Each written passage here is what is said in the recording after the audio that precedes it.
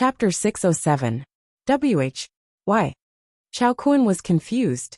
Only then did the few of them speak one after another. You can't even deal with invaders. Why are you still a manager? We still have a bunch of things to deal with in our own plane. Where do we have time to mind other people's business? Time is money. Do you understand? It's almost time. I have to cook for Master. Who's going to be responsible if she gets hungry? Sigh. Opening a new instance is so troublesome. Chao Kun. This was different from what he imagined, of course. Was the person who saved hundreds of planes really these people in front of him? Could they have been possessed by someone? Instead of wasting time here, why don't we hurry back and think about how to deal with invaders? Pear glanced at him and hurriedly chased him away. As a manager, we shouldn't interfere with the affairs of other planes. Don't make things difficult for Shening here. Is it so easy to cling to my idol's thigh? She hasn't even fully hugged it yet. Chao Kun panicked, still unwilling to give up. But Lord clearly helped us to deal with the Big Tao organization last time. Why now? Oh, that was purely an accident, Lone Moon replied casually. At first, he was just curious that there was an official organization among managers. But ever since they went to the administrative committee, they were already completely disappointed in the so-called managers' union. Just take it that we're just going on a tour. Tour.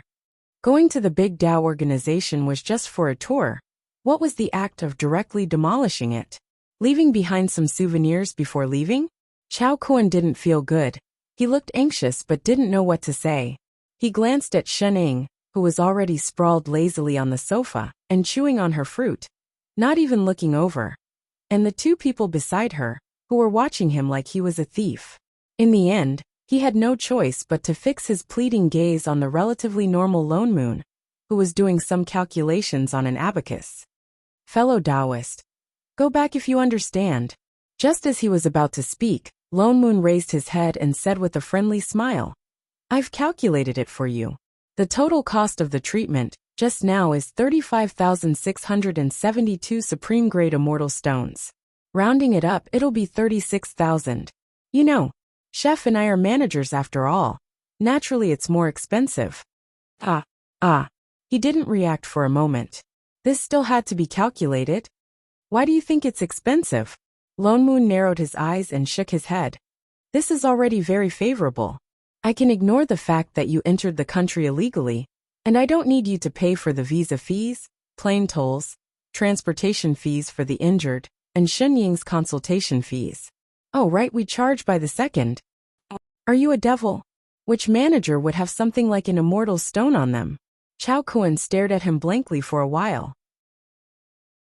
Seeing that the other party did not seem to be joking at all, he then realized that he was serious.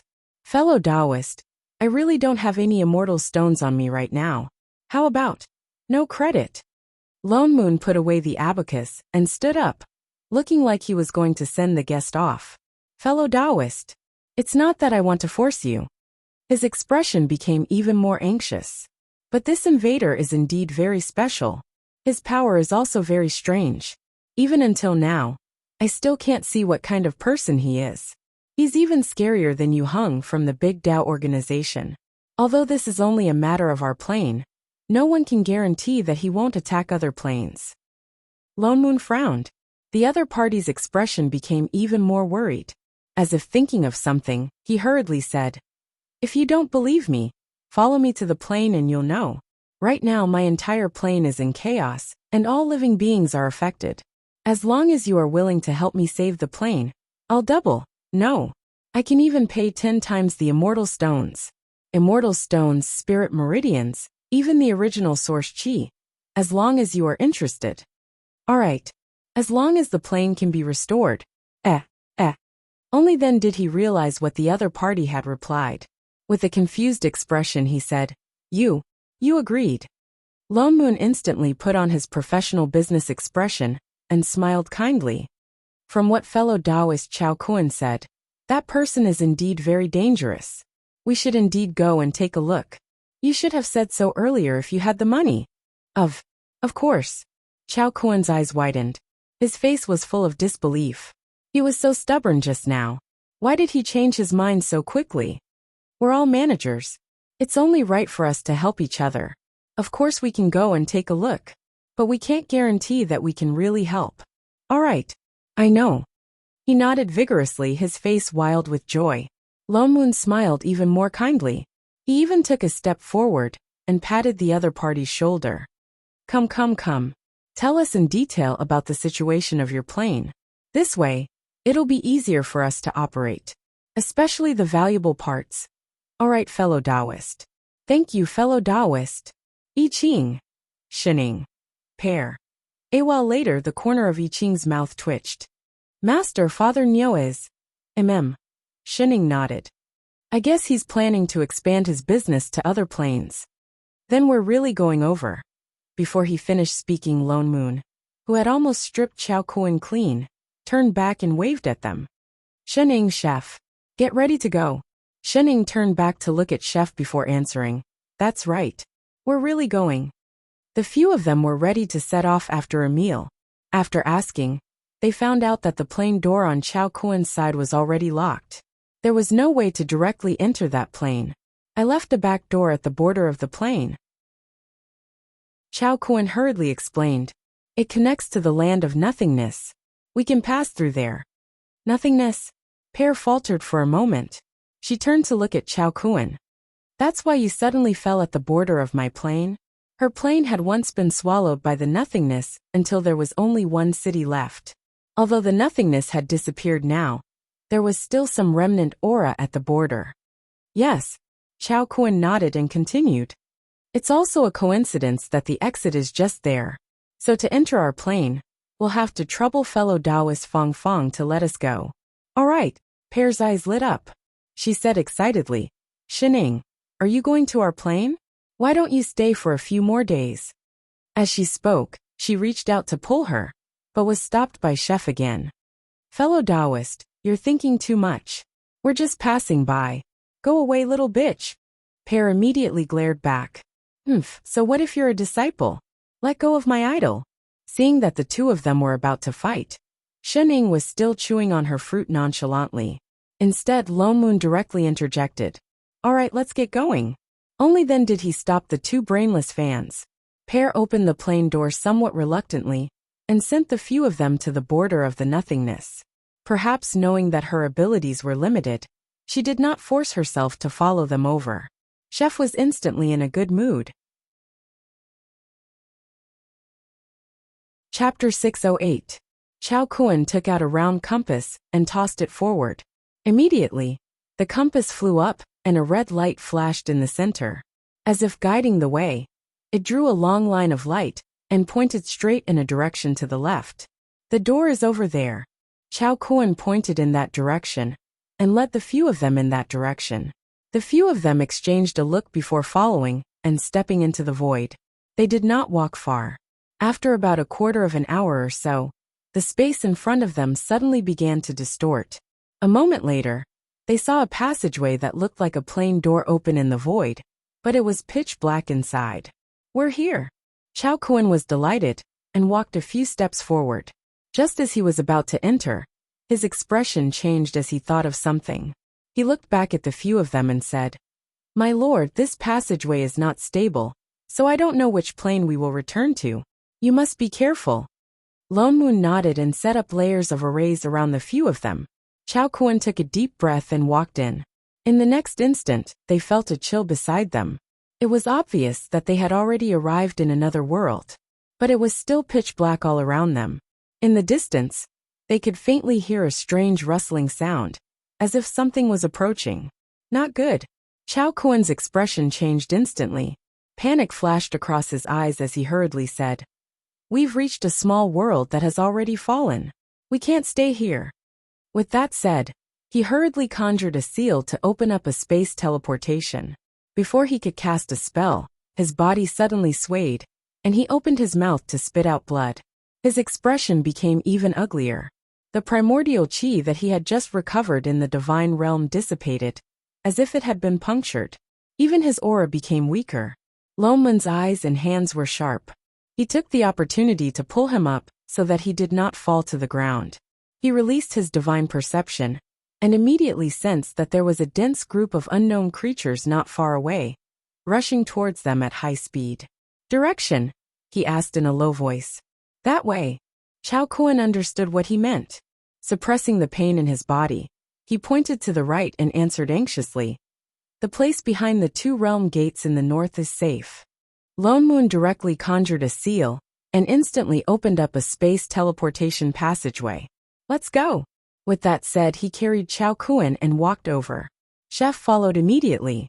Just as he was about to enter, he realized that the person beside him was not moving. He immediately turned back and called out, "Master?" Shening did not answer. Instead, she stood rooted to the ground and turned her head to look into the depths of the darkness. She seemed to be deep in thought. "Huh, what are you waiting for?" Seeing that the two of them were not catching up, Lone Moon suddenly retreated from the passageway. "Hurry up and catch up." "Oh." Shening turned around and followed Chef into the passageway. The portal disappeared in an instant, and the few of them felt the scenery in front of them change. In an instant they arrived at another place. Suddenly, a large expanse of white light appeared in front of them. Their surroundings were finally lit up, and they subconsciously squinted their eyes. Upon closer inspection, they discovered that they were in front of a tall palace. Immortal energy lingered around it, and fresh flowers covered the ground. This place seemed to be the peak of a divine mountain, and one could faintly see blue divine power in the air. However, the surroundings were extremely quiet. There was no sound at all. "Everyone, don't worry, this place is very safe." Before Chao Kun could finish his words, his figure suddenly swayed, and he directly fell down. "Hey, Chao Kun!" Lone Moon squatted down and pushed the person on the ground, but there was no reaction at all. His breathing also became weaker and weaker. "It's probably because the situation in the plane has worsened," Chef said. "The manager's power originally came from the plane. If there was a problem with his plane, he naturally became weaker." Lone Moon frowned. Seeing that he could not wake the person on the ground, he simply set up a large-scale spell to temporarily lock the energy in his body that was about to collapse. Only then did he stop. "Looks like he won't wake up for a while." He directly picked up the person on the ground and glanced at the palace in front of them. "Let's go in first." With that said, he directly walked in. Perhaps because Chao Kun was unconscious, the array in front of the palace seemed to have lost its effect. There was no reaction at all. They entered the palace unimpeded. After passing through the palace door, there was a very large courtyard inside. There was nothing but a plane tree erected in the middle. This should be the panoramic view of Chao Kun's plane. Lone Moon placed Chao Kun under the tree, and then carefully sized up this plane. The appearance of this tree was even worse than what Chao Kun had imagined from the water mirror. The entire tree was already 2/3 black. Only a few patches of green occasionally appeared, especially the green leaves on the tree. Almost all of them were already dyed black. Only a few scattered spots of not very pure green were mixed in. It looked like the problem of this plane was more serious than imagined. Lone Moon had to consider the problem of recouping his losses. "What do we do now?" I Ching glanced at the person who was still unconscious beside the tree. "Chao Kun has not woken up. We do not know the specific situation of the plane. What else can we do?" Lone Moon frowned. "We can only investigate ourselves." Glancing at the plane tree that was almost completely dyed black, he suddenly had a premonition that this business was going to be a loss. The place we came from just now should be these black areas. To find out what happened, we can only enter those areas that are still considered normal to take a look. He examined the entire plane tree back and forth before pointing at the top of the tree. A small world that was already half dyed black. "Let's go to this small world to take a look first." I Ching and Shunning exchanged a look. They had no objections. Lone Moon thought about it, and turned around to set up a few array formations around Chao Kun. Only then did he try to open the passage to that small world. Perhaps because it was not his own plane, he only managed to open it after several attempts. Chef turned back to look at the person on the ground. Something flashed across his eyes. He opened his mouth but did not make a sound.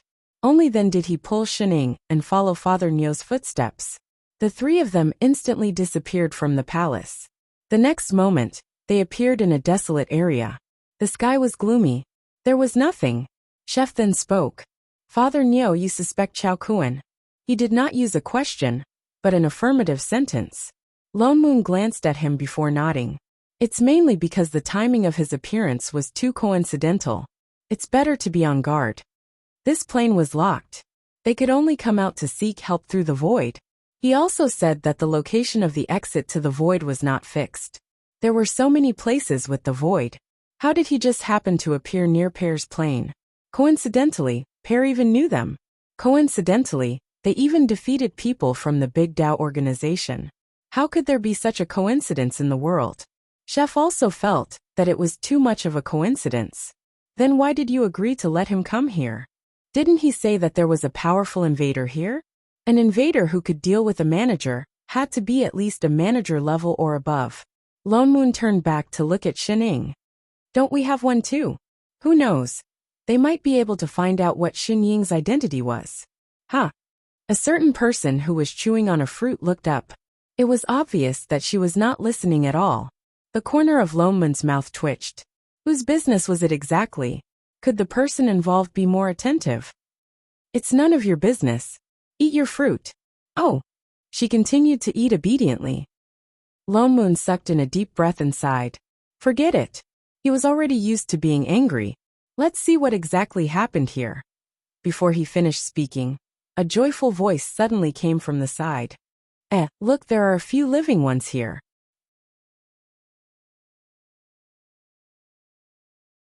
Chapter 609.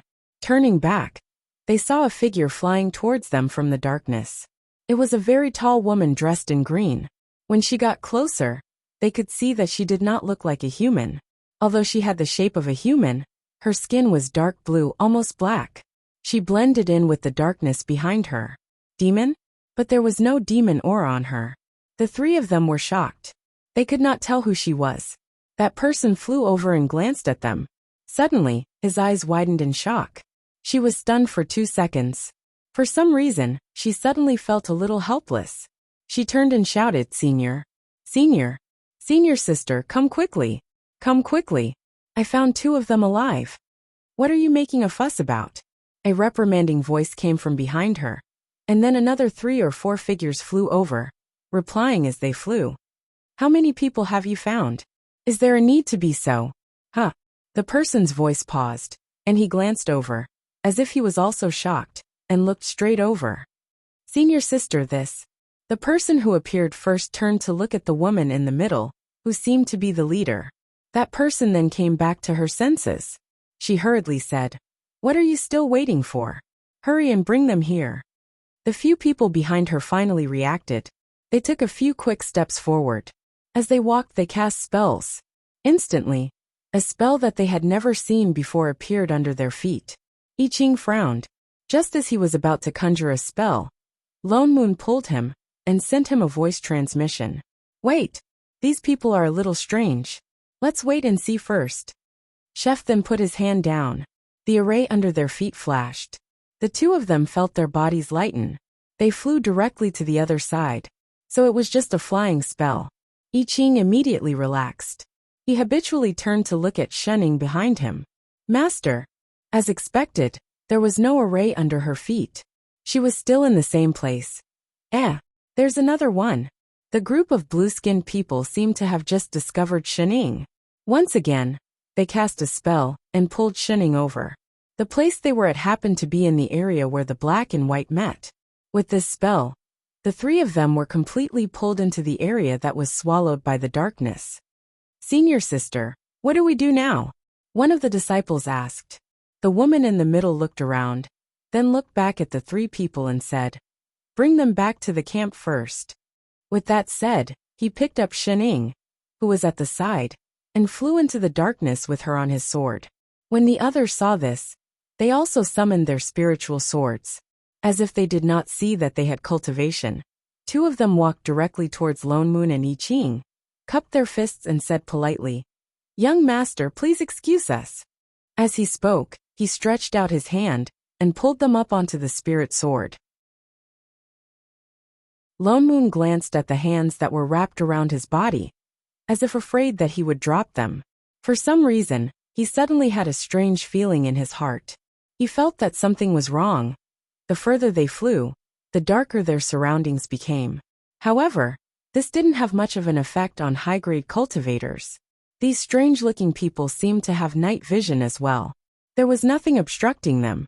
The group did not fly for long. In less than a quarter of an hour, they stopped on an empty ground. Lone Moon took a look and saw dozens of people standing on the ground.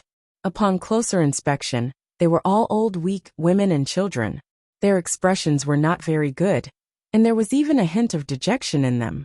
These female cultivators landed directly and brought the few of them into the crowd.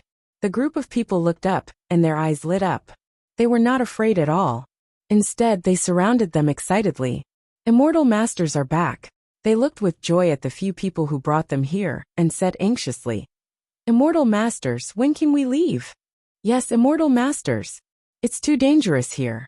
Hurry and bring us away. If we wait any longer, fallen night might come back again." "Yes, yes. Time is pressing." These people all looked flustered, as if they were very afraid of something. The leading woman who brought Shining back just now stepped forward and said, "Everyone, don't worry. Our Dawning Pill sect is here to save everyone. Once the people from the sect arrive, they will bring everyone to a safe place. Moreover, fallen night never looks back. It has already passed, and nothing will happen again." The woman swept a glance at the crowd and continued, "This time, the area involved is very wide. We need to search the vicinity a few more times to prevent missing anything. Everyone, please calm down." Only then did everyone's expressions soften, and they quietened down. Those strange-looking female cultivators then dispersed. Some continued to search for something, while others set up defensive arrays around them. Lone Moon frowned and discussed with I Ching via voice transmission. He then guessed the current situation. It was obvious that the people who brought them here did not have bad intentions. To be precise, they had good intentions. Some disaster might have just happened here. These female cultivators were cultivators from the sect who came to rescue them. That was why they brought them here as refugees. But why did they look so strange? Lone Moon did not know the reason. On the way here, he had checked that these cultivators were not human cultivators, but they were not demons either. They seemed to be a type of cultivation that he had never seen before. But looking at the reactions of these mortals, they did not seem to think that there was anything wrong with people with blue skin. In any case, they trusted them very much. Just as he was thinking, a female cultivator suddenly walked over with a chair in each hand. She smiled at him kindly and placed it in front of them. "Both young masters must have been frightened just now. Do you want to sit for a while?" With that said, she turned to look at I Ching beside her. It was obvious that the chair was for the two of them. Lone Moon was stunned. He looked down at the chair and was instantly confused. Why was she so polite only to him and Chef? He subconsciously turned to look at the big group of old and weak women and children standing in front of him. But he realized that everyone just looked at them curiously and then turned back with a look of certainty. It was as if there was nothing wrong with these cultivators giving them chairs. He was stunned. He could only reply politely, "Thank you, Mississippi." "No, you're welcome." The woman blushed and laughed a little foolishly. "Young master, please sit down. We don't know when the spirit boat will arrive. You guys rest for a while." With that said, she smiled again and turned to leave.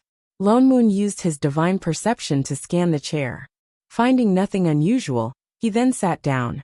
Chef at the side, however, took a step to the side out of habit. He turned to look behind him and said, "Master, sit." With that said, he even took out a plate of pastries and handed it over. "Oh!" Shening subconsciously took it. She grabbed a piece of cake and stuffed it into her mouth as she turned to sit down. In the next moment, the crowd that was bustling just now suddenly fell silent. More than 10 pairs of disapproving eyes immediately turned and fixed on Shening. As if she had done something that angered both humans and gods, the originally kind crowd was instantly filled with dissatisfaction and contempt.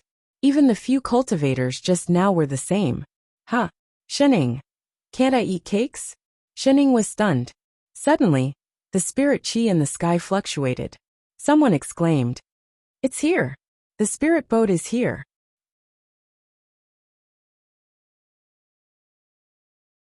Chapter 610. Everyone looked up and saw a white spirit boat flying over from afar. The spirit boat was huge and had 3 levels. They could faintly feel the chaotic aura above it. It seemed that there were already many people on it. Perhaps because the flat ground below was too small, the spirit boat did not descend. Instead, it floated above everyone. In a short while, 2 people dressed in the same clothes as the female cultivator flew down from above. They talked for a while with the leading lady here, then said loudly to everyone, "Everyone, this is the welcoming spirit boat of our dawning pill sect. It will bring you to a safe place." Everyone's faces lit up. The lady conjured a simple transportation array with both hands and continued, "Please use this transportation array to board the boat." With that said, she looked around and turned towards Shening and the others. She cupped her fists and said to them, "Young masters, please board the boat first." Lone Moon and I Ching were stunned. Why were they boarding first? But seeing that no one around them moved, it was not good for them to ask more. They nodded and thanked her, then walked towards the transportation array and pulled Shening along. There was nothing wrong with the array. Once they entered, they felt a white light flash before their eyes and were instantly transported to the spirit boat. Indeed, the spirit boat was already densely packed with people. Like the people below, they seemed to have just escaped. Most of them looked like they had just survived a disaster. There were many female cultivators on the spirit boat who were also dressed in green. Seeing the few of them coming up, everyone turned to look at them curiously. Lone Moon did not know if it was an illusion, but he felt that the scene seemed to have quietened down. Even the 2 people beside the array were stunned. How could it be? The lady on the right stiffened. She looked at him and Chef, and seemed to react after a while. She turned to the disciple beside her and asked, "Are there any empty rooms on the top floor?" The disciple was stunned. After thinking for a while, he nodded and said, "Yes, yes, yes." So it was prepared for Uncle Master Zheng. But she went to investigate Sunset Night. That's why she did not come with us. Then let these 2 young masters stay there first. With that said, she turned to look at Lone Moon and Chef. Her gaze seemed to soften as she said, "Young masters, it will take us 3 days to reach the nearest town. We will have to stay on the spirit boat for a while. The boat is simple and crude. Please follow me first." With that said, she turned and walked towards the stairs. "Thank you." The strange feeling in Lone Moon's heart deepened, but he still followed. Chef and Shening naturally followed behind. Unfortunately, before she could take 2 steps, a female cultivator beside her was shocked. She quickly pulled Shening back and glared at her angrily. "Why are you following them?" "Huh?" Shening paused and took another step back. Wasn't she supposed to follow? "Go, go, go." The female cultivator grew even angrier and pointed to the lower floor in a very rude manner. "You can't go up. You can only stay below." "Why, Master?" I Ching's eyes turned cold. He reached out and pulled Shening back. His eyes turned to the woman. The woman felt a chill in her heart. She was stunned. She could faintly feel a terrifying aura coming towards her.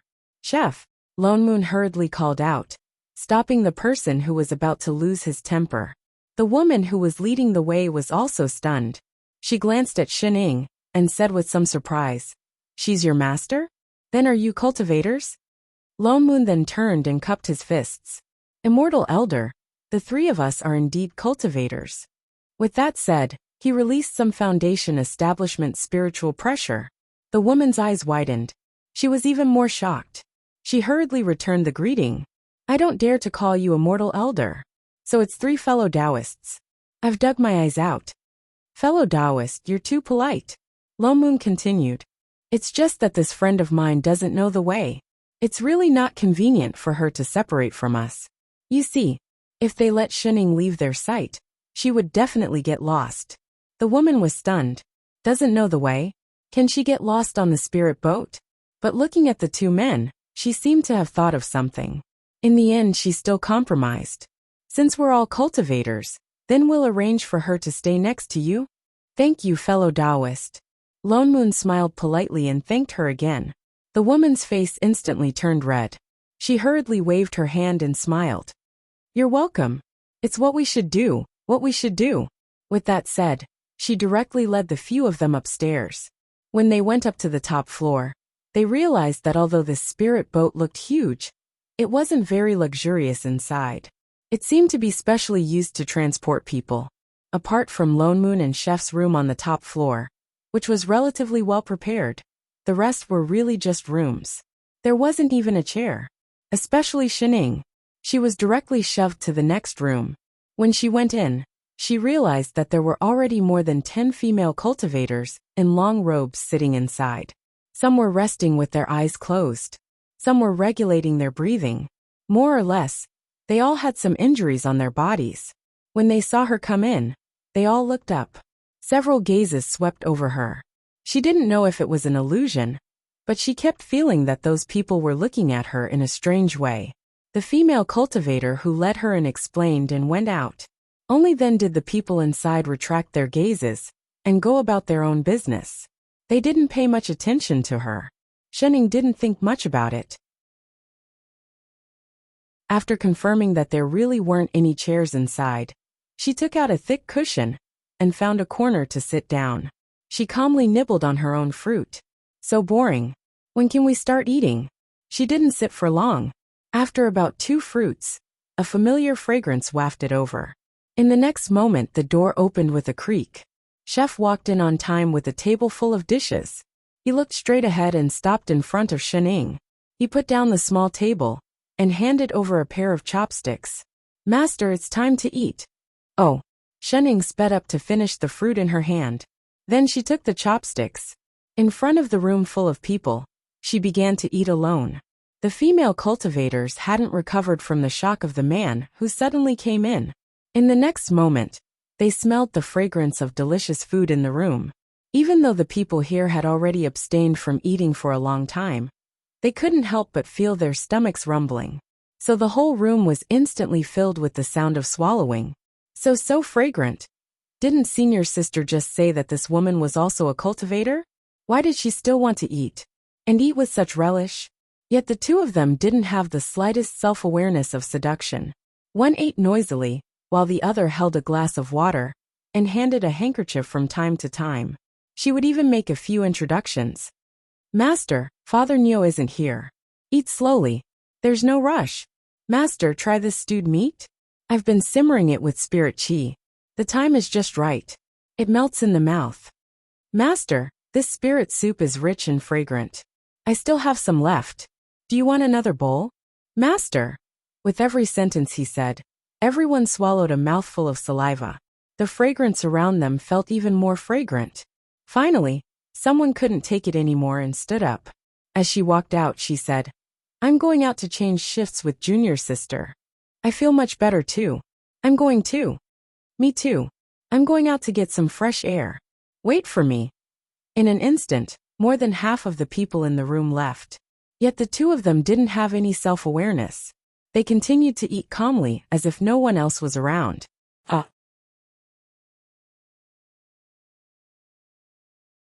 Chapter 6:11. 2 hours later, when all the dishes on the table had been swept clean, Shining rubbed her stomach to show that she was full. I Ching carried the small table back to the room next door, and the female cultivators came back one after another. But it was different from the way they turned a blind eye to her. For a moment, everyone looked at her with an inexplicable envy, jealousy, and hatred. Shining was stunned, and before she could think about it, a girl with a Dharma talisman on her arm suddenly came over, and very naturally put her arm around her shoulder and said, "Hey, sister. I am Lu Lin, how should I address you?" "Shining. So it's little sister Shun." She cupped her fists and looked at her. "Oh yes, that person just now. Is he your disciple?" As she spoke, she even winked at her ambiguously. I guess so." Shining nodded. Her eyes suddenly lit up, and she said with some excitement, "I see that his cultivation is not bad. He is already at the perfected foundation establishment, right?" "No. To be precise, more than that. Don't hide it. I am also a foundation establishment cultivator. How can I not see it?" The other party gave her a look that said if she continued to pretend, she would not be able to. With that said, she nervously rubbed her hands and said, I see that your disciple looks like an immortal. I wonder what his name is? Does he have a Tao companion? Shening was stunned for a moment and turned to look at her from head to toe. You want to woo him? Ah, woo. Lu Lin was stunned, as if she did not expect her to be so direct. Instantly her face turned red, and she said nervously, Fellow Taoist, don't talk nonsense. I just admire him a little. I definitely would not dare to be rude to young master. I just wanted to ask if he has a Tao companion. Yes. Shening nodded directly. What? Lu Lin's face fell instantly, and even the girl who was eavesdropping at the side showed some disappointment in her eyes. She even asked subconsciously, Who is it? Me. Lu Lin. Everyone. Shening faintly felt that the enthusiasm that everyone had for her just now was extinguished with a whoosh. The way they looked at her became even more strange, with some indignation as if a good cabbage had been taken by a pig. Shening. What's with this uncomfortable feeling? Perhaps it was because Lu Lin saw that she didn't look too good, but she clenched her teeth and patted her shoulder. I didn't expect that a disciple could become a Tao companion. Sister, although you look like a man, I didn't expect you to be so good at it. Shening stiffened. What the hell did he mean by manly? She had even changed into a new pink dress this morning. What man, huh? She subconsciously swept her gaze across the room and saw that all the girls were dressed in green. Her eyes widened as she instantly understood something. Oh, so that's how it is. Shening. Just as she was about to say something, Father Neo's voice suddenly transmitted over. The door was pushed open in an instant. Indeed, Lone Moon was leaning against the door frame, his expression serious. In an instant the room fell silent. Everyone's eyes turned to the door, and they could faintly hear a few gasps. Lone Moon, however, didn't feel much. He scanned the room and fixed his gaze on Shening on the right. He said directly, Come here for a while, there's something urgent. With that said, he turned and went next door. Oh, Shening responded. She was about to follow him out when her hand tightened. Lu Lin, who had just started a conversation, grabbed her hand tightly. She widened her eyes and said, Sister, he isn't also your Tao companion, is he? Oh, that's not it. Shening shook her head. Lu Lin heaved a sigh of relief. After a while she added, He's my father. Ah. Lu Lin was stunned. So old? She couldn't tell. Seeing that she was about to go out, she immediately reacted and pulled her back. Then do you mind having a stepmother? Do you want to lose all your fortune? Oh, for all. Oh, Shening. A hurried voice came from outside the door. Shening then walked out quickly and turned to the left. Wrong direction this way. So she turned back to the right, inside the house. Lone Moon casually set up a few isolation arrays. I just went out to find out about the situation in this small world. Lone Moon recalled the reactions of those people when he went down to find out about the situation. He subconsciously frowned and said, There is indeed a huge disaster nearby. Now the people on this spirit boat have all been rescued by the nearby sections. They are going to seek refuge. There are about thousands of people on the spirit boat. And it's not just this boat. I heard that all the sects have been mobilized. There are thousands of other spirit boats like this one everywhere. I Ching counted the number of people in his heart and immediately frowned. What kind of disaster is it? That was why it could cause such serious consequences. Even the combined forces of all the sects could only move all the people away. They call it Fallen Night. Lone Moon's expression darkened. He continued, I have never heard of this name before. But I heard from the people on this boat that Fallen Night is a kind of natural disaster. It is invisible and formless. No one knows how it is formed, much less when it will happen. But everywhere it goes people die. Only a few survive. I Ching's expression darkened. He asked directly, Invisible things? That's right. Lone Moon nodded. They said that the location of Fallen Night is not fixed every time. But once it happens, everything within a radius of 10,000 miles will be affected. The living beings chosen by Fallen Night will turn into ashes directly. Not even their bones will be left. Even the earth will become a barren wasteland. Barren wasteland? I Ching was stunned. As if thinking of something, he directly said, Could it be that the fallen knight they speak of is related to the expanding darkness of this small world? I think so too. Lone Moon nodded. The place where we landed in this small world is the border of the black and white boundary. The fallen knight they speak of may be this darkness. He turned to look at the still dark surroundings. But the strange thing is, apart from us, it seems that no one else can see the darkness around us. Have they been eroded by the invaders? Chef suddenly remembered that the invading manager had used a similar method to control Father Neo. No. Lone Moon shook his head. I used my divine perception to check their meridians, primordial spirits and even souls. I did not see any problems. Then that was strange. What exactly was this darkness around them? And it was not just these people. Even they did not feel anything wrong after coming in for so long. It was strange no matter how they thought about it. Shening. The two turned to look at the person who was chewing on a fruit. What about you? Did you discover anything? What exactly is this darkness? Shening was stunned. Then she tilted her head and said, Nothing. The two's expressions became more serious. Even Shening did not sense it. But, she suddenly added, this darkness might not be something from the outside. Lone Moon. I Ching. What?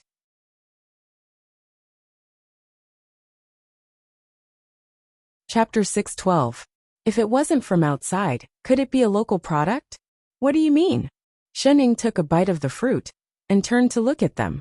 Haven't you checked the spirit chi in this world? Spirit chi. Lone Moon hesitated and subconsciously released his divine perception. What does this have to do with spirit chi? Wait. He stopped mid-sentence because not only did he feel the spirit chi, but he also found that the spirit chi around them was not weak. It was not inferior to the spirit chi in their plane, but they were clearly in this darkness.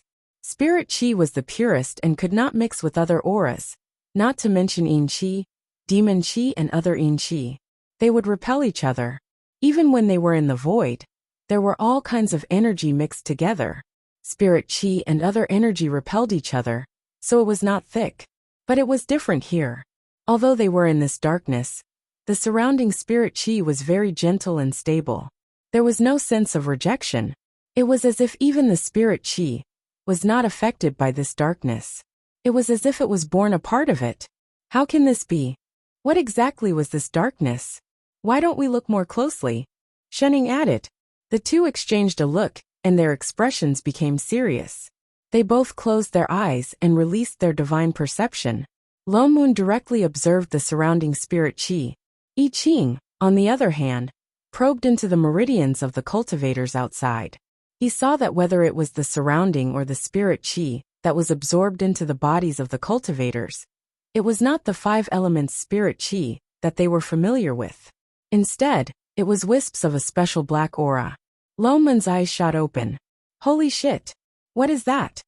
I Ching reached out and activated a bit of the spirit chi in his body to test it. Immediately, a white light appeared in his hand.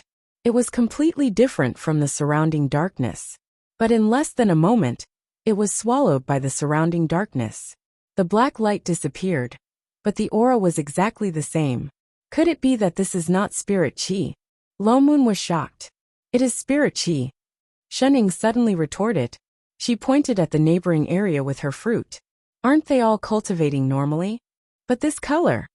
Every plane has its own differences after all. Then this difference was too big, wasn't it? Wait.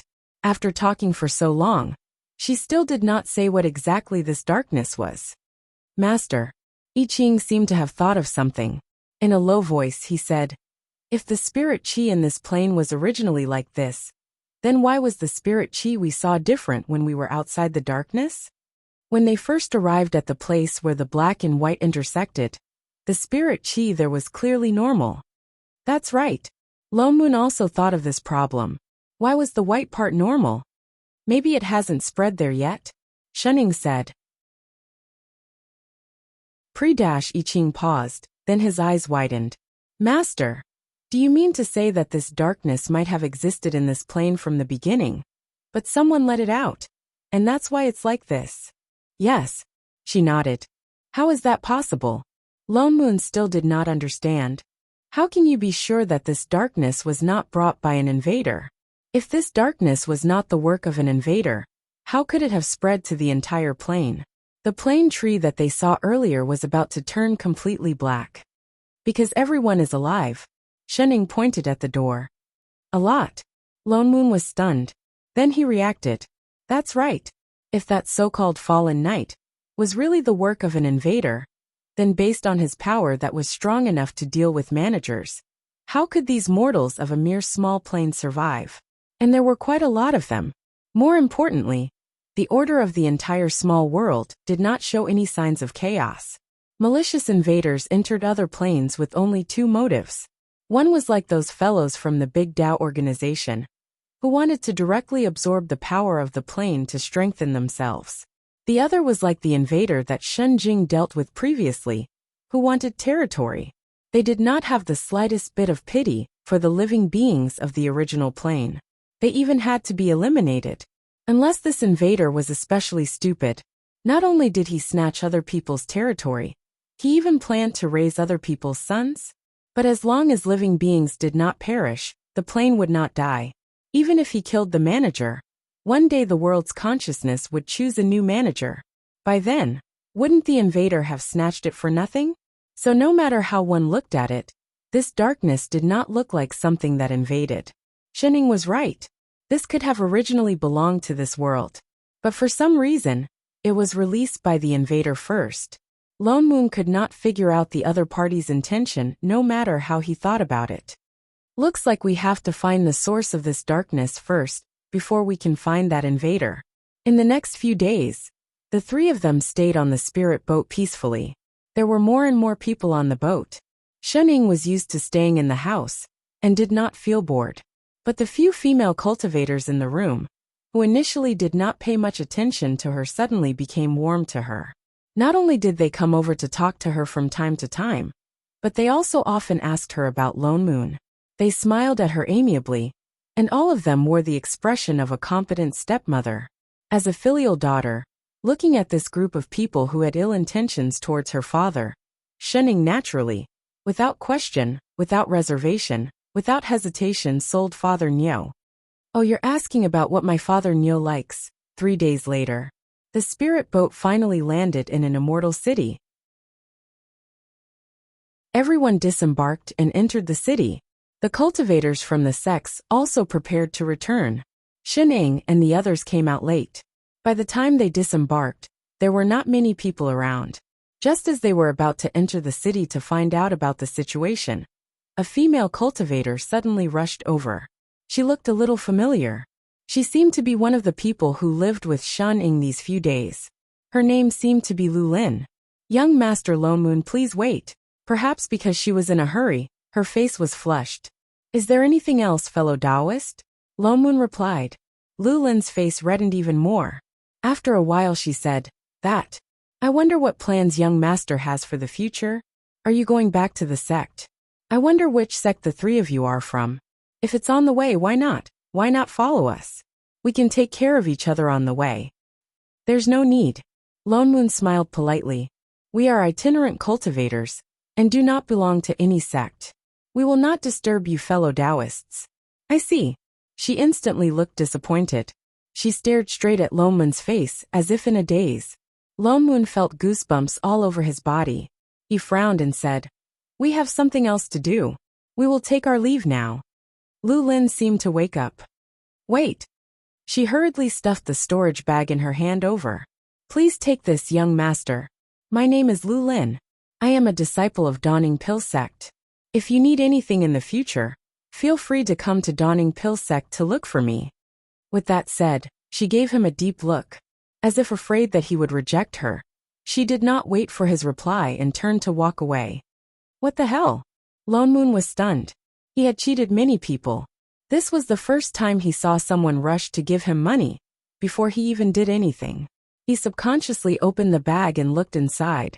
The corner of his mouth twitched. There were not spirit stones or Dharma artifacts inside.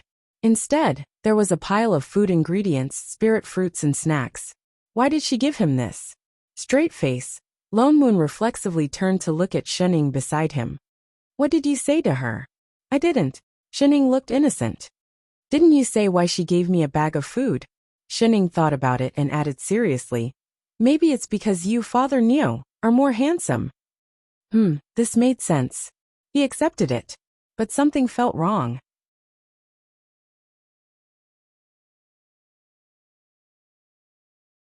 Chapter 613. This was originally a small city, but because various sects kept sending people here, the streets of the city were already filled with people. But it was very orderly inside, perhaps because there were cultivators here. There was no chaos. Shen Ying and the others entered and realized that there were not only disciples from Dawning Pill sect, but also disciples from other sections. Even in the west of the city, there were already houses made of sorcery, and many mortals were queuing up to move in. Lone Moon could not help but feel a bit of the modern atmosphere of fighting floods and disaster relief. He did not expect the sects in this small world to have such a harmonious relationship with mortals. Lone Moon decided to go to the scattered cultivators' hall first. They called themselves itinerant cultivators because itinerant cultivators were more convenient, and also because itinerant cultivators had always been the most well-informed. And the scattered cultivators' hall was an itinerant cultivator organization. He had already found out about it during the few days on the spirit boat.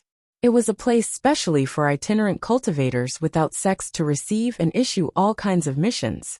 From finding rare herbs to hunting spirit beasts, there were all kinds of missions. So itinerant cultivators gathered there to gather information. As they had asked for the location beforehand, they did not spend much time to find the place. The entrance was filled with cultivators. The moment the three entered, a woman who looked like a manager turned around. Fellow Taoist inside. The man stopped mid-sentence and stared blankly at the two people who had just entered the room. He was so shocked that he didn't recover for a long time. Fellow Taoist? Fellow Taoist? Lo Moon called out a few times. Ah. The manager was stunned, then reacted and hurriedly welcomed them in. Fellow Taoists, please come in. I wonder if you are here to issue a mission or to accept a mission. We just started cultivating not long ago. We want to come here to issue a mission, Lone Moon answered. Fellow Taoist is an itinerant cultivator. The person was even more shocked. All three of us are. Lone Moon nodded. 3. The steward paused and scanned the few of them. Only then did he notice Shining, who was at the back. He seemed to have thought of something and nodded in understanding. I see. Then I guess fellow Taoists will have to wait for a while. The steward pointed at the densely packed crowd inside and said, Today is the day of the new mission in the hall, so it's rather busy. After saying that, he thought for a moment, and led them to a table at the side to sit down. The few of them followed him and sat down. Perhaps it was because they were unfamiliar faces, but the bustling room suddenly became much quieter. Most of the cultivators turned to look at them. There were many people in the hall, but the strange thing was that most of them were female cultivators. Only a few of them were men with concealment array formations around them. Lone Moon did not mind. Instead, the steward who had just welcomed them seemed to be very curious. As he poured tea, he said, I see that the two of you have already reached the foundation establishment stage. Your talents must be extraordinary. Why didn't you join a sect, and instead became an itinerant cultivator? As she spoke, her eyes seemed to be unable to control themselves, and kept glancing at Chef beside her. We're used to freedom, and can't stand being restrained. That's why we became itinerant cultivators. Lone Moon replied. The steward frowned. She seemed to have thought of something and suddenly advised. It's always difficult for itinerant cultivators to cultivate. If the two of you want less trouble, it's better for you to join a sect. With that said, she even gave Shining, who was nibbling on a fruit at the side, a look of reproach. Shining. Meow meow meow. Thank you for the reminder, fellow Taoist. Lone Moon smiled politely. After thinking for a moment, he continued to ask. Oh yes, when we entered the city previously, we saw many mortals fleeing here. They said they encountered the disaster of fallen night. Isn't that so? The steward continued. Sigh, it happens a few times every year. The last time it happened was in a border city, thousands of miles away from here. I didn't expect it to come here so quickly. This fallen night is so scary. I'm a little curious. Where did it start? Of course it's the corroding vacant abyss, the steward blurted out. She suddenly thought of something, and looked at the few of them with a look of surprise. The few of you aren't also here to accept the mission to investigate the corroding vacant abyss, are you? There's such a mission? Lone Moon asked. This was jointly issued by all the big sections. The steward explained. This Fallen Night incident has been a threat for many years.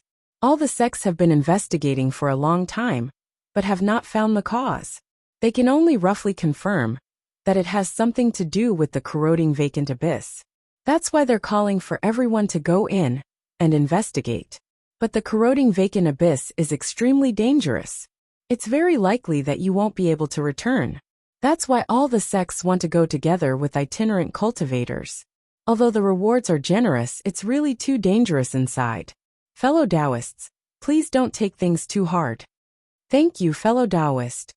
It looked like the darkness came from the corroding vacant abyss. The steward nervously emphasized the danger of the corroding vacant abyss. Seeing that they had no intention of giving up, he sighed and walked away to help them with the registration procedures for itinerant cultivators. He looked at them with a look of pity. Before he left, he did not forget to glare at Xining, who had been silent all this while.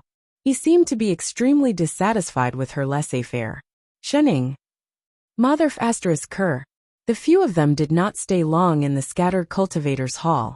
After knowing that the darkness started from the corroding vacant abyss, they accepted the scouting mission that the steward had just mentioned. They also asked for a map and left directly. Not far from the city, Lone Moon was about to look at the direction of the map when I Ching frowned and said, "Someone is following us." I knew it long ago. Lone Moon replied casually.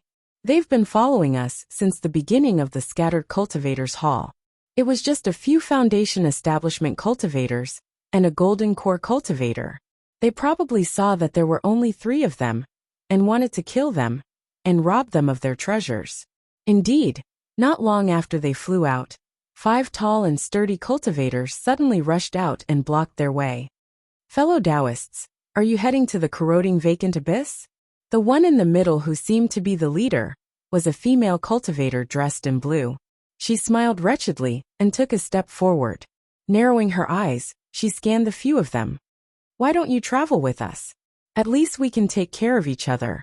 Oh, fellow Taoist, are you sure that you only want to travel with us? Lone Moon looked at the money bag that was delivered to his door and smiled. The female cultivator seemed to be dazzled by his smile. Instantly, her gaze on the few of them became even more heated. Fellow Taoist, what are you saying? We are proper itinerant cultivators. It's just that the corroding vacant abyss is dangerous, and we're afraid that a beauty would get hurt.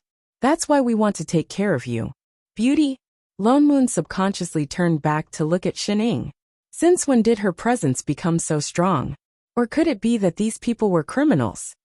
In that case, we have to thank you. Lone Moon laughed coldly and scanned the few of them. Only then did he realize that they were actually all female cultivators. Fellow Taoist, don't stand on ceremony. The female cultivator smiled even more happily. The greed in her eyes was about to overflow. As long as you're obedient, Big Sister will definitely ensure your safety. In the future, you'll naturally be able to eat and drink well.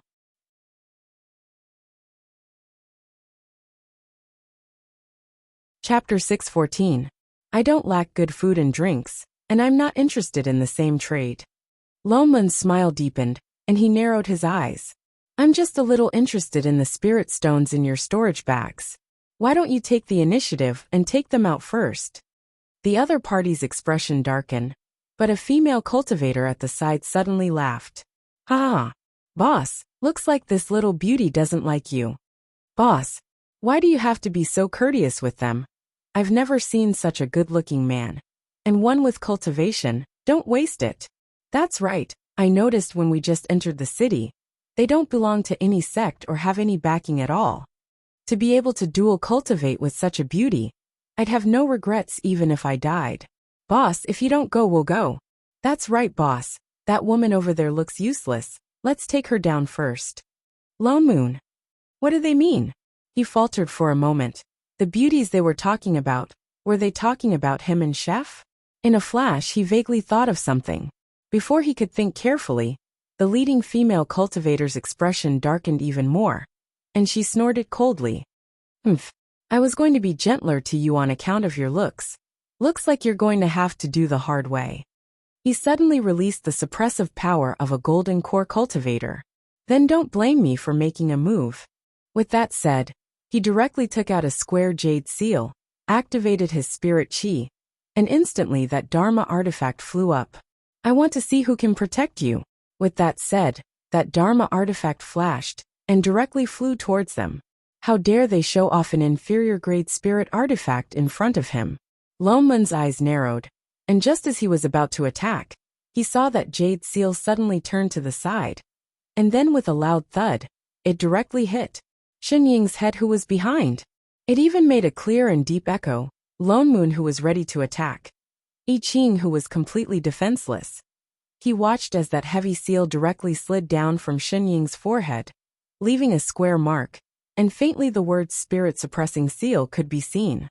The scene was instantly as quiet as a chicken. Shen Ying, who had been watching calmly from the sidelines, stood expressionlessly on the spot. 1 second passed, 2 seconds passed. Lone Moon suddenly had a bad feeling. Master? Even Chef called out subconsciously. Suddenly Shen Ying's hand tightened. The half-eaten fruit was crushed into pieces. In the next moment, a monstrous rage emanated from her body. Although she was expressionless, her entire body seemed to be burning with raging flames. A terrifying aura instantly erupted from her body and swept across the entire small world. For a moment, the earth trembled and the mountains shook. With a series of cracking sounds, the entire world seemed to be unable to withstand the pressure and began to break apart. Cracks immediately appeared on the ground, and even the sky began to distort. The wind raged, and the sun and moon lost their radiance. The entire world was collapsing. F***ck. Lone Moon was shocked. He grabbed hold of the person who was about to go berserk. "Shen Ying, calm down. This is someone else's plane, hey. You can't just casually smash it." "Master." I Ching was shocked as well. "This has nothing to do with anyone else." Only then did Shen Ying retract her aura, and the surrounding collapse stopped. The 5 female cultivators had long been suppressed by the surrounding suppressive force, and could not stand up. Their entire bodies sank into the ground, unable to move. Their faces were filled with shock and confusion. What just happened? Who were they? Where were they? Shen Ying picked up the seal on the ground and walked over step by step. What are you trying to do?" Perhaps sensing danger, the female cultivator's eyes widened. She wanted to escape, but she could not move. She could only watch as Shen Ying walked over step by step with the seal in her hand and squatted down beside her. Then she raised the seal and pressed it hard on the top of her head. "Seal, right?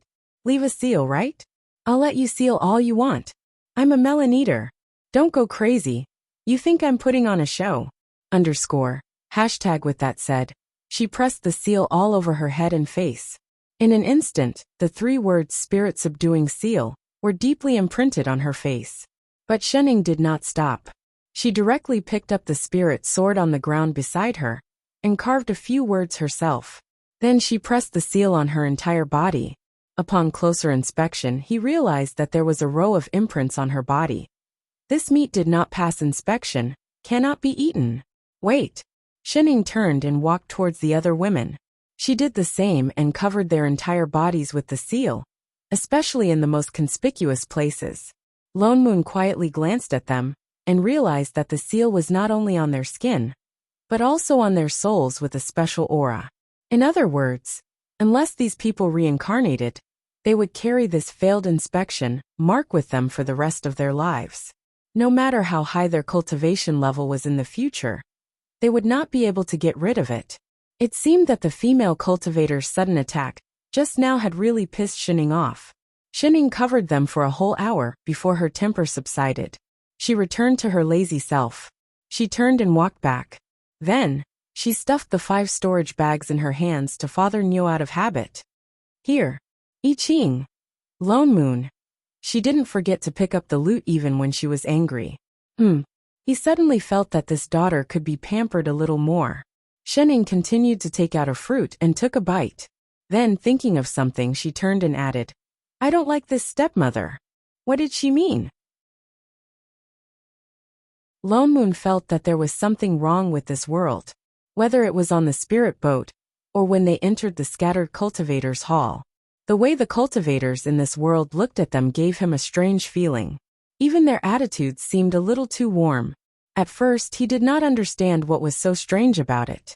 Until he met the 5 cultivators who robbed him. Their words seemed to reveal something. They were not only here to rob him. Their main goal seemed to be him and Chef. And they even talked about dual cultivation. At first, he thought that they were some kind of fiendish cultivator, or demonic woman, with special cultivation techniques. But now it was obvious that they were not. If there was anything in common between these few incidents. Holy shit! Lone Moon suddenly reacted. His eyes widened. There are no male cultivators in this world. Whether it was the robbers or the disciples of Dawning Pill sect. They were all women. Not a single man. At first, she thought that Dawning Pill sect was a sect for female cultivators. But later, she saw that all the people in the city were female cultivators. It's not that there aren't any. It might be that there are very few. I Ching thought of this as well. His face turned green. If there really were no male cultivators, when they said they were cultivators, the other party would not just be shocked but suspicious. Wait a minute. If there are so few male cultivators in this world, judging from the way those people treated him and Chef so well back then, and how they treated Shening, who needed their constant reminders, they did not even try to hide their dissatisfaction. Could this place be the world of female supremacy? Shening replied, Lone Moon, I Ching, MMP.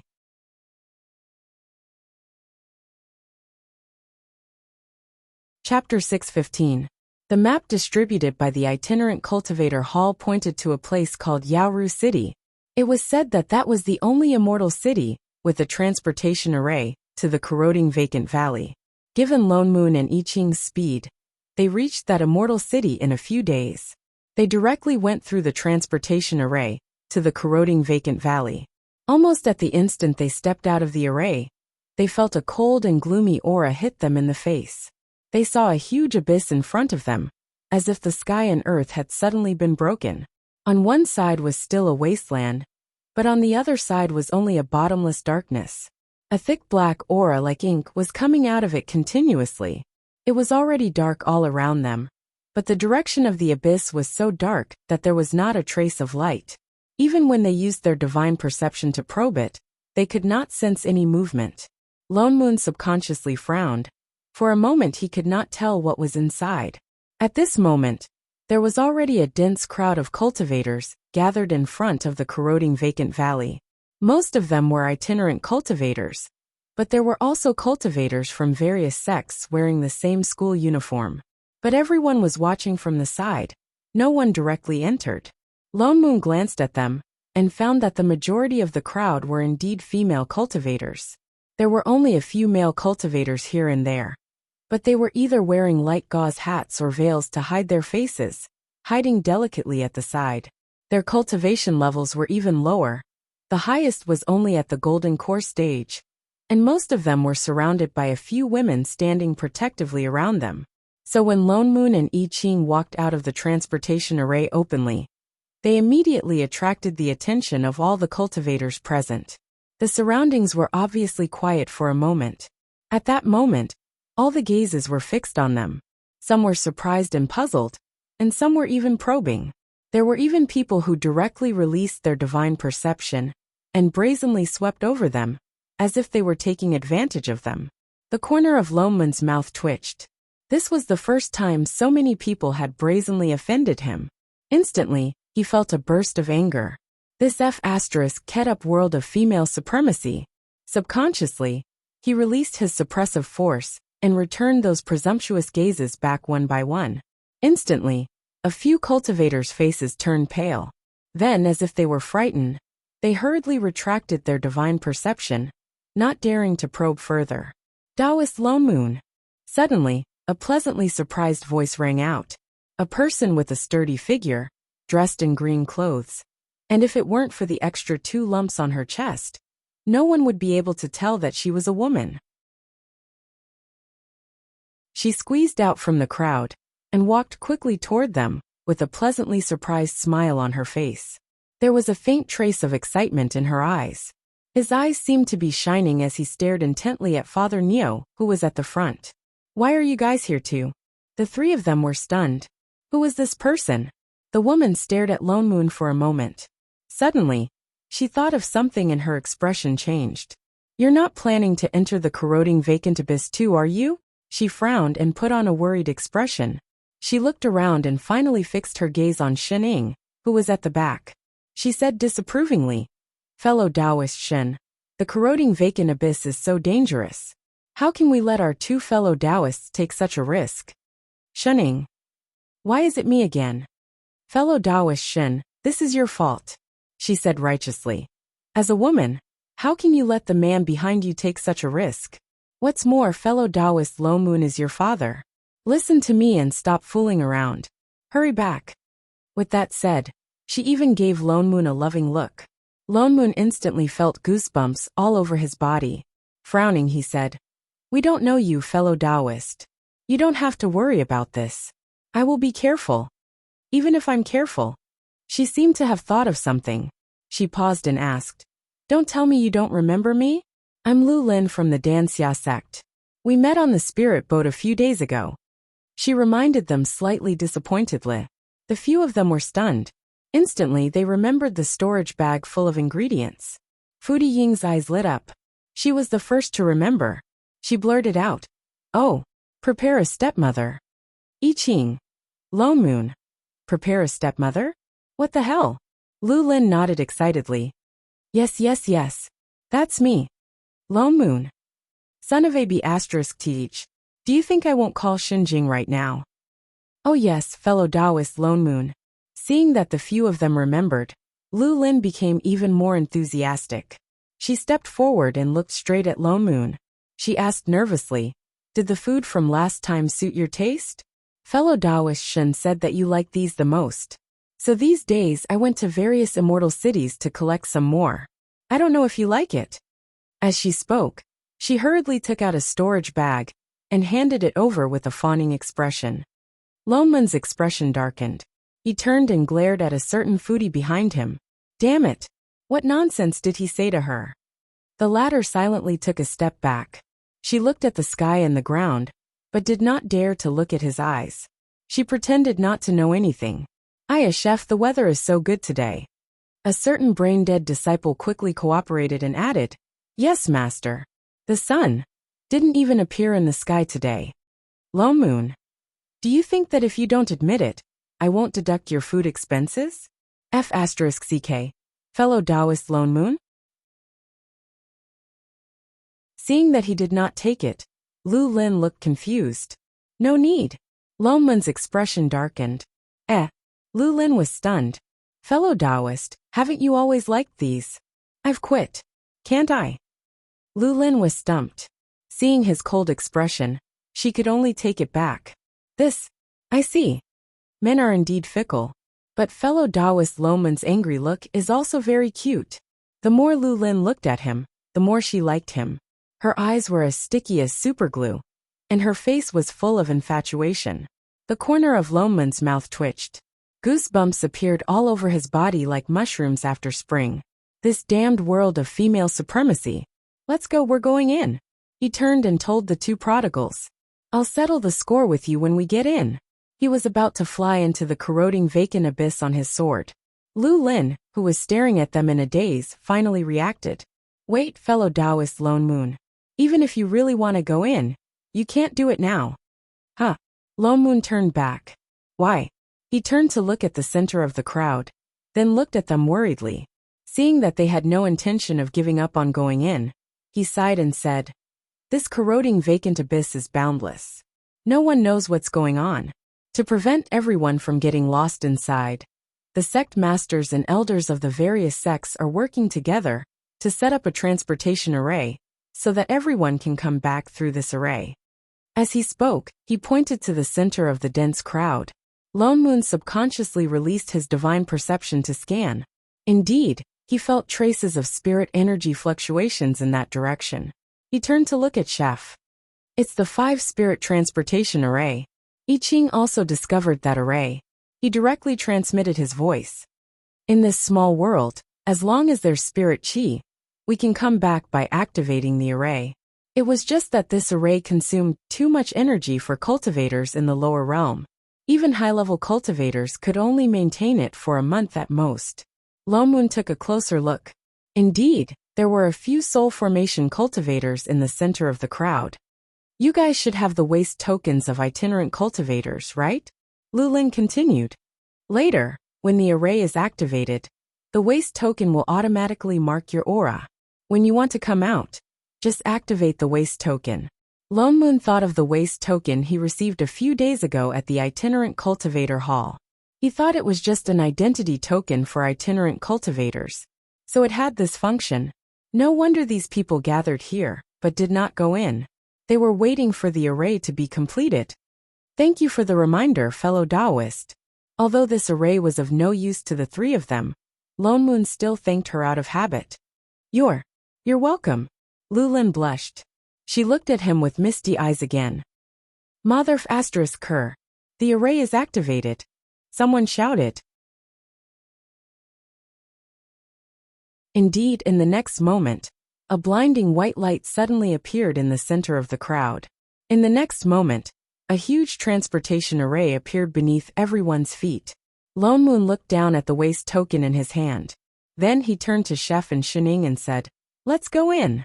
With that said, he did not stay. He directly flew up on his sword and followed the crowd into the thicker darkness of the corroding vacant abyss.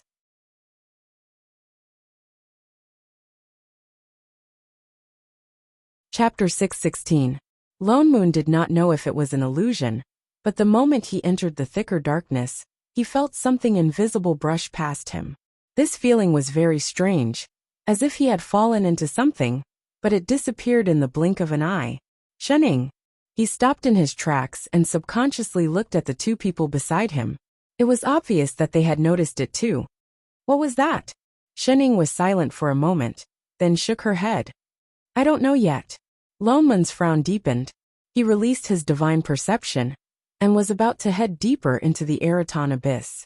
Suddenly, a familiar voice called out from behind him. Wait a minute, fellow Taoist Lone Moon. Lu Lin chased after Lone Moon from afar, looking rather anxious. The corner of Lone Moon's mouth twitched. He turned back to look. Fellow Taoist, is there anything else? Was he a sticky candy? Lu Lin stopped in front of the 3 of them and said worriedly, Fellow Taoists, this corroding vacant valley is very big. It's too dangerous for the 3 of you to go alone. Lone Moon and I Ching are both men. As he spoke, he glanced at the 2 of them, his eyes filled with pity. Why don't the 3 of you travel with my dawning pill sect? As she spoke, she pointed to the dozens of cultivators behind her who were dressed like her. We will protect you. There's no need. Lone Moon rejected directly. Hindrance. He turned around, intending to continue flying. Lu Lin said anxiously, but it's just the 3 of you, and we don't have a map of this place. It's too dangerous, a map. Lone Moon paused and turned around. You have a map of the corroding vacant valley? Lu Lin was stunned, as if she had just realized that she had let the cat out of the bag. She looked around nervously, then gritted her teeth and said in a low voice, To tell you the truth, it's not just our dawning pill sect that has a map. Every sect has a map of this place in the past, but we don't know if it's useful. The terrain of the past? Lone Moon caught the keyword in her words. Yes. Lu Lin nodded. Seeing that he didn't quite understand, she continued to explain. Many years ago, the original corroding vacant abyss wasn't like this. It was rumored that this place was once a celestial mountain-blessed land with dense spiritual energy. Many sects had established their sects here. It was only when nightfall descended that this place became like this overnight. She turned her head to look at the scattered cultivators of the various sects and continued. This time, there are so many cultivators here. Other than wanting to investigate the truth behind Fallen Night, the more important reason is that everyone also wants to come in and search for an opportunity. So that's how it is. I thought that this small world really had a sense of justice. But in the end, everyone was just here to pick up the leftovers. Putting aside the strange situation here, just the fact that there were so many sects that had fallen here made it seem like a very good mystic realm to pick up loot from. Although so many years have passed, the terrain here is no longer the same as it was before. But having a map is always better than just barging in. Lu Lin persuaded him even more seriously. So, fellow Taoist Lone Moon, why don't you join us? His expression darkened, and he changed his mind instantly. This was not their plane. Although they were managers, their powers were limited. Even if they released their divine perception, they couldn't fully explore this place. Since someone was taking the initiative to lead the way, there was naturally no reason for him to reject. Thus, his attitude became much gentler. He even habitually put on a businesslike smile and said with a kind expression, "Then I'll have to trouble fellow Taoist Lu." He even cupped his fists politely, but found that the other party didn't react at all. She froze on the spot. "Ah, fellow Taoist Lu? Taoist Lu. Wait, holy shit. Why is your nose bleeding?" The two of them narrowed their eyes in tacit understanding and turned to look over. Your sister." He clearly didn't do anything. All he did was smile. "Keep your ambiguous wavy lines away." "Senior Sister Lu, are you done?" The tens of Dawning Pill sect disciples waiting on the spot saw that Lu Lin had not returned after a long time. They could not help but urge her from afar. They also couldn't help but look curiously at Lone Moon and I Ching. The stunned Lu Lin finally reacted. Her face turned red, and she hurriedly lowered her head to wipe away the blood from her nose. Then she turned and said, "Coming." She smiled foolishly and led the three of them toward the people of Dawning Pill sect. She first brought them to meet the Uncle Master, who was leading the group, then briefly introduced the three of them. Lone Moon took a closer look. The leader of Dawning Pill sect was a late-stage nascent soul female cultivator. The rest of the disciples were mostly golden core cultivators. Perhaps because Lu Lin had informed them beforehand, the nascent soul cultivator did not object to their joining. She even nodded in a friendly manner. Instead, the other disciples turned around curiously. Their gazes were fixed on Lone Moon and I Ching. The fire in their eyes was no different from Lu Lin's. Lone Moon's expression stiffened. He felt goosebumps all over his body. Suddenly, he regretted agreeing to go with them. At the side, I Ching's expression turned cold. Then, he directly turned sideways and decisively hugged Shining, who was nibbling on a fruit. He lowered his body and called out in a low voice, "Master." Shining was stunned for a moment. Then she immediately understood. Very cooperatively, she gave him a kiss on the cheek. Seal. Instantly, the gazes that were fixed on him darkened. Then they all turned to look at Lone Moon. Lone Moon. Son of AB *TCH. Single dogs have no human rights. Serves them right to be their shield. Since everyone is here, let's go. In the end, it was the older nascent soul female cultivator who said this. Only then did everyone retract their gazes, that seemed as if they wanted to skin him alive. But along the way, they still turned back to glance at him from time to time. There were even many disciples who deliberately slowed down the speed of their flying swords, and came over to say a few words. "So fellow Taoist is called Lone Moon. One look and I can tell that you are a good family man." "Oh yes, I am called ***. Fellow Taoist, you really look like the friend of my Uncle Master's niece from the sect next door." "Fellow Taoist, are you interested in joining our Dawning Pill sect? I think you are very suitable to be my little junior brother. The most adorable kind." "Fellow Taoist, how old are you? Where do you live? Who are you? Are you married?" "Fellow Taoist," the corner of Lone Moon's mouth twitched. He silently recited the Clear Heart Sutra several times, before he managed to maintain his composure, and did not turn hostile. Logically speaking, he had been quite popular since he was young. The number of love letters he had received was at least a few dozen kilograms. He was already used to being confessed to and pursued by girls in public. But those were a group of soft and fragrant girls, all right? Not this group of girls in front of him. They were about the same height as him, and had fierce faces. They stared at him from time to time and drooled. Apart from their slightly protruding chests, they were more manly than a man. Suddenly, he felt that the group of invincible sect Barbies were more pleasing to the eye than them. At least they were normal usually. These people only gave him the illusion that he was being forced to be gay. What's more, he was the one at the bottom. Father Nyo, calm down. Seeing that he was about to explode, Shening could not help but pat his shoulder. Father Nyo, just get used to it. Chef added. He glared back at them. How could he get used to it? If you have the ability, don't hug each other. Degree, asterisk, fellow Taoist Lone Moon. Do you want some water? Do you want some fruits or pastries? Lu Lin, who had been lazing at the side, could not help but be attentive. She dug out her storage bag, but her eyes were still fixed on Lone Moon, looking obsessed. The corner of Lone Moon's mouth twitched. He glanced at the master and disciple who were eating fruits and watching the show. He only felt that a certain string in his mind snapped. He took a deep breath and suddenly smiled brightly. Shening, I've thought it through. I don't mind being your second wife. Damn it, I definitely cannot be the only one who is blind. Shening. Lu Lin. Swoosh. A certain someone had already pulled out his long sword.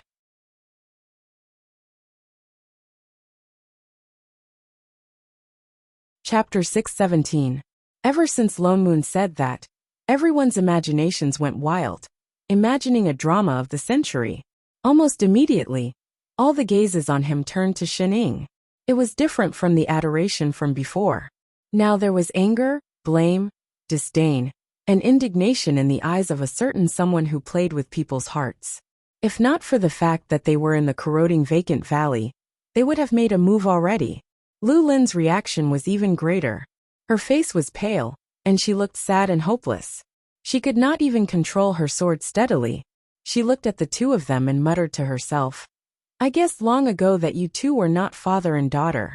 So you two. Instantly, the way the others looked at Shening began to burn with boundless murderous intent.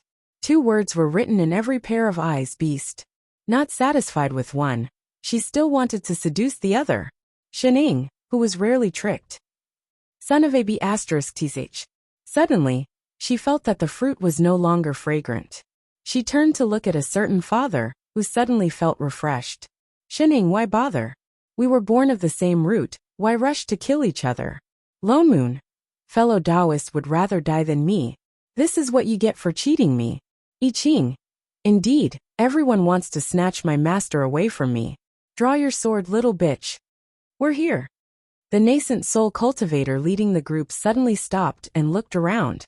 It was still pitch black. A trace of doubt flashed across her eyes. Strange, this should be the ruins of the sacred medicine sect.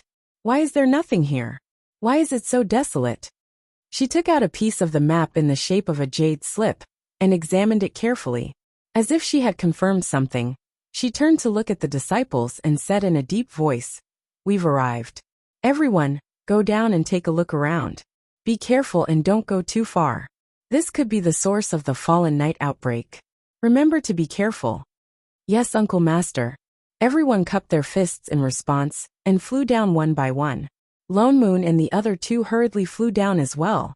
Lu Lin hesitated for a moment. Although she was sad, she still followed them worriedly.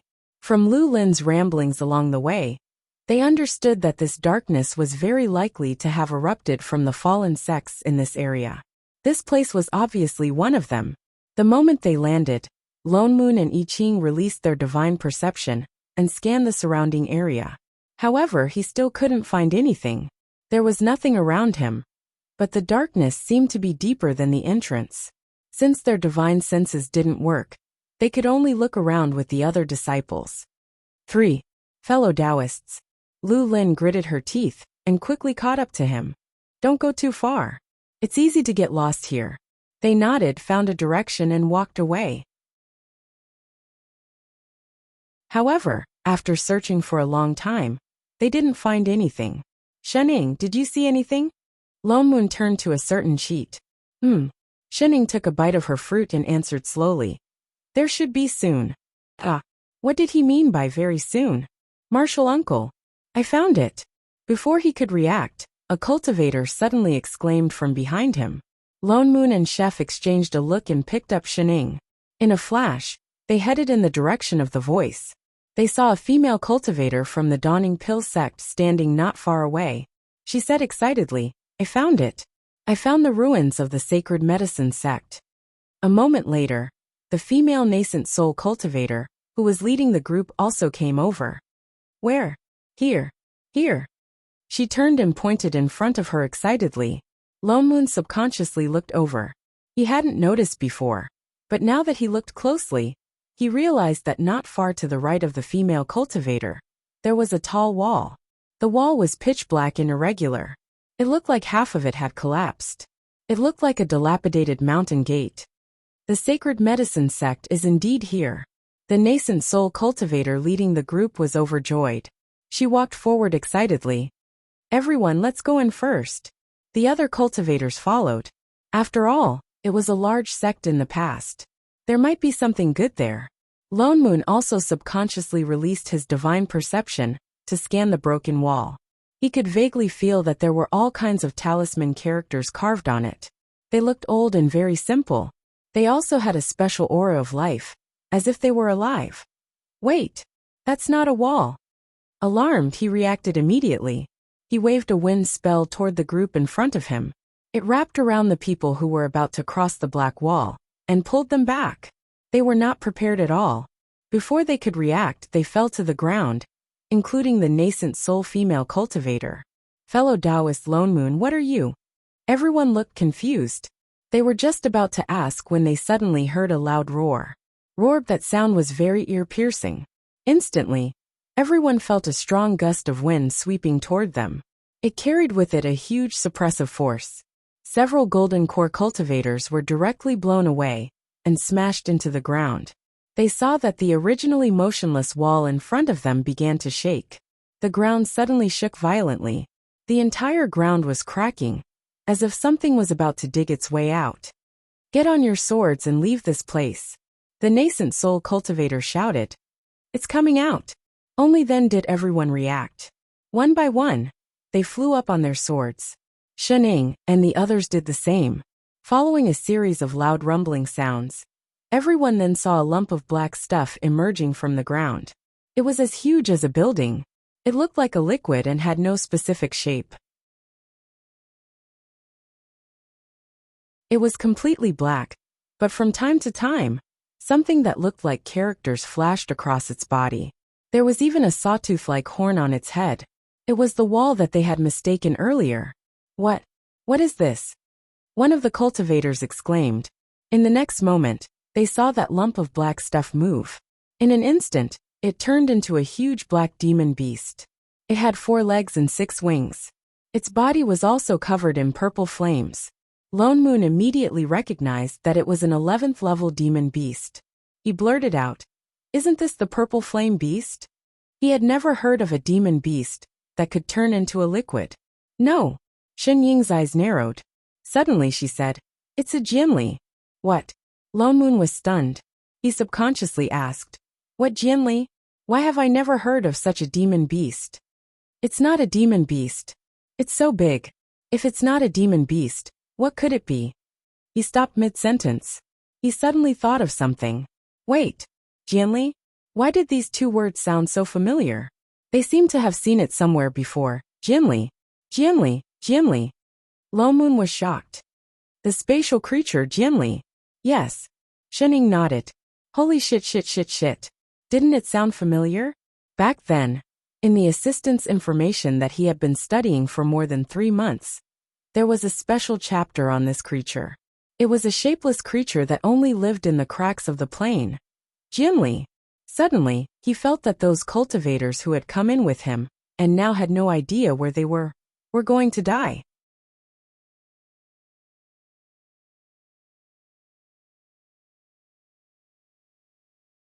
Chapter 618. Like the Beast of Chaos, Spatially was a creature that moved outside the plane space. Under normal circumstances, it could not enter the plane, only when there was a crack in the plane, or when there was a plane storm. Moreover, Spatially was formless and had its own space attribute. Even if it invaded the plane, It was difficult to detect its whereabouts except for the manager.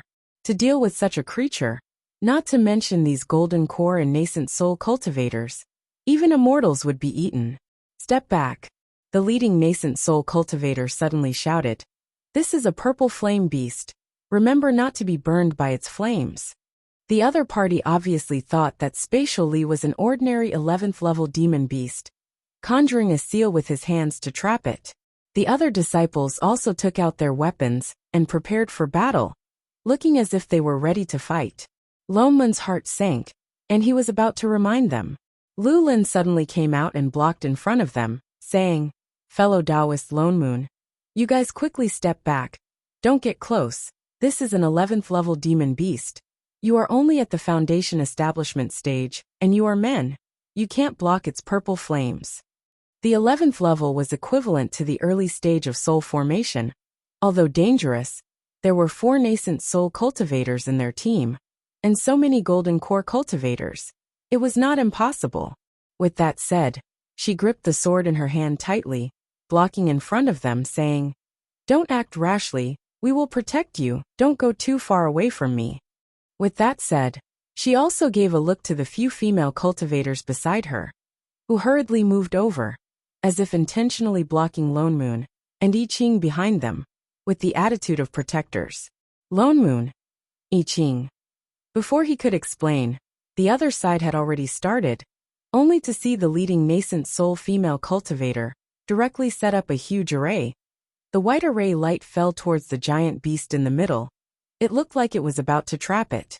Shit! Don't use the array. Before Lone Moon could finish, the demon beast suddenly roared loudly, just lifting its claws lightly. That array directly passed through as if it was non-existent. The leading female cultivator was shocked. Before she could react, she only felt a bone-piercing chill sweeping over, as if there was a huge aura rushing over. Immediately all the spirit energy in her body dissipated. Her body became unstable, and she was directly sent flying. Lone Moon summoned a wind spell and caught the man in the air. But he was already unconscious. Spatial creatures had the ability to travel through space, so how could they be trapped by an array formation? In the blink of an eye, they had lost a nascent soul cultivator. Everyone's faces paled as they realized that this was no ordinary demonic beast. The other nascent soul cultivator reacted and shouted, Let's go! Leave this place. Everyone was stunned. Only then did they fly up on their swords. Lu Lin also turned subconsciously, intending to pull Lone Moon back. Fellow Taoist, hurry. Out of the way. Before she could finish speaking, Lone Moon suddenly acted first. He grabbed her and threw her towards the female cultivator behind him. The fan in his hand instantly turned into a long sword. He turned back and instructed, Shining, look after them. Oh. Shining took out a new fruit and answered, Chef, I'll leave the left side to you. Don't let it escape. With that said, his figure flashed and he flew out. Chef also disappeared from where he was. In the next moment, an oppressive sword wind swept over. Everyone felt their bodies become unsteady. By the time they reacted, everyone had already been blown behind Shining. Shocking sword chi shot up into the sky. A sky full of white sword rain appeared. Every sword made of spirit chi seemed to come to life. They directly fell towards the huge beast below. That huge beast let out a sharp and piercing scream. It was instantly minced into pieces. The purple flame beast immediately scattered into balls of black wriggling liquid. But in an instant it was reborn again. And it transformed into a new shape. This time, it was a huge Lingyun immortal beast. Chef, don't give it a chance to reform. Lone Moon reminded again. Spatial Lee had spatial attributes. Once it recovered, it could cut open space and escape to other small worlds. The most effective way was to chase it out of the plane. I Ching responded. The sword moves in his hands became more concentrated. The sword chi in the air also became stronger. Even the cultivators who he deliberately avoided felt an unstoppable pressure. For a moment their legs felt weak.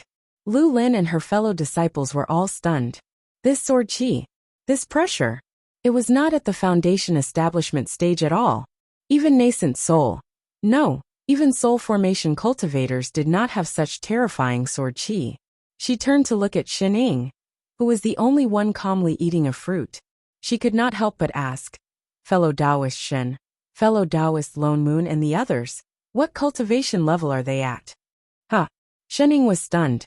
She tilted her head and thought for a moment.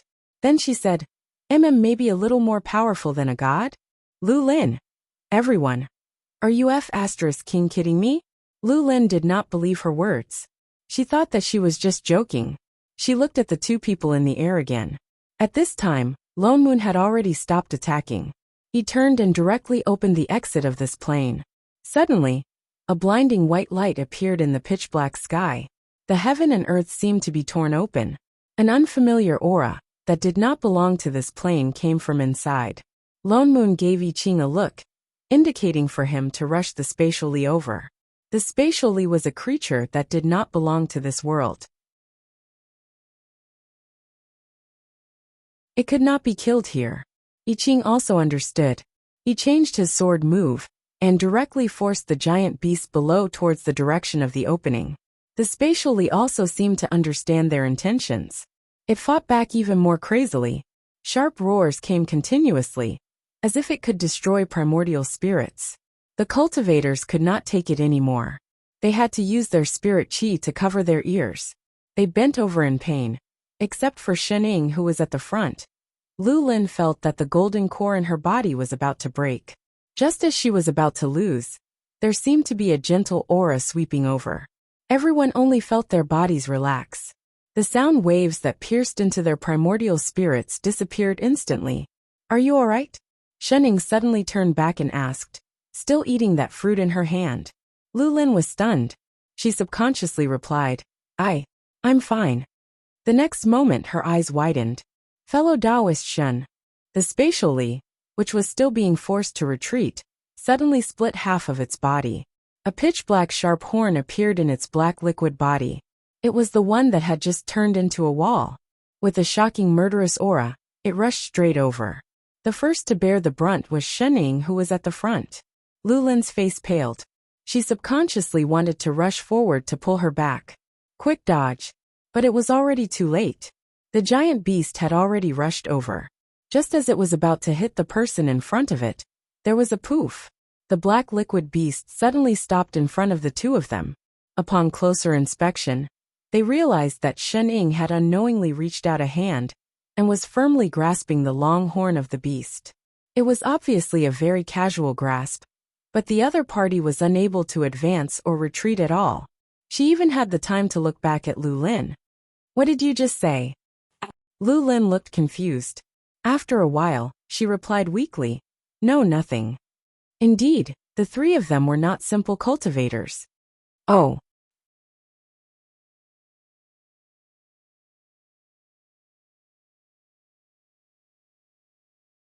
Chapter 619. Lu Lin turned back to look at the huge beast in her hand, only to see that the extremely arrogant unknown demon beast was now starting to sway in waves, as if it was trembling. Xining! Lone Moon suddenly shouted, still in the air. What are you waiting for? Hurry and throw it over. This was not their plane. The door could not be opened for too long. Oh! Xining responded, only to hear a crisp crack. She suddenly twisted the hand holding the horn to the side, instantly breaking the black horn into two. Ow! Spatial Li immediately let out a scream, as if it was in extreme pain, but had to desperately suppress it. The waves on its body swayed even more, turning into two streams of water, pitifully covering the broken horn. So painful, but it could not roll, it would die. But Xining directly picked up the half-broken horn, raised her hand, and threw it towards the white exit in the air. The spatial Li trembled, turned around subconsciously, and rushed out of the door after its own horn. Horn. My horn. In the next moment, it disappeared in the white light. Lone Moon changed the spell in his hand, directly sealing the opening. The white light disappeared instantly. Everything returned to pitch black. Only then did the two fly back. There's actually a spatial Li here. Lone Moon frowned. Logically speaking, as long as the manager was here, creatures like the spatial Li that lived in the cracks of space could not invade the plane. Back then, their plane did not have a manager, God Fiend, and the others did not let a single one in. Is Chao Kun already this weak? Only then could the spatially break into the plane. I think it's not because of him. I Ching replied. He lowered his head to look at Shen Ying's hand, and turned to retrieve a white silk handkerchief. He pulled her hand up and wiped it out of habit, until the unknown black substance was all over Shen Ying's hand. As he did so, he conjured a dirt removal spell and said, This kind of invading creature is not strong. He was able to break through the plane to seek help previously. He can't be so weak that he can't even withstand the spatial separation. Could it be that someone let it in? Lone Moon said subconsciously. The next moment he was stunned, exchanged a look with Chef. Both of them thought of the same person at the same time. The intruder who injured Chao Kun. Was he the one who let the spatially in? But why? A small boss like spatially was indeed a disaster to the beings of the three realms. But to a manager, it was a piece of cake. It was not as difficult to deal with as spatial storms or planar rifts. 3. Seniors. Lu Lin looked at the three of them with a complicated expression, but she did not dare to address them as fellow Taoists anymore. Even the way she looked at Lone Moon changed from the way she looked at him, just now, to one of respect. Although she didn't know what they were talking about, she felt that it wasn't something she could understand. Thus, he cupped his fists and bowed politely. What's wrong? Are you hurt? Lone Moon frowned and turned around. No. She hurriedly shook her head, then pointed to the front, and said with some apprehension, It's in front, in the direction where the monster appeared. There seems to be something. Lone Moon paused and turned to look, only to see that the originally empty space suddenly shook. As if a curtain had been lifted, a large number of palaces began to appear, vaguely looking like a large sect. It's the Sacred Medicine Sect. Someone exclaimed, subconsciously wanting to go forward, but because of Lone Moon and the other two, he did not move, only looking at them questioningly. It seemed like this place was previously hidden in another space, because of the spatially. Now that the spatially was gone, it was naturally released. These cultivators were all here in search of opportunities. This sacred medicine sect was originally everyone's destination. Lone Moon was not interested in this, so naturally he did not stop them. After using his divine perception to check that there was no danger, he allowed them to enter. Everyone's faces lit up, and they all bowed politely to them, then flew into the palace, completely changing their previous desire to win the hearts of women, completely treating them like unreachable seniors. Chef, on the other hand, scanned the palace that suddenly appeared, and subconsciously asked, Father Neo, don't you think this palace? It's too complete. Lone Moon finished, frowning even more deeply. He looked up at the mountain gate in front of them, where the words Sacred Medicine Sect hung high. According to Lu Lin, this Eraton abyss had been here for many years. However, the Sacred Medicine Sect was far too well preserved. It didn't look like it had been destroyed in the past. Let's look around, Lone Moon instructed, and the few of them flew up on their swords, patrolling the entire sect a few times. Apart from the lack of any living aura, they still did not find anything. Instead, the cultivators of Dawning Pill sect came back with a large pile of things. Because this sect was well preserved, the things were very easy to find. They were all piled up in the storeroom. Senior, we found the heritage of the Sacred Medicine Sect in the Dharma Depository. A female cultivator handed over a storage bag, looking like she was about to hand it over, not at all wanting to keep it for herself. Even the other female cultivators did the same, all of them coming over as soon as they found something. Lone Moon hesitated. These people were really honest, so he shook his head and said, What you found is yours. We don't need these. The cultivator looked troubled. But it's all thanks to you that we found the Sacred Medicine Sect. By right, these things should belong to him. Besides, if not for them, they would probably have died in the mouth of that demon beast. The few of them tried to persuade him a few more times, seeing that he really had no intention of keeping them, then turned and left. Lone Moon once again searched the empty sect, but still did not find anything. His expression darkened again. Strange. Why would spatially hide this place? There was clearly nothing special about it. Should we go take a look at the entrance? Shenning suddenly spoke up. Entrance? What entrance? Lone Moon paused, suddenly recalling that when spatially appeared, it seemed to have disguised itself as a door. Could it really be related to the mountain gate? He subconsciously looked towards the mountain gate, and coincidentally, a cultivator of Dawning Pill sect was about to step out. The moment she took a step, the originally empty mountain gate was covered in a layer of mist. The whole thing shook and suddenly, a cold aura rushed out from the gate, and the surrounding temperature dropped. Holy shit, Lone Moon exclaimed. Chef had already moved one step ahead of her, forming a sword light that crashed towards the female cultivator at the gate, sending her flying far away from the mountain gate. That was the ghost chi of the netherworld.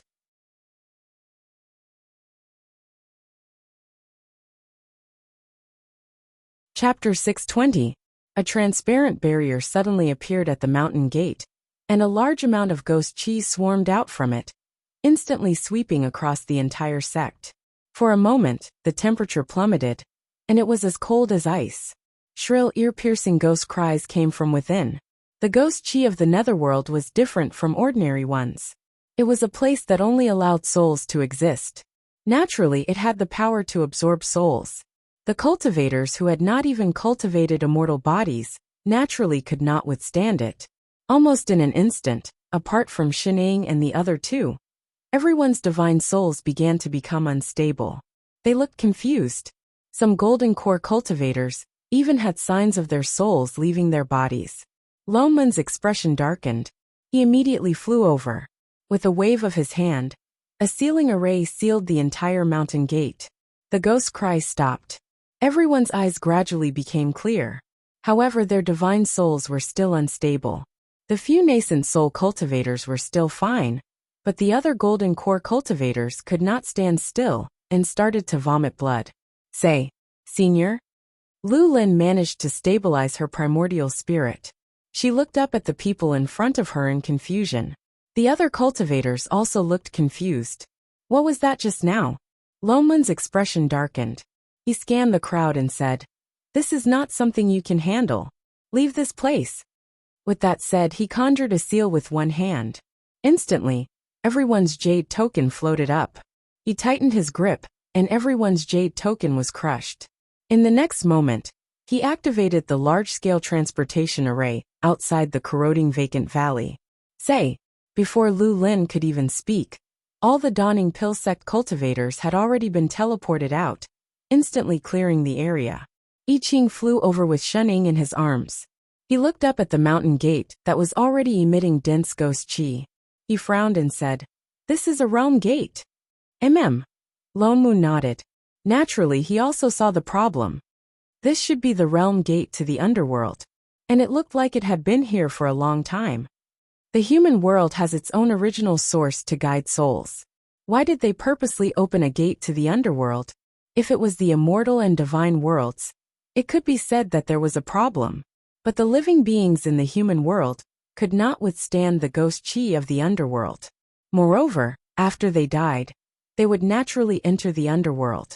What was the point of opening a gate here? And they purposely used the spatial separation to hide it.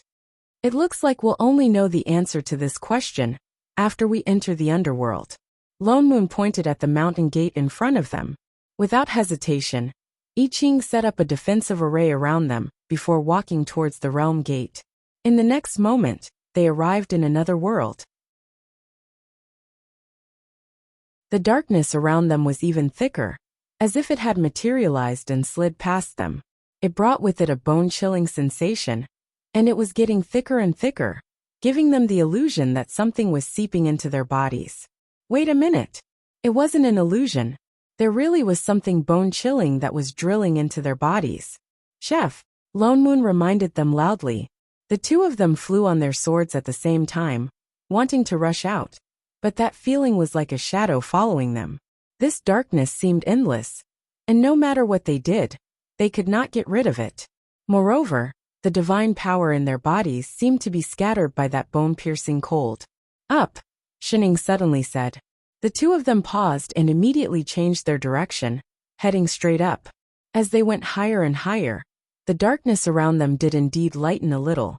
The horizon faintly revealed some green, and the bone-chilling cold around them also faded. The few of them looked down and realized that the whole area below them was occupied by a boundless watery area. But it was pitch black all over, and it was spreading to every corner. And the place they just came out from was right in the center of that darkness. Thick black covered the whole underworld, and they could faintly feel that it was spreading to every small world, just like the plane's original source. Lone Moon finally understood what this black was, and subconsciously exclaimed. Then he paused. That's not right. Why is it black? They had seen the plane tree before. It was clearly a big green tree. By right, the color of the original source should be the same as the plane tree. Just like how Chef's side was gold, and his side was purple, this plane should also be green. Unless someone changed the original source. I Ching said directly. Lone Moon's heart sank. He instantly remembered the plane tree that was about to be taken over by black, and the realm gate, and the so-called fallen knight just now. Instantly, he understood what was going on. The invaders had taken over, and changed the netherworld's planar origin from the very beginning. Then, through the realm gate, the altered planar origin's power flowed through every small world in advance. Step by step, they devoured the entire plane, until it completely collapsed. It was no wonder that Chao Kun suddenly became so weak. This was practically like a slow-acting virus invading, changing bit by bit from the original source. What was more troublesome was that the original source was already like this, and they had no idea how to make it recover at all. You are the reinforcements that Chao Kun invited. Suddenly, a cold female voice sounded behind them. Lone Moon was shocked, and immediately took a few steps back, putting some distance between them. Only then did he see that a person suddenly appeared behind him, her whole body surrounded by layers of black original source chi, with a cold and gloomy aura. From the figure, he could tell that it was a woman. More importantly, her body also had the aura of a manager, just that it was not very strong. You are the person who invaded this plane. Lone Moon's heart sank. Not daring to let his guard down, he directly summoned his long sword. Invasion. The woman suddenly began to laugh maniacally, looking at the few of them even more fiercely. Is that what Chao Kun told you?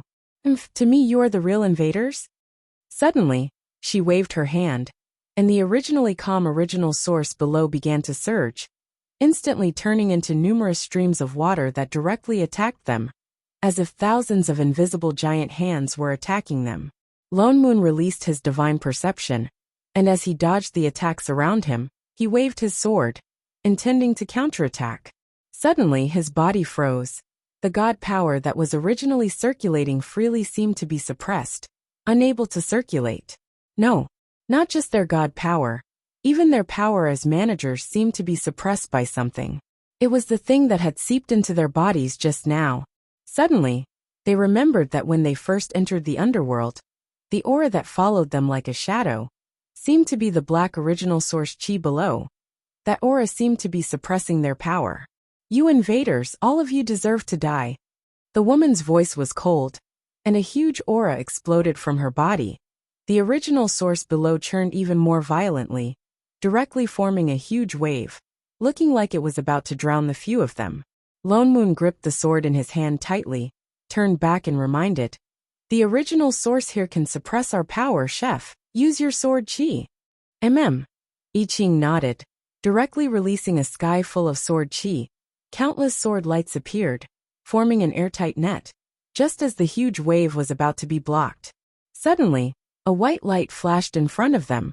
A familiar figure cut through the void, appearing in front of the huge wave. With a backhand, he conjured a Dharma spell that they had never seen before. Suddenly green light shone, directly dispersing the huge black wave. Chao Kun? Lone Moon hesitated. The person who came was manager Chao Kun, who had fainted under the plane tree previously. Quite timely.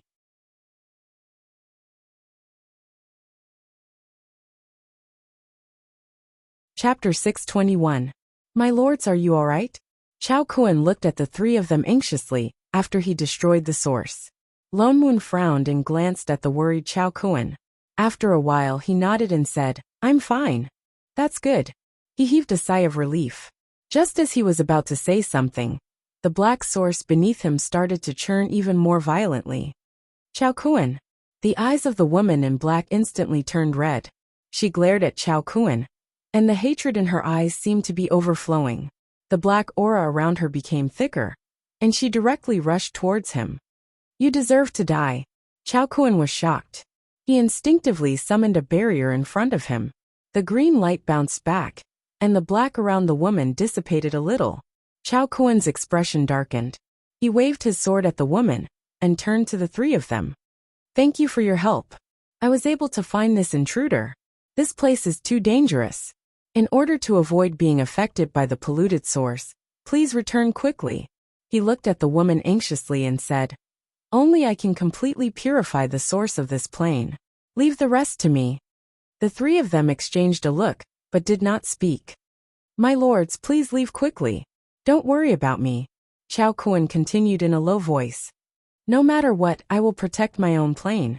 With that said, he did not wait for their reply.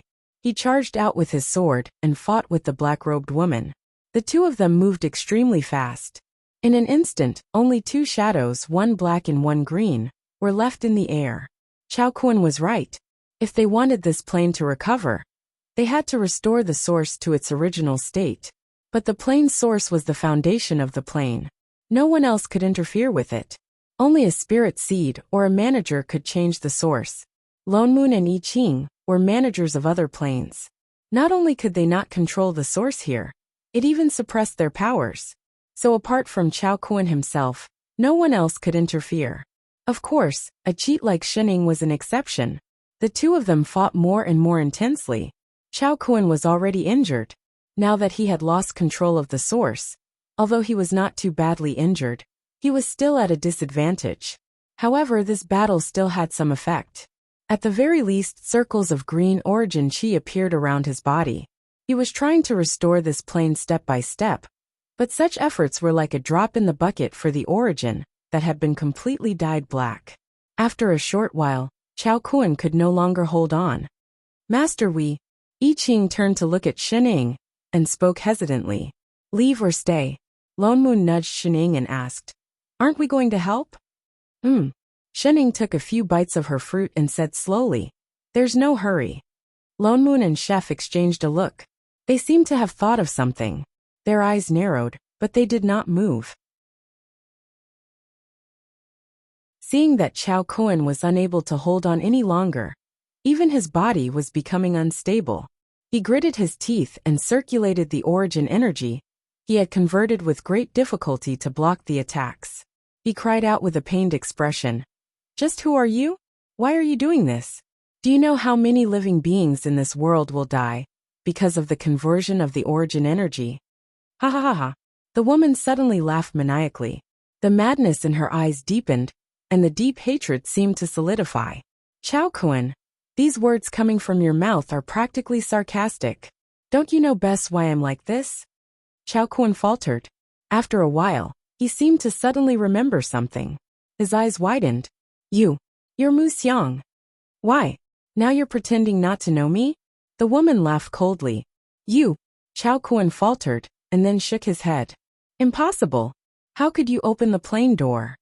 You think that by sealing the plane, no one can enter? So before this, someone helped you invade. Chao Kuan's expression changed. He looked at the woman even more pained. I never thought that you would be the one who changed the source. Why? You were once a member of this plane. Now you want to join forces with other invaders to destroy this plane? Why? Of course it's to kill you. The darkness around the woman became even thicker. The darkness below also surged even more. As long as I can kill you, you scum, I'm willing to pay any price. Chao Kuan's expression darkened. He looked at the other party with a pained expression. Everything I've done is to protect this plane, for the 3,000 worlds, for the living beings in this world. Since you've already been banished from this plane, you shouldn't have invaded this place. This plane has nothing to do with you anymore.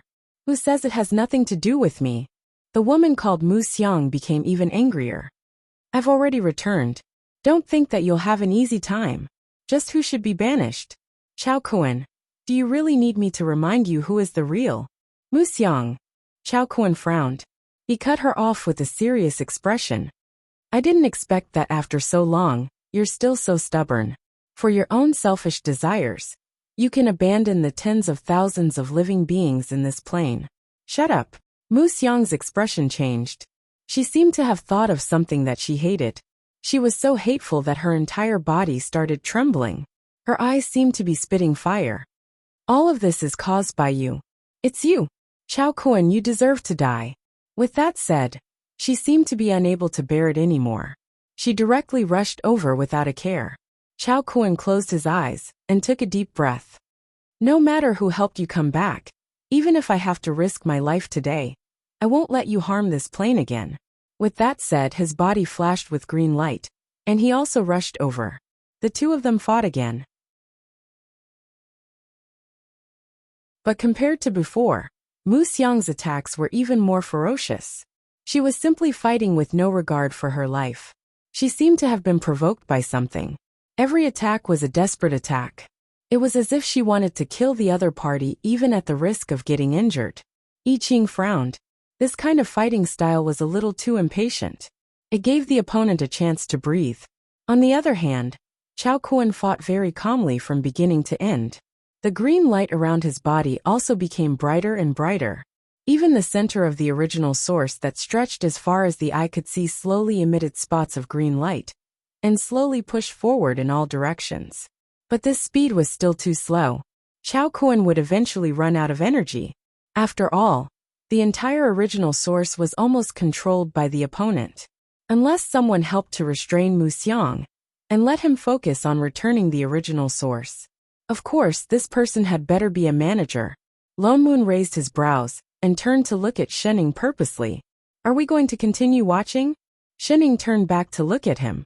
She finished the fruit in her hand and took out a plate of pastries. It's not time yet. A hint of understanding flashed across Lone Moon's eyes. He directly kept his sword. All right. Up to you. With that said, he snatched the plate from her hand and watched the show in peace. Shening. Master, I have some here. Chef at the side hurriedly replenished. On the other side, the two fought even more intensely. All around them were the sounds of various spells colliding. Chao Kun's body was already covered in blood. His movements were also slowing down. It seemed like he could not hold on for much longer. So he looked over expectantly. But the three on this side did not seem to receive his pleading gaze at all. They stood at the side with no intention of coming over to help. Instead, Muxiang fought more and more fiercely.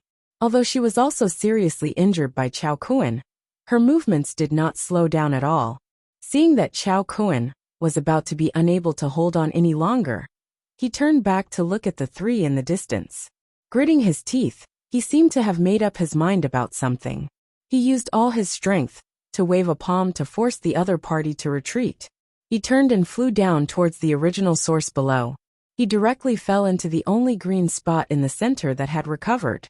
Almost at the instant he landed, he directly threw out a Dharma artifact and began to conjure a spell. For a moment, the pitch-black underworld seemed to be split open. A blinding green light lit up. Chao Kun, how dare you? Muxiang was shocked. Her entire person seemed to break down. She rushed over crazily, but was repelled by that green light. Yet she climbed up again. As she rushed over even more crazily, she shouted, Chao Kun! Chao Kun! Chao Kun! Each cry was more shrill than the one before. It's okay now.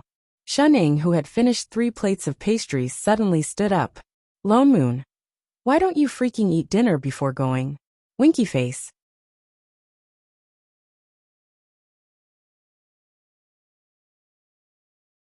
Chapter 622. The green light grew brighter and brighter. The light around the Dharma artifact became even more dazzling. Even the originally pitch-black underworld seemed to be dyed, quickly turning back to green. Muxiang's expression became uglier and uglier, as though she wanted to rush past that Dharma artifact crazily, but she couldn't reach it no matter what. Instead, she was covered in cuts and bruises from the impact of that green original source. Stop! Stop! She gritted her teeth, mobilized all the black original source around her, and rushed over without a care. Chao Kuan's expression darkened, instantly conjured several spirit swords, taking the opportunity to attack. Mu Xiang ignored the opponent's attack, stretched out her bloody hand, and instead sped up, risking the danger of being stabbed, and was about to reach that Dharma artifact. But another hand reached out from the side and picked it up first. A figure suddenly appeared in the middle, and at the same time, the spirit swords conjured by Chao Kuan seemed to have encountered some obstruction and directly dissipated. Shening glanced at the little green ball in her hand, her eyes narrowed, and her palm tightened. Instantly, that soaring green light on the ball dimmed.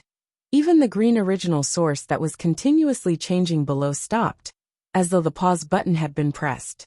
Madam. Chao Kuan was stunned and looked at Shening in disbelief. Why are you doing this? Instead, Mu Xiang reacted first. Without the suppression of that green light, the black aura around her rose sharply, as though she was in a killing frenzy, and without thinking, she directly raised her sword and slashed toward Shening, who was closest to her. These invaders all deserve to die. Master. I Ching, who was a step slower, was shocked. Just as he was about to attack, he saw Shening suddenly stretch out a finger, and with a series of cracking sounds, the sword in the other party's hand broke inch by inch, and before it could even touch the other party's palm, it had already turned into ashes. Mu Xiang could not retract her momentum in time, and could only watch as that finger poked all the way to her forehead. For a moment, the energy around her dispersed, and could no longer condense. The black aura also directly dispersed, revealing her original figure. Her heart sank, and she raised her hand, wanting to continue attacking, but she could not exert any strength, and could only wave her empty fists and hit forward. Unfortunately, she was shorter than Shening. She was blocked by Shenying's finger on her forehead. Her arms were not long enough to hit Shening. She could only draw circles on one side. The scene suddenly became comical. In an instant, it went from a high-end King's game between managers to a Bronze's game between kids. I Ching, who rushed over. Lone Moon, who had been watching the entire show. It wasn't easy for Shening to find someone shorter than her, so she was trying her best to humiliate him. This was too shameful. Why did shorties make things difficult for shorties? Let me go. Let me go. Mu Xiang's anger grew as she glared at Shening. You despicable invaders. Oh. Shening paused and tilted her head. But I didn't grab you. Mu Xiang stiffened, as if she had just reacted. She was only blocked from moving forward, and was not caught. She turned around and wanted to retreat. The corner of Loman's mouth twitched. He raised his hand and set up a sword array. Thin and dense sword chi instantly trapped Mu Xiang, who had just regained her senses. Catch her now. Straight face. Did everyone who fought with Shening have a drop in their IQ? It was already too late for Mu Xiang to run. She wanted to break out of the sword chi, but realized that it was useless. Her body was empty, and she couldn't use any power at all. Her face paled instantly. She looked at Shening in front of her in disbelief. What did you do to me? She was clearly still in the plane. Why couldn't she use her own power? Not only that, even her connection with the original source seemed to be cut off. It's convenient to talk. Shening replied. She habitually took out a fruit and took a bite. Let's talk about a fruit. All of you deserve to die. Her expression became even crazier. She had no intention of communicating at all. Her eyes were fixed on the green ball Dharma artifact in Shenying's other hand. You like it? Shening pinched the little ball and handed it over. I'll give it to you. Mu Xiang was stunned. Even the hatred on her face froze. My lord. Chao Kuan also rushed over from below. He glanced at the trapped Mu Xiang. A hint of joy flashed across his eyes. He hurriedly cupped his fists and bowed to the few of them. Thank you three for your help. This plane can finally be saved. Don't be in a hurry to thank me. Lone Moon dodged his bow. He smiled and said, whether I'm helping you or not, it's not certain yet. His expression froze for a moment.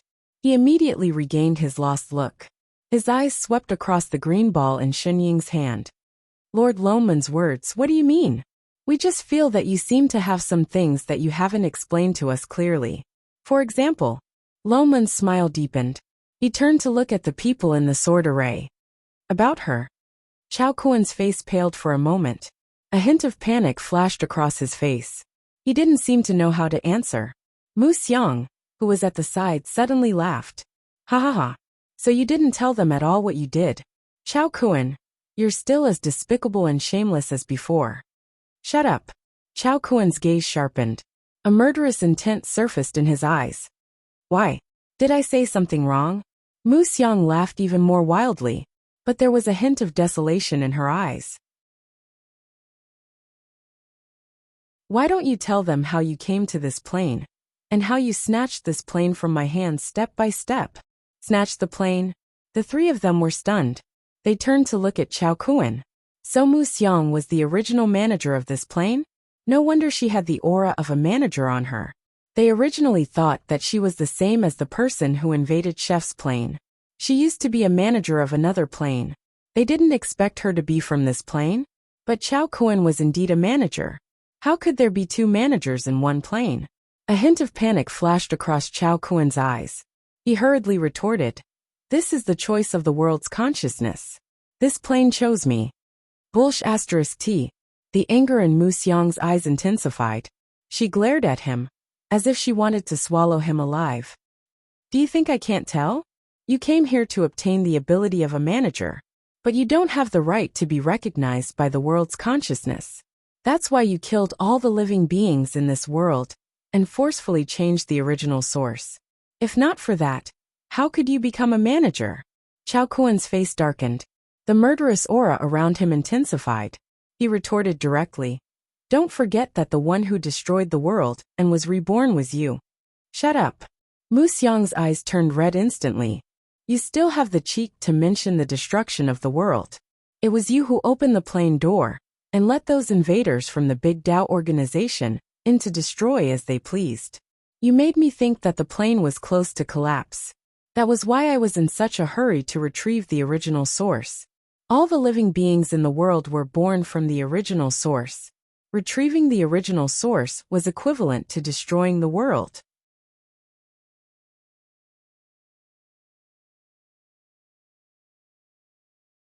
Chapter 623. You can't even stop an invader. You're not qualified to be a manager at all. Chao Kuan's gaze turned colder. As if he had found his courage, the more he spoke, the more confident he became. This plane being in your hands is the real disaster for the living beings in this world. I just made the most correct choice. You're talking nonsense. Mu Xiang's aura was unstable. She wanted to rush out of the sword array but was blocked again. Chao Kuan, it's clearly you who made this plane full of holes, the living beings in misery and suffering, and even caused me to drift in chaos for so many years. You've never cared about this plane in your eyes. It's just a tool from start to end. Utter nonsense. He snorted, his gaze darkening. I thought you were just impulsive at that time. I didn't expect you to be so stubborn.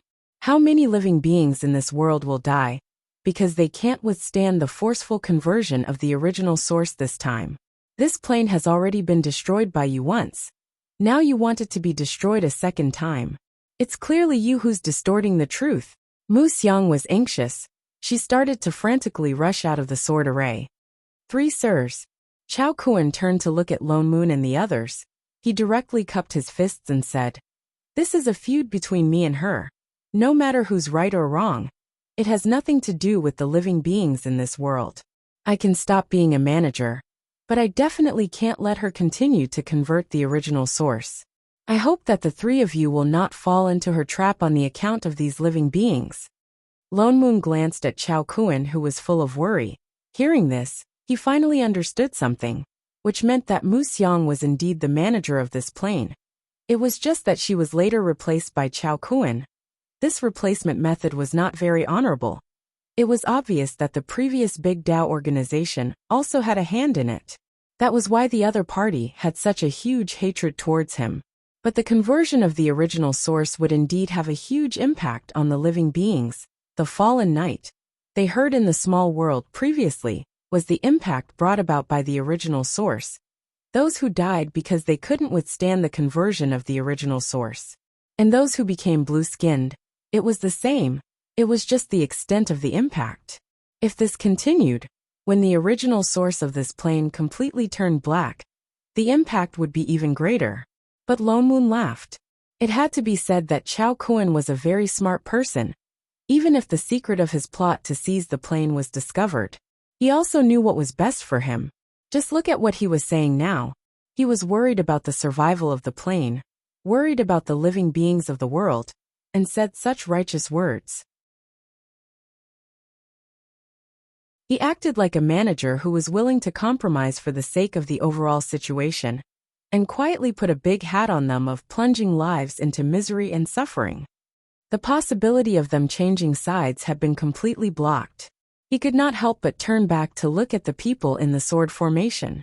Mu Xiang's eyes turned even redder, but she could not resist at all. A trace of despair appeared on his face, and he glared at them fiercely. Humph. If you want to kill me, then kill me. As long as I have a wisp of remnant soul, I won't let you off. My lord, if we let her. We're not interested in your trivial matters. He narrowed his eyes and scanned him from head to toe. Why don't you explain to us how you woke up so coincidentally after we entered the underworld? Chao Kuan's expression changed. Why can't you say it? Lone Moon laughed coldly. Why don't I say it? You knew from the start that she was the one who invaded. You also knew that she was changing her original source. It's just that the underworld was sealed, and you couldn't enter at all. You could only find someone capable enough to enter, so you came to us. You used us to open the realm gate, and then reap the benefits. My lord, I'm not. He panicked and hurriedly explained. I really didn't mean to use you. Everything I said is true. She wasn't the only one who invaded this plane. I really couldn't deal with her, so I came to you. Is that so? Lone Moon's smile deepened. Then you mean to say that you knew the situation, but deliberately used us to be cannon fodder to scout the way? Wait until you were sure it was safe before coming out? No, my lord, I really did it for the plane. What does your plane have to do with me? Humph. Playing moral blackmail with him depended on whether they were willing or not. Chao Kuan's face turned even paler. He could not find any words to refute. Mu Xiang, who was at the side, laughed out loud. Haha. Admit it, Chao Kuan. You've always been such a despicable person. In order to achieve your goals, you'll do anything. You. Chao Kuan's face turned even uglier. He was stuck and could not say a word. After a while, he looked at Shening frantically and said, My lord, please believe me. I didn't mean to use you. Shening tilted her head. After a while she replied, Oh. What did O mean? Shening ignored him. She took a step forward and looked at the person in the sword array. Come, let's finish talking about a fruit. With that said, she took a bite of the fruit and continued. Can you tell me, who sent you back to this plane? Who is he? Mu Xiang was stunned for a moment. She subconsciously said, Why should I tell you? Because we won't interfere in the matter between you and Chao Kuan. Lone Moon directly interrupted. My lord. Chao Kuan's expression changed. All right. Something flashed in Mu Xiang's eyes. She sized her up and hesitated for a while before saying, I don't know who that person is, but he was indeed the one who opened the sealed plane and helped me come back. What does that person look like? I don't know. She shook her head. His ability far exceeds that of a manager. I couldn't see his face at all. He just suddenly appeared in the chaos. He said that he would help me seek justice. Then he sent me back here. And then, after he told me how to change the original source, he disappeared. She seemed to think of something she could not understand. She frowned and said, I never saw him again after that. I see. Shen Ying's eyes narrowed. She took a step forward and directly stuffed the little green ball in her hand into her hand. Thank you. Mu Xiang was stunned. Her eyes widened. She looked at the green ball in her hand in disbelief. You, my lord. Chao Kuan's face turned pale instantly. Shening did not stop. She directly turned and opened the plane gate. As she walked, she said, I'm so hungry. Chef, Father Nio is going home to eat. Yes, master. No problem, master. Lone Moon glanced at the two of them. He also directly followed in. The moment the plane gate closed, they could still faintly hear the sounds of fighting coming from behind. But this time, Chao Kuan was probably dead. Chao Kun. It's time to settle the grudge of the plane.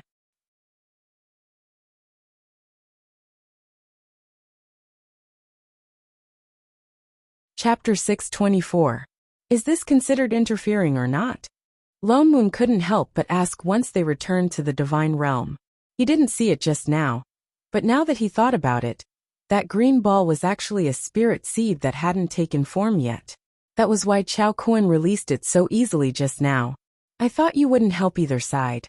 With Shen Ying's temper, it would be normal for her to beat Chao Kun up after knowing the truth. But she didn't move just now, so he thought she didn't want to meddle. After all, that was someone else's plain matter. And although that Chao Kun was despicable, he was right. If Mu Xiang wanted to take back the plane, she might really have to take back all the living beings again. Shen Ying looked up at him and tilted her head. What's owed has to be returned. She thought about it and added, and the plane can't be without a manager. How can there not be a manager? Aren't there two? Wait. He stopped mid-sentence. You mean Chao Kun actually hasn't become a real manager yet? Shen Ying nodded. Without the recognition of the world's consciousness, it won't work. Even if the world's consciousness was forcibly wiped out, fake would never be real. That's not right. Lone Moon frowned. If he wasn't a manager from the start, then why would he have the aura of a manager? You and Chef have it too. Shen Ying replied casually. What has this got to do with me and Chef? We were originally. He faltered and instantly understood something, his eyes widening. You're not trying to say that Chao Kun was originally Mu Xiang's assistant? Shen Ying nodded. Holy shit. So that was the case. According to this, that Chao Kun was too much of a scumbag. Assistants became assistants because of the power of managers. Chao Kun was obviously not satisfied with being an assistant forever. So he colluded with those people from the Big Dao organization to scheme against Mu Xiang. No wonder after Mu Xiang destroyed the world, he only chased Mu Xiang out of the plane and didn't kill her directly. He was afraid that he would be affected too. His ability now was no different from a manager. It was only because all living beings were destroyed and the world's consciousness disappeared that he no longer suppressed it. It wasn't that management was better than management. Even he and Chef couldn't see the difference. What kind of scum was this? Master, is the person who helped Mu Xiang come back a monitor? It was rare that Chef did not immediately turn around to cook, but suddenly asked. Lone Moon thought of this too. That's right. Only monitors can surpass managers. Don't tell me that the person who helped her is Sister Jing or Mi Le. The moment he finished speaking, he immediately denied it. No, it can't be them. Mi Le was beaten up by Xin Jing, and most likely still hasn't recovered yet. How could he possibly go and interfere in Mu Xiang's matters? It was even more impossible for Xin Jing. Regarding the matters of the Big Dao Convention, she already knew. If she was the one who did this, it was impossible for her not to inform them. And the timing didn't match either. Who could that person be? Could it be that a new monitor has appeared? Maybe? Shen Ying finished the fruit in her hand and pinched the core in her hand. She narrowed her eyes and looked thoughtful. Possible. Shen Ying threw away the fruit core in her hand before answering. Do you still remember the reason why my older sister did not discover the Big Dao organization? Isn't it because of you? Lone Moon blurted out. Didn't they say that in the same area, normally there wouldn't be two monitors? Because Shen Ying was in the immortal spirit plane. That was why he and Sister Jing did not discover the Big Dao organization. Mila had tricked them into the Void Land because of this back then, wanting to test if Shen Ying was... Wait a minute. Shen Jing seemed to have said that Shen Ying was not a monitor. Then the mutual shielding between monitors would not exist. Which meant, back then, Sister Jing and the rest did not discover the Big Dao organization because they were helping Mu Xiang. Lone Moon was shocked and frowned after a while. But, if he's really a monitor, the Big Dao organization has existed for so long. Why hasn't he dealt with it all this while? There are only two possibilities. Can't deal with it, or doesn't want to deal with it. I Ching guessed. He could even send Mu Xiang back, and know the way to change the original source. That proves that he definitely has that ability. Lone Moon was even more puzzled. But if he doesn't want to deal with it, Why would he help Mu Xiang? Unless he's not a monitor. Shining finished and turned to look at the two of them, her gaze darkening. Then that's even worse. Lone Moon, I Ching. The two's expressions darkened as well. Indeed, it would be fine if the other party was a monitor.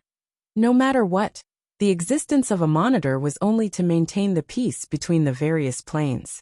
But if he wasn't, then his purpose of shielding Shen Jing and Mi Li's senses towards the Big Dao organization and letting Mu Xiang return to the plane must have a deeper meaning, especially when he still possessed powers that surpassed that of a manager. Such a person hiding in the dark alone, no matter how one thought about it, it just didn't feel safe. Lone Moon suddenly had a vague premonition that another cheat was about to appear. Just as he was about to discuss in detail with Shening, the storage bag by his side suddenly moved. There was faintly the chi of the original source seeping out. He paused and thought of something, then hurriedly took out a communication talisman and transmitted a bit of immortal chi into it. Shorty? This was Invincible Sex Communication Talisman. But only Shorty could send a communication talisman to the divine realm and still carry the chi of the original source. Elder Lone Moon. Indeed, in the next moment, Meng Po's somewhat anxious voice sounded from the talisman. Is Sect Master with you? What's wrong? She opened her mouth to look for Shining. Something happened. It's the original source of the River of Forgetfulness. It seems there's some problem. What? Lone Moon was shocked. Even Chef was stunned for a moment. He didn't feel anything strange. So he directly stepped forward and asked, what happened? I don't know either. Shorty became even more anxious. There was even a faint sound of crying. I sensed the original source of the entire plane, but couldn't find the reason. But in the middle of the River of Forgetfulness suddenly appeared a... She paused, as if she didn't know how to explain. Elder Lone Moon, you'll know once you come back. Lone Moon looked towards Chef. I Ching's expression darkened. He directly turned to ask Shining. Master. Shining nodded. Got it. Lone Moon then instructed Shorty. We'll go to the underworld immediately. No, it's not the underworld. Mengpa replied again. The problem is in the immortal realm. I'm in the sect. Lone Moon paused, then kept the transmission talisman, turned and directly opened the passage back to Invincible Sect. Almost in the blink of an eye, they returned to the rear hall of Invincible Sect. They carefully sensed Shorty's position and found that she was at the entrance of the Heavenly Palace. The few of them turned and flew over. From afar, they saw many disciples gathered at the entrance of the Heavenly Palace. As if something had happened, their expressions were not very good. What happened? Lone Moon directly asked. Only then did those people at the entrance turn their heads. At once, everyone's faces instantly lit up. Sect Master! They exclaimed in unison. In the next moment, everyone cupped their fists and bowed. Disciples of Invincible Sect welcome Sect Master back to the mountain. Lone Moon, I Ching. So the two of them were actually transparent.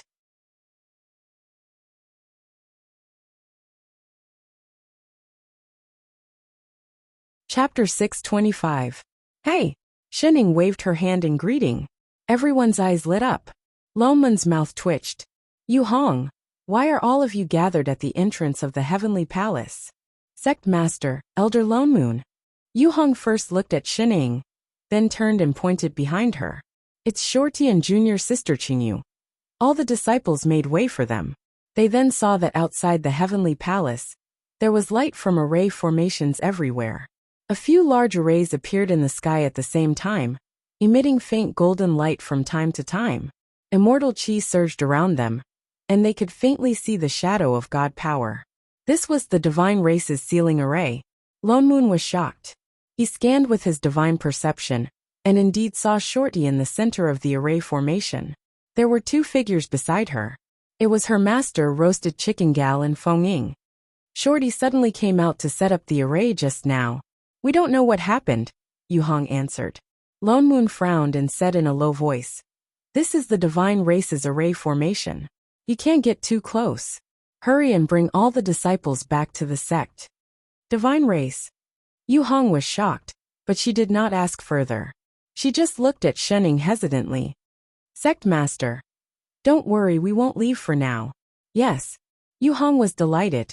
Then, she turned around and beckoned the reluctant disciples to leave to return. Shorty is in the eye of the array. Lone Moon carefully looked at the array formation in the sky. He found the direction to enter and then turned back to say, "Let's go over." With that said, the three of them flew over. In a moment, they flew past the golden light and reached the center. When they reached the eye of the array, they realized that Roasted Chicken Gal seemed to be injured. Feng Ying was carrying her and standing behind Shorty. The two of them were surrounded by a green protective circle that looked like a code. Ding! Welcome, Big Boss. The first to notice them was not Shorty, but the parenting system on Feng Ying. Even Feng Ying's body swayed. Perhaps because he was still carrying someone in his arms, the system did not make him kneel down directly. Sect Master. Shorty was overjoyed. She then stopped the array formation in her hands and walked quickly to welcome them. You're finally back. Hey Shorty. Shenning waved her hand. Lone Moon landed first and asked anxiously, what exactly happened? Big Boss. Feng Ying also rushed over with a person in his arms. He looked at Shenning anxiously and said, Can you save Qingyu quickly? She suddenly fainted. Even the system could not find the problem. As long as you save her, I can't do. What happened to Roasted Chicken Gal? Lone Moon frowned. Shorty's forgetfulness. Shorty's expression darkened. She turned her head and pointed to a spot below. The river of forgetfulness in the immortal realm suddenly has a problem.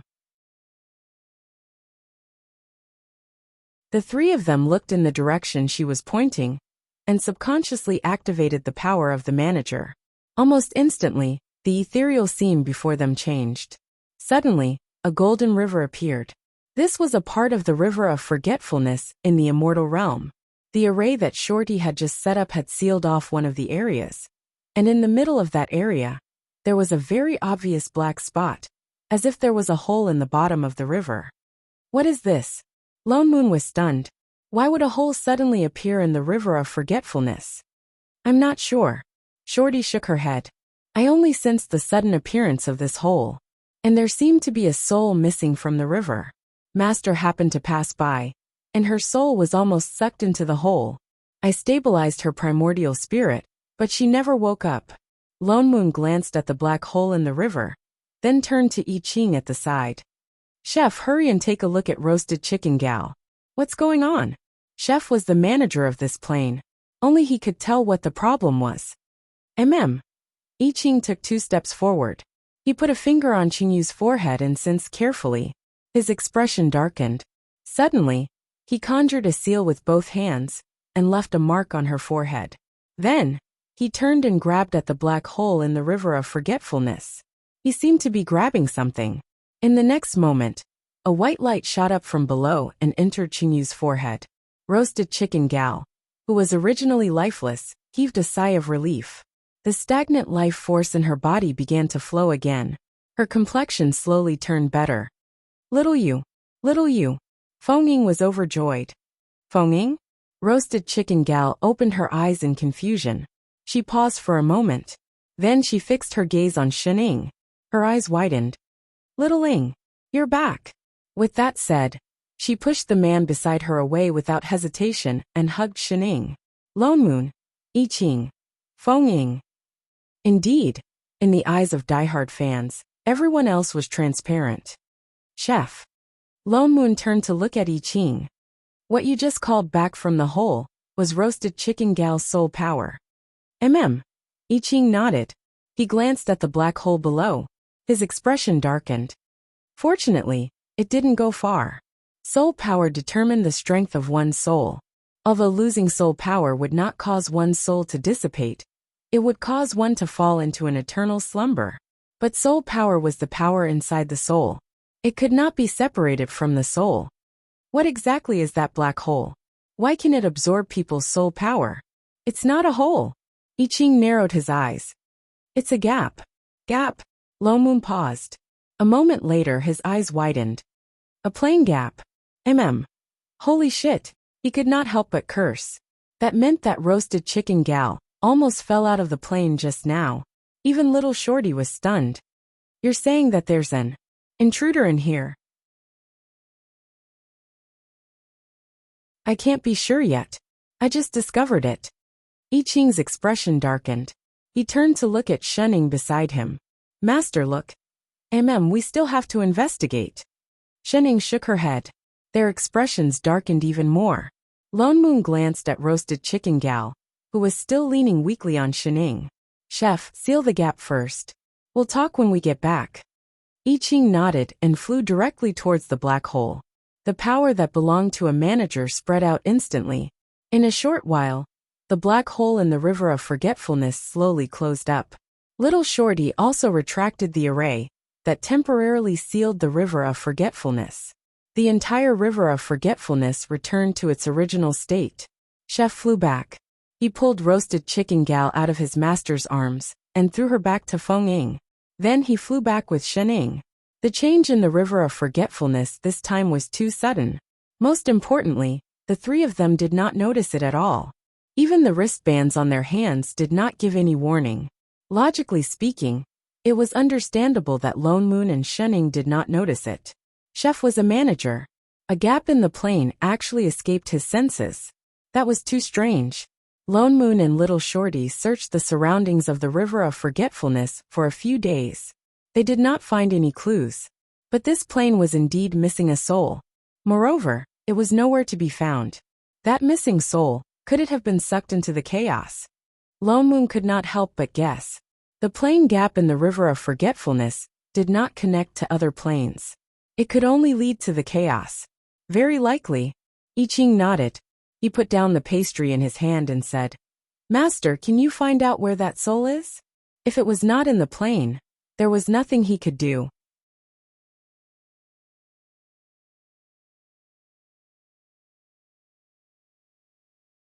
Chapter 626.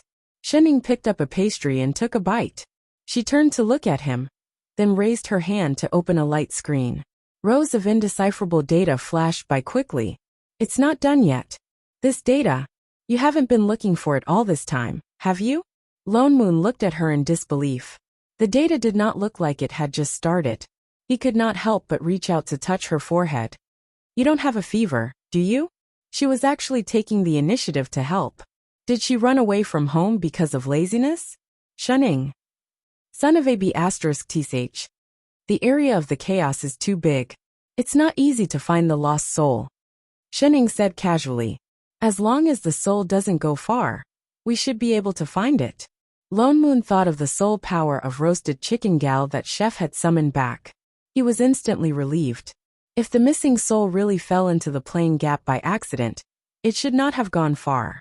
It was good enough that they could find it. Then we can only wait now. Lone Moon heaved a sigh of relief. He snatched a pastry and threw it into his mouth. But Chef, you'd better check how the plane gap appeared. And it just happened to appear in the river of forgetfulness. It would be fine if it was just a coincidence. But if it was an invasion, then this matter was probably not over. I Ching thought of this as well. Frowning, he seemed to have thought of something, and was just about to speak. Just as he was about to speak, Yu Hong suddenly walked in. Sect Master, Immortal Yu Shui under Emperor Biao Ting of Qingzhe Continent wishes to see you.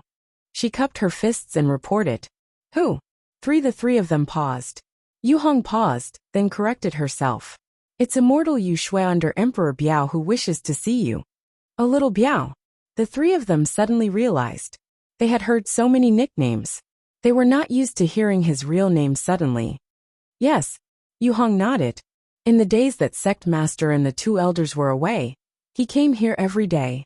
He has been waiting for Sect Master for many days. What does little Biao want? Lone Moon asked. He even sent someone over. No, not Emperor Biao. Yu Hong shook her head and said, It's Yu Shui who wants to see Sect Master. In the 3,000 years that Elder Lone Moon and Sect Master left, it came here many times. It just so happened that it missed its chance. Yu Shui. Lone Moon frowned. Did they know such a person? Forget it, call him in. Yes. Only then did Yu Hong turn around and walk out. Not long after, she came back with two people who were dressed in white and wrapped up like cotton candy. The one in front looked older and slightly plump. He seemed to be a little excited and walked very quickly. Raising his head to look at the three people in the courtyard, his eyes immediately widened and reddened. Then he ran over.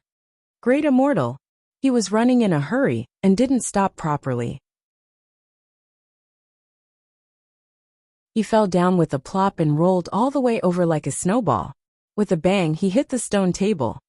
This bow was a little too much, yet he acted as if nothing had happened.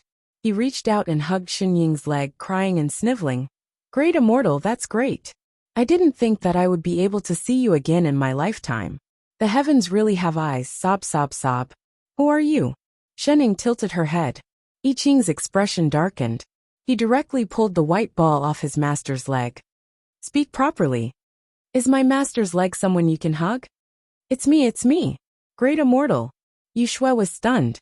He pointed to his face anxiously and said, I'm a rabbit that eats grass. Rabbit? The three of them were stunned. Wasn't Rabbit teaching in Purple Night Palace? Yu Shui looked back and forth at the three of them. Seeing that everyone still looked confused, he became even more anxious. Suddenly, as if he thought of something, he clapped his hands and said, That's right. Great Immortal has never seen me like this. With that said, he directly conjured a seal on himself. In the next moment, with a puff, his originally simple and honest face changed into a huge rabbit's head. There were even two big furry ears on his head. Rabbit! Lone Moon and I Ching were shocked. Only then did they recognize him. Wasn't this the demon monarch rabbit that helped build the house in the realm of three purities? So it had a name? Oh, the one that gives carrots. Xinying also remembered. Yes. Rabbit was overjoyed. He hurriedly nodded his head vigorously, shaking the ears on his head. I'm the rabbit that gives carrots. You've ascended. Lone Moon looked him up and down. You're already a Stygian immortal. When did that happen? It's been thousands of years since I ascended.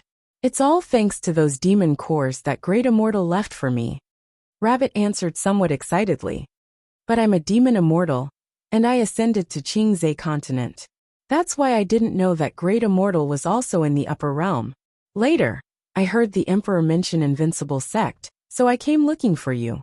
But I never saw Great Immortal. So that's how it was. Great Immortal. Rabbit blinked his red eyes hard. I came specially to thank you for giving me and the entire demon race a new lease of life. If Great Immortal hadn't taught them not to eat humans, they wouldn't have ascended to immortality so easily. Rabbit was the first demon immortal to ascend to immortality in the entire upper realm. You're very thoughtful. Lone Moon patted his shoulder. What a good rabbit. After so many years, it still remembered what happened back then. And the 10 Directions continent of the immortal realm was so big. It was not easy for it to find its way here. He is. Lone Moon looked up at the man beside Rabbit. He realized that he was only an earth immortal and a human cultivator. I'm Swordsmanship.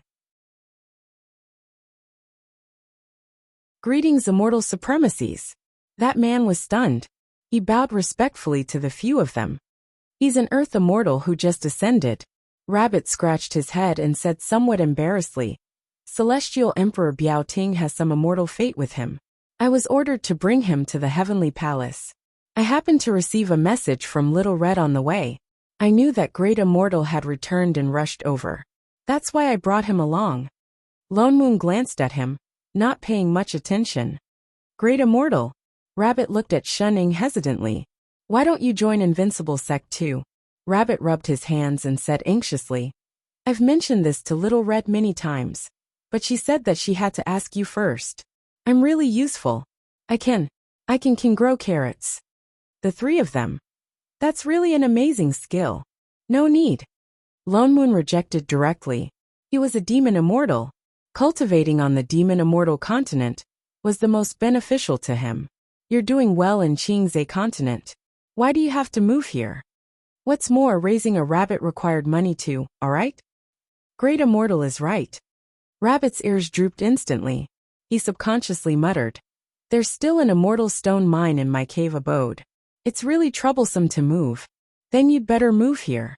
Move tomorrow. Lone Moon immediately changed his words. Rabbit. Xinying. I Ching. Why didn't you say you were a rabbit with immortal stones? 3.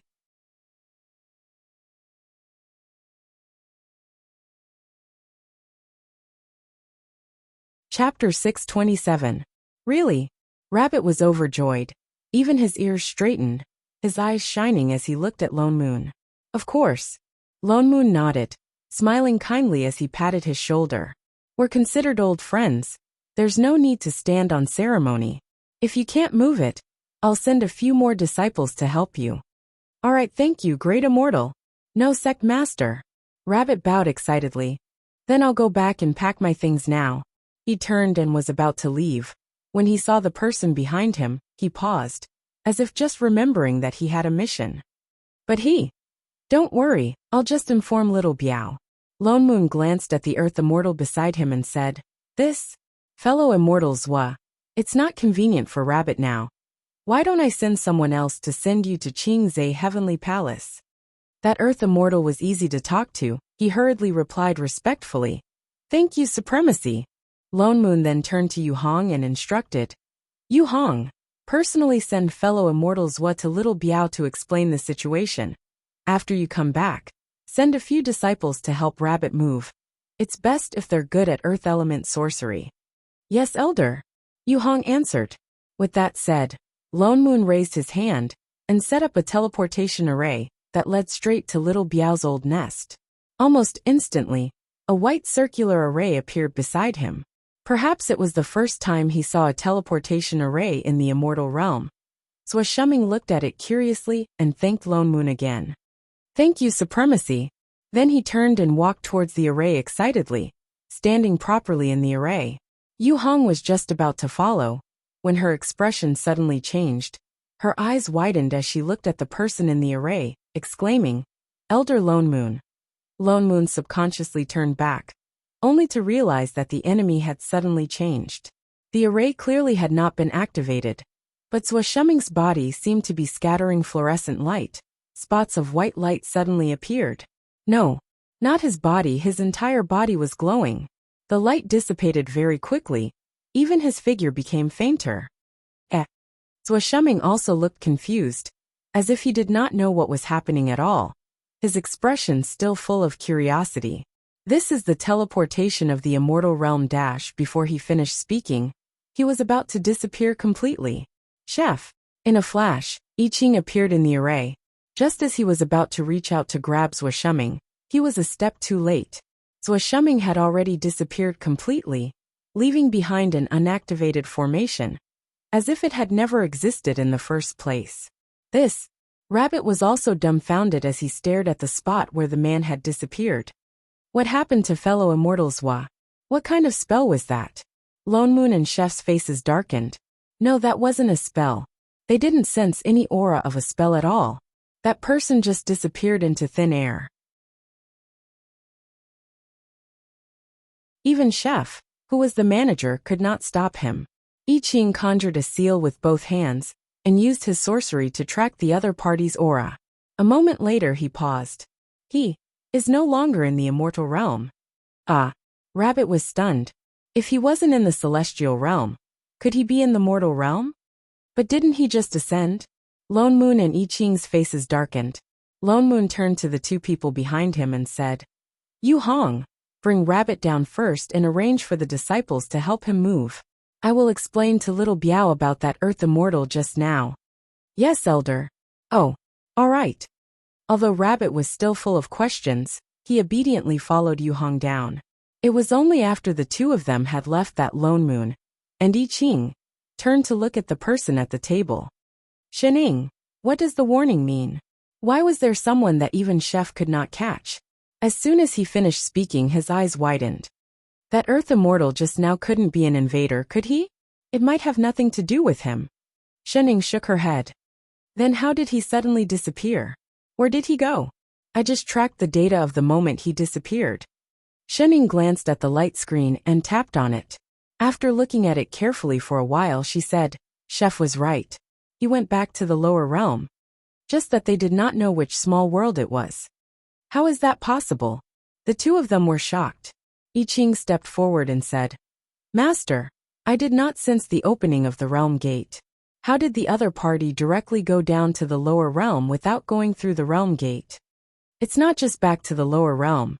Shening pointed at the data on the light screen and said, In that instant, all his data and attributes were reduced by more than 50%. Reduced data. Lone Moon paused and immediately reacted. You mean his cultivation has regressed? 50%. That meant that he had fallen from at least an Earth immortal back to the nascent soul stage. Yes, and it's within the normal range of his vital signs. That meant that he was not injured. Although the heavenly Tao would suppress part of one's cultivation in the lower realm, that was only suppression, not a direct drop. Apart from serious injuries, under what circumstances could a person's cultivation fall by half? Wait. Regressed. Lone Moon thought of something and turned to look at Shining. He rewound. There was such an example.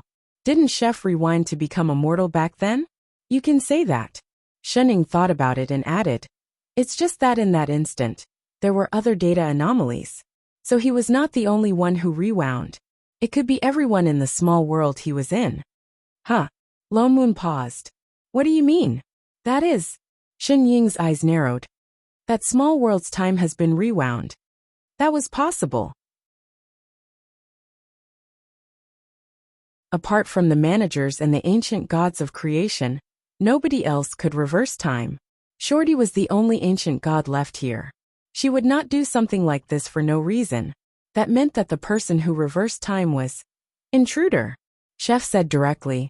Lone Moon instantly thought of the hole that suddenly appeared on the river of forgetfulness. He could not help but curse. Shit, it was still the intruder's fault after all. Master, I did not sense the intruder's aura. I Ching said in a low voice. If there was a creature from another world, he should have been the first to discover it. An intruder who can reverse time naturally would not be easily detected by you, Lone Moon said. Lone Moon said, didn't that invading manager also occupy the entire small world before he was discovered? It's already growing mushrooms. I Ching's frown deepened. But if that's the case, where are we going to find that intruder? If they could not sense it, then they could not find it. Why don't we ask little Biao? Shening suggested. The two of them paused and reacted immediately. Holy shit, they almost forgot about it. Zhua Shuming was summoned to the heavenly palace by little Biao. He must know which small world he came from. Lone Moon immediately took out a communication jade token and sent a bit of immortal chi into it. Instantly, the jade token flashed white, and a familiar figure floated out from it. Little Biao's voice sounded. Young Emperor Lone Moon, I wonder why you are looking for me. Exalted goddess. Before he could finish speaking, he saw Shening at the side. His entire body trembled. Hey little Biao. Shening greeted.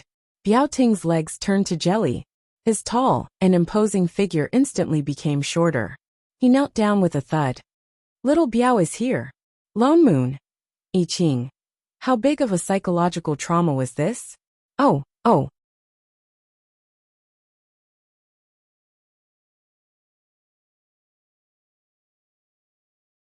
Chapter 628. Little Biao, we have something to ask you, Shining said. Yes, exalted goddess, no problem, exalted goddess. Little Biao sat down obediently and nodded furiously. Lone Moon's mouth twitched. Did you ask Rabbit to bring an immortal called Zhua Shuming back to the heavenly palace? Zhua Shuming? Rabbit? Little Biao looked confused. Who? He's an earth immortal who just ascended, Lone Moon explained. Just ascended? Little Biao paused. Then realization dawned on him. Oh, you mean the person Yu Shui went to fetch? His surname is Zhua. I guess he's not a demon immortal? Why, you don't know him? Lone Moon looked at him strangely. I don't. Little Biao shook his head. This is the first time I've heard of this name. Then you and him. Little Biao did not know that earth immortal. Why did he bring him to the heavenly palace? By right. An earth immortal should not have the right to enter the celestial emperor's heavenly palace. It's a long story. Little Biao turned to look at Shining.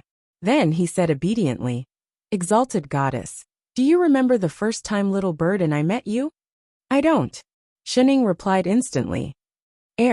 Don't hit me like that. It hurts. Little Biao's mouth twitched. Then he smiled awkwardly. Exalted goddess, little bird and I had some misunderstandings about the divine weapon. We lost control and fought all the way to the lower realm. We met exalted goddess when we crossed the realm gate. It was Exalted Goddess who asked us to send Lady Xiantong back to the sect. Do you remember? Oh, Shening nodded. She did not look like she remembered at all. And then, he obviously couldn't remember, right? That must be it, right? It was because of that battle that I realized I lost something when I returned to the immortal realm. Little Biao scratched his head in embarrassment. What did you lose? Lone Moon asked. It's a heart-protecting scale on my chest. Little Biao's eyes flashed. That scale has been imbued with my dermic powers for more than 10,000 years. It's considered a supreme-grade immortal weapon in the lower realm. A few days ago, I divined that this scale had been picked up by someone, and that person had already ascended to the upper realm. That's why I ordered Yu Shui to pick him up and take back that heart-protecting scale. It's just a piece of scale. Is there a need to go so far? Lone Moon frowned. Putting aside the fact that its beast body was already covered in scales, losing 1 or 2 pieces was not a big deal. Since it had already fallen off, was it really necessary to ask for it back? It's been thousands of years. Even if it's a heart-protecting scale, you should have grown it back by now, right? Yes, it has grown back. Little Biao's expression changed.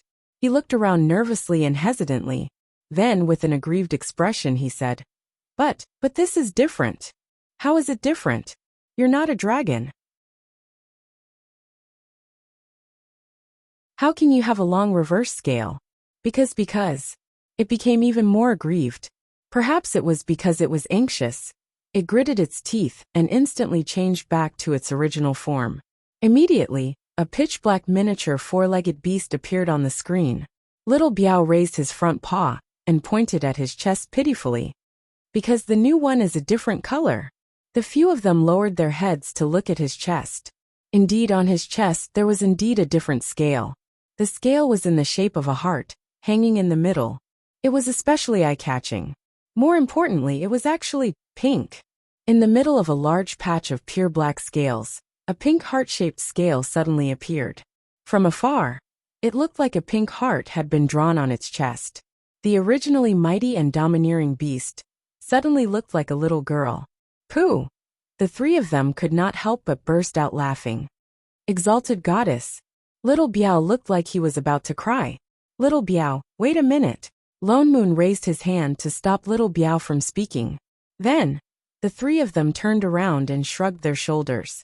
In less than a moment, 3 unbridled bursts of laughter resounded throughout the rear hall.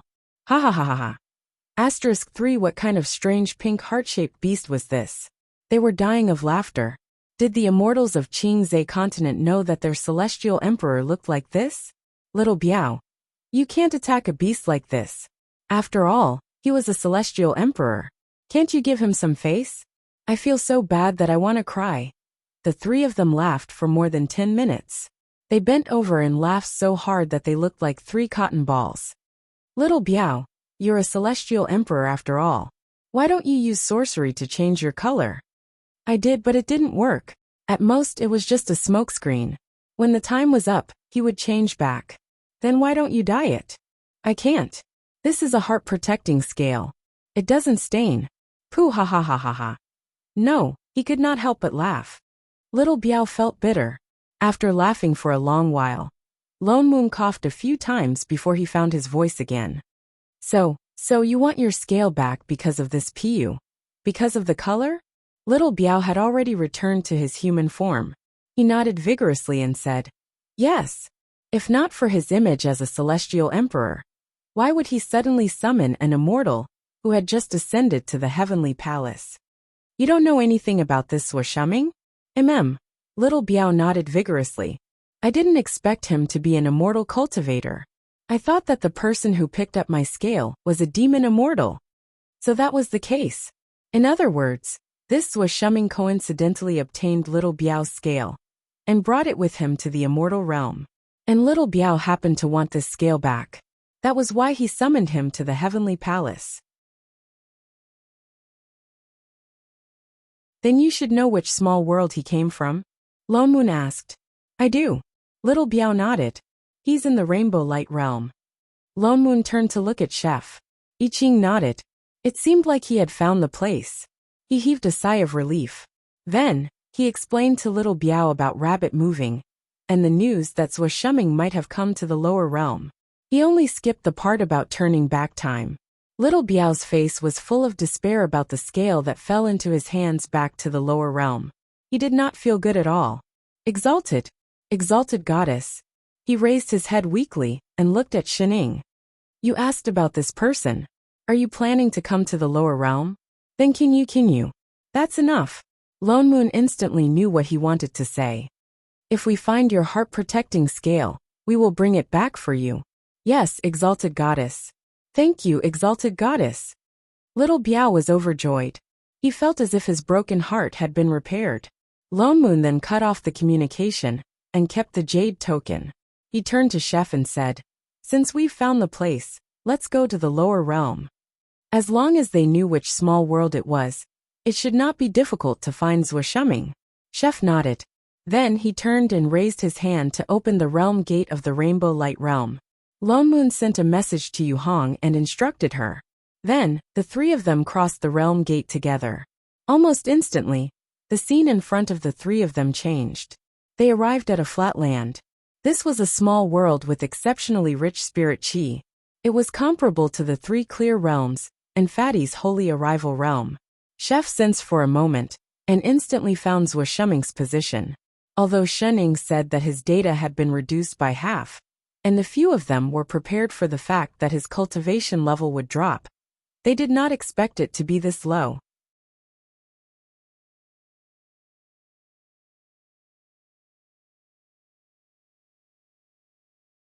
Chapter 629. The corner of Lone Moon's mouth twitched. Was this lowering? Was this reheating? He glanced at the crowd in front of him, who was looking at Swordsmanship curiously and excitedly. His face was still the same, except that it was a little immature. But his cultivation was not at the nascent soul stage, as they had guessed, but a chi refinement rookie. The place he was at looked like a disciple selection venue for an immortal sect, perhaps some powerful sect. When they found their way here, there were already many cultivators who had signed up. Most of them were at the 3rd or 4th level of chi refinement. Swordsmanship was one of them. His cultivation was slightly higher than the others, at the 7th level of chi refinement.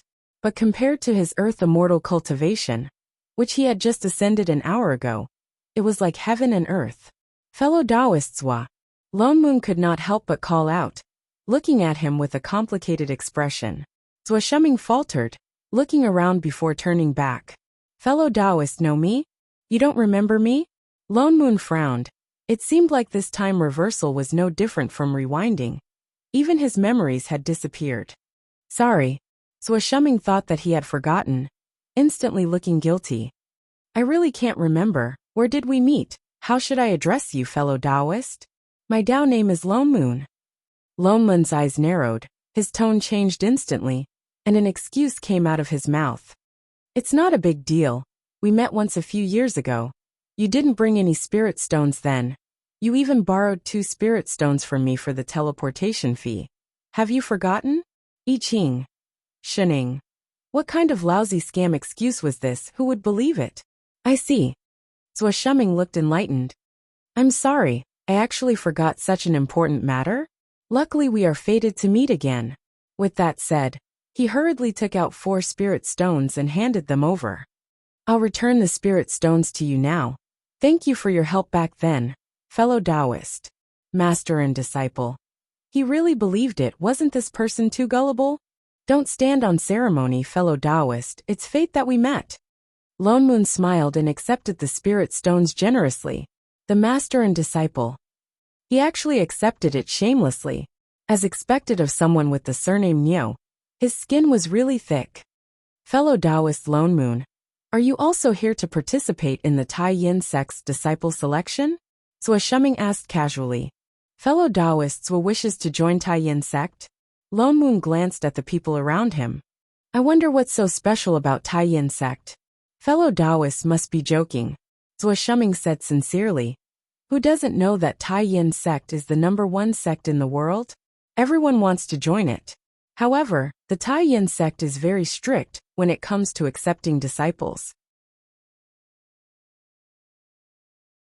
I've worked hard for a long time. and only dared to come here after I reached the 7th layer of Qi disciple. I see. Longmun nodded. Oh yes, I still don't know fellow Taoist Longmun's cultivation level. He could not tell Longmun's cultivation level, so it must be higher than his. Foundation establishment, Longmun said casually. Foundation establishment. He was startled. Fellow Taoist, you're already a foundation establishment cultivator. Then, why are you here for the selection? He hurriedly pointed to a courtyard not far away and said anxiously, Fellow Taoist, you must have come to the wrong place. That's where the foundation establishment cultivators are selected. Taiyin sect has always valued cultivation. Since you're already a foundation establishment cultivator, you'll definitely be able to join. Longmun glanced at the courtyard and cupped his fists. Thank you for the reminder, fellow Taoists. Fellow Taoist, you're too kind. Zhou Shuming smiled kindly. Who knows, we might even be fellow disciples in the future. Then I wish you success, fellow Taoist. Longmun replied politely. He did not stay for long. After exchanging a few more pleasantries, he took the 4 spirit stones he got for free and left with Chef and Shining. It was only when they reached the end of the street that Longmun asked, How is Chef? Does that Zhou Shuming have the aura of an invader? No. I Ching shook his head. I've just checked his body and soul. There's nothing out of the ordinary. Longmun's frown deepened. Could it be that this Zhou Shuming really had nothing to do with the invaders? Was he just an unlucky fellow who was dragged back to the mortal realm because of time reversal? Where's little Biao's scale? Shining suddenly asked. The two of them faltered. I Ching then thought of this and replied, Nothing. There's no trace of immortal qi on him. The scale is not on him. Which means to say, he probably hasn't encountered that opportunity. Longmun's expression darkened. He seemed to have thought of something. His brows furrowed again. Master, what should we do now? I Ching asked. Shining tilted her head and thought for a moment. A moment later she replied, Wait. Wait. Wait for what? The two of them exchanged a look. A moment later, Longmun's eyes brightened. You mean wait for the invader to appear on his own? Is he that dumb? Shining habitually took out a fruit and took a bite. There must be a reason why the invader spent so much effort to reverse time. Master, are you saying that he might be planning to change something? I Ching reacted. Shining nodded. He only reversed time in one small world. That proves that he doesn't have the ability to affect the entire plane. And that's Zhou 2 bucks. It's Zhou Shuming. The corner of Longmun's mouth twitched. Where did Zhou 2 bucks get this nickname from? 2 bucks spirit stones? Yes, he's already from the immortal realm. Shining continued. By right, the matters in the small world shouldn't affect him. He shouldn't have come to the lower realm either. But the invader purposely dragged him down to reverse time. Why do you think that is? The invader's goal might be related to Zhou Shuming. I Ching exclaimed. If that's the case, he'll definitely appear by his side. Then we just have to follow Zhou Shuming and we'll find the invader. Longmun also reacted. Holy shit, this logic was so lame. Indeed, the cheats didn't need to use their brains. Then now I Ching turned to look at Shining. Of course we join Taiyin sect first. It'll be easier for us to keep an eye on him. Longmun made the final decision. Let's go. Let's register. With that, he led the two of them into the courtyard, where Zhou Shuming mentioned the registration for Foundation Establishment disciples. He adjusted his cultivation level to the Foundation Establishment stage. Compared to the sea of people outside, the courtyard was much quieter. There were only a few people inside. Zhou Shuming was right. Everyone here was at the Foundation Establishment stage. 2 disciples dressed in blue uniforms were at the front of the registration. They were probably from Taiyin sect. Both of them were Qi refinement cultivators. They were very enthusiastic towards the people who came to register. They specially invited them to sit down. Then, they quickly went forward to register their names and other information. Then he tested his cultivation and spells, passed through a few simple formations, and tested his spiritual root and so on. Longmun and Chef were high-level cultivators to begin with. These tests were nothing to them. As for Shining, the 2 disciples didn't even see her. These tests were indeed easy for Foundation establishment cultivators. Not just them, everyone else in the courtyard passed without any pressure. By the time they were done, the selection of Qi refinement disciples had also come to an end. There were less than half of the cultivators in the courtyard. And Zhou Shuming, who was at the 7th stage of Qi refinement, also failed. Lone Moon, I Ching, Shening, Shit.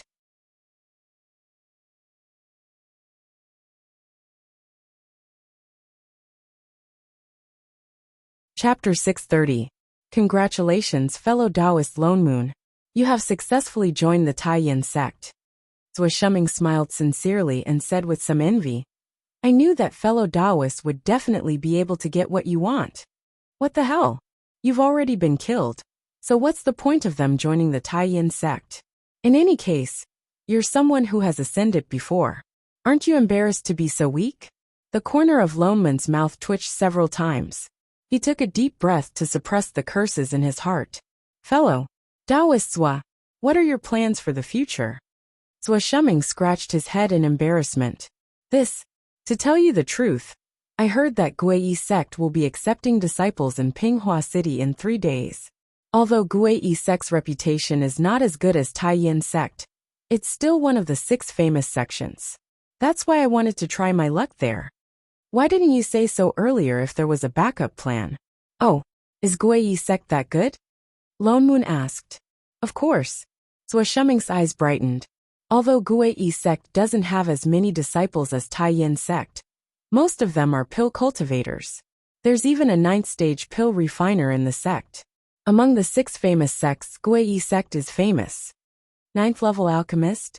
Lone Moon thought for a moment. Could he have been an alchemist in the past? That's right. The more he spoke, the more excited he became. The only level 9 alchemist in the entire Rainbow Light realm is in Guiyi sect. The other sects have to seek help from Guiyi sect if they want to refine high-grade elixirs of 9th grade and above. If that's the case, Guiyi sect is indeed a good choice. Of course, and their requirements for disciples are different from the Taiyin sect. They don't care about spirit roots. Disciples with different spirit roots can join as long as they pass the entrance test. That good? We'll go with you then. Then when? Zhou Shuming was stunned, his eyes widening in disbelief as he stared at him. It's decided. How do I get to Pinghua City? No, fellow Taoist. Haven't you already joined the Taiyin sect? It's our first time out, so we don't know the way. How about we go together? But there's no time to lose. Why don't we set off now? Oh right, I forgot to introduce you. He pointed to the 2 people beside him and said, These 2 are my companions. This is I Ching, a sword cultivator. As for the other one, it's not important. Zhou Shuming, Shening. Motherf ***. Zhou Shuming was a little confused. Even he did not understand why the 3 of them, who had clearly passed Taiyin sect's selection and had a bright future ahead of them, would mysteriously decide to follow him to Guiyi sect after a short conversation. He thought back to their conversation and reflected on what he had said that had caused them to change their minds and choose Guiyi sect over Taiyin sect. But no matter how he explained, the few of them seemed determined to join Guiyi sect. By the time they reacted, they were already on the way to Pinghua City. Zhou Shuming did not feel good at all. He looked at the 3 of them with guilt in his eyes, and looked like he wanted to commit suicide to atone for his sins. He didn't expect that a few casual words from him would have such an effect. Fellow Taoists, where do we go next? Lone Moon pointed at the intersection in front of them. Zhou Shuming looked at the 3 of them speechless. After a while he pointed to the left and said, Pinghua City is in the west. He then tried to persuade them for the umpteenth time. Fellow Taoist Lone Moon, do you really want to follow me to Guiyi sect? It's not too late to join Taiyin sect now. Don't do anything stupid. Then which sect do you want to join? Of course I have to go to Guiyi sect. He had already been rejected here. That's settled then. Let's go. Lone Moon headed to the left. What's wrong with that? What's wrong with that? This is an important matter for cultivation. Do you have to be so casual? Zhou Shuming looked like he was about to break down. Seeing that the three of them had no intention of changing their minds, he could only sigh and follow them. His whole person was like a frosted eggplant. As soon as he thought about how his three fellow Taoists might have their bright futures ruined because of a few words from him, he was almost drowning in guilt. Yet they acted as if nothing had happened. They followed him all the way to Gui sect. No matter how he tried to persuade them, they wouldn't listen. What's more, in order to match his cultivation level, they didn't choose to use sword kinesis. Instead, they followed him to the transportation array in the neighboring city. At that moment, he felt like a huge mountain of responsibility was pressing down on his head. He gritted his teeth. Forget it. If they really became fellow sect members in the future, he would protect them even if it cost him his life. They didn't put their trust in him in vain. Thus, Swordsmanship made a vow in his heart to protect the big boss. After the four of them left the city, they headed west.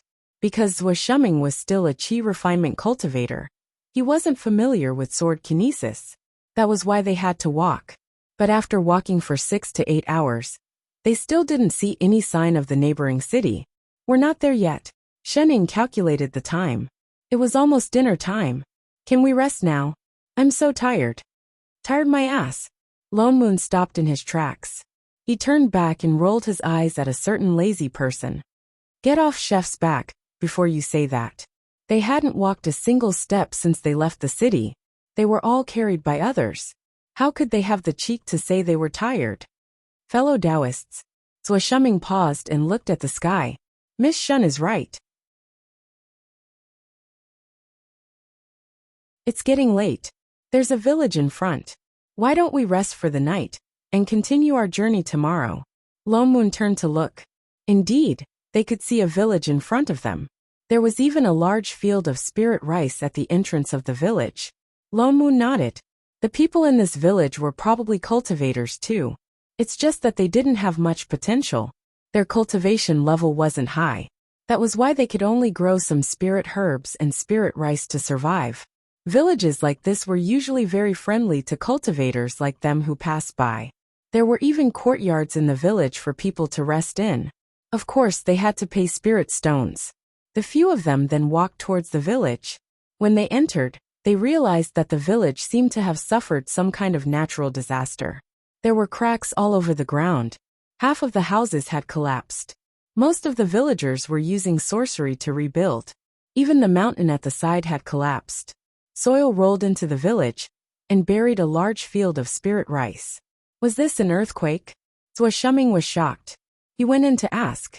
Indeed, there was an earthquake. Fortunately, the villagers were all cultivators. No one was injured. They directly rented a small courtyard at the entrance of the village. They planned to stay here for the night. Swordsmanship did not enter the house. Fellow Taoists, have a good rest. I have a few old acquaintances in this village. I want to visit them. He instructed them. With that, he directly entered the village. He seemed anxious to know about his friend's situation. However, he left for 4 hours. When they finished dinner, they didn't see him return.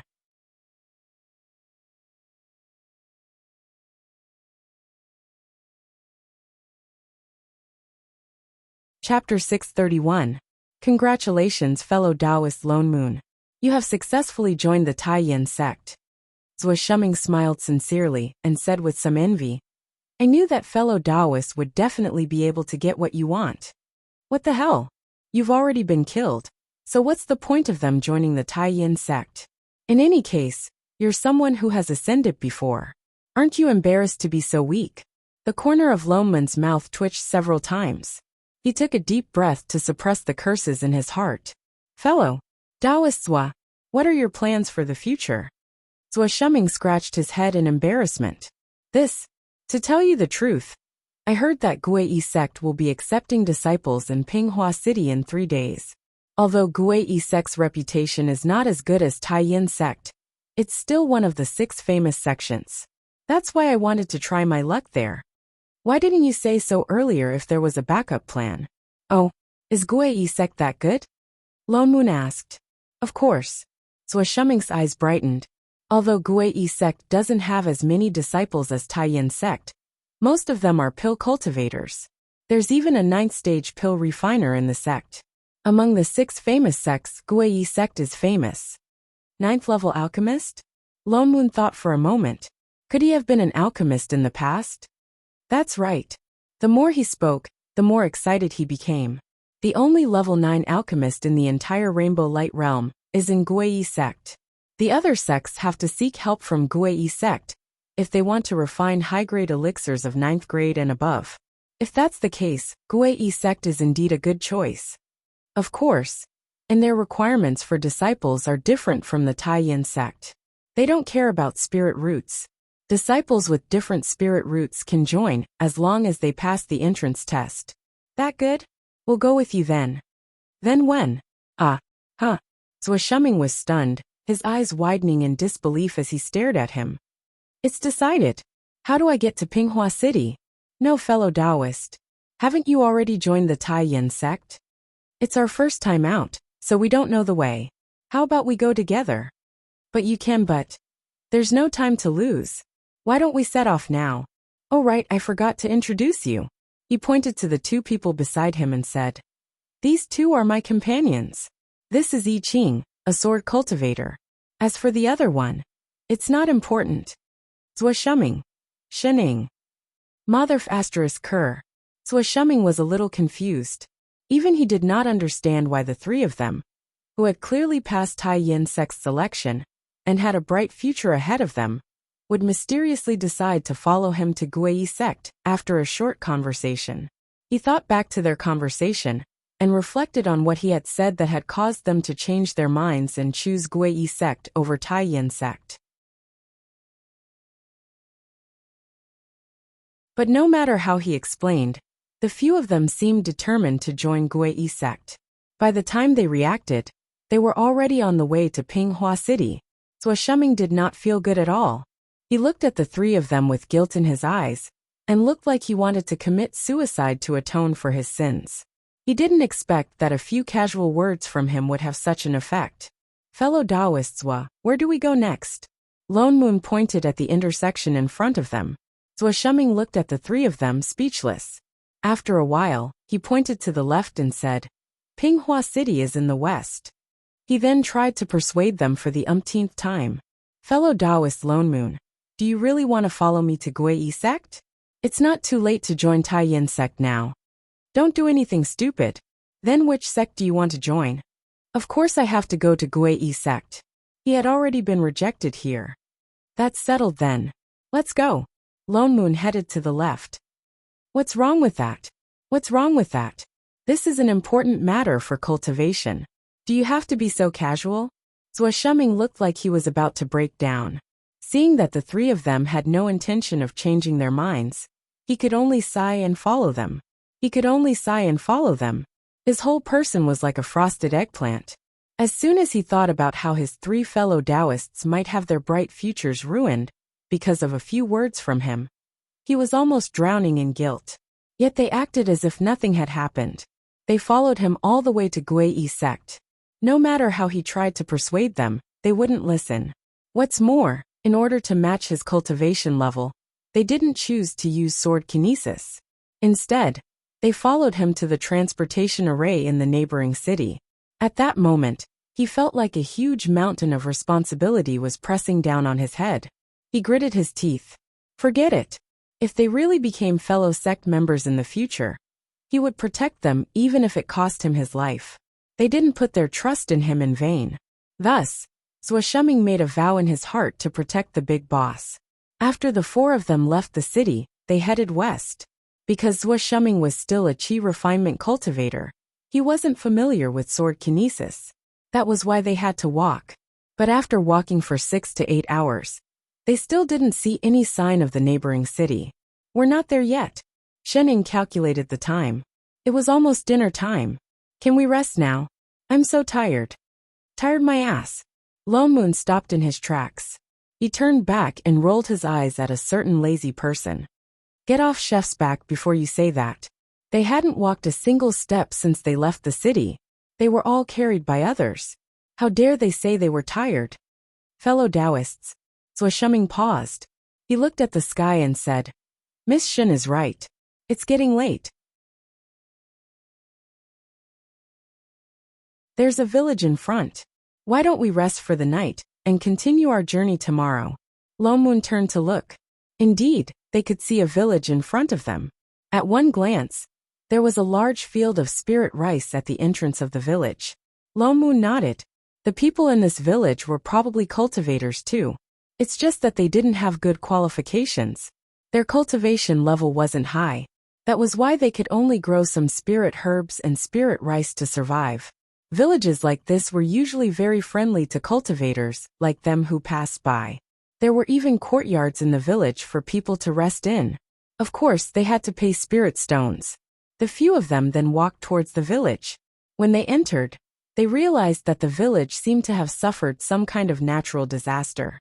There were cracks all over the ground. Half of the houses had collapsed. Most of the villagers were using sorcery to rebuild. Even the mountain at the side had collapsed. Soil rolled into the village and buried a large field of spirit rice. Was this an earthquake? Swordsmanship was shocked. He went in to ask. Indeed, there was an earthquake. Fortunately, the villagers were all cultivators. No one was injured. They directly rented a small courtyard at the entrance of the village. They planned to stay here for the night. Swordsmanship did not enter the house. Fellow Taoists, rest well. I have a few old acquaintances in this village. I want to visit them. He instructed them. With that, he directly entered the village. He seemed anxious to know about his friend's situation. However, he left for 4 hours. By the time they finished dinner, they didn't see him return.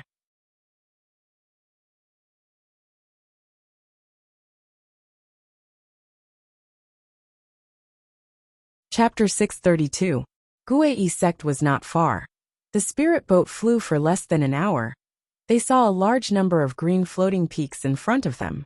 The spirit boat flew straight towards the highest peak in the middle and stopped on the square in front of the hall. The many new disciples on the boat were stirred. They all walked to the side to look. Even Swordsmanship could not help but look out curiously. There were already 4 to 5 disciples standing in front of the hall. There were men and women dressed in the same green robes.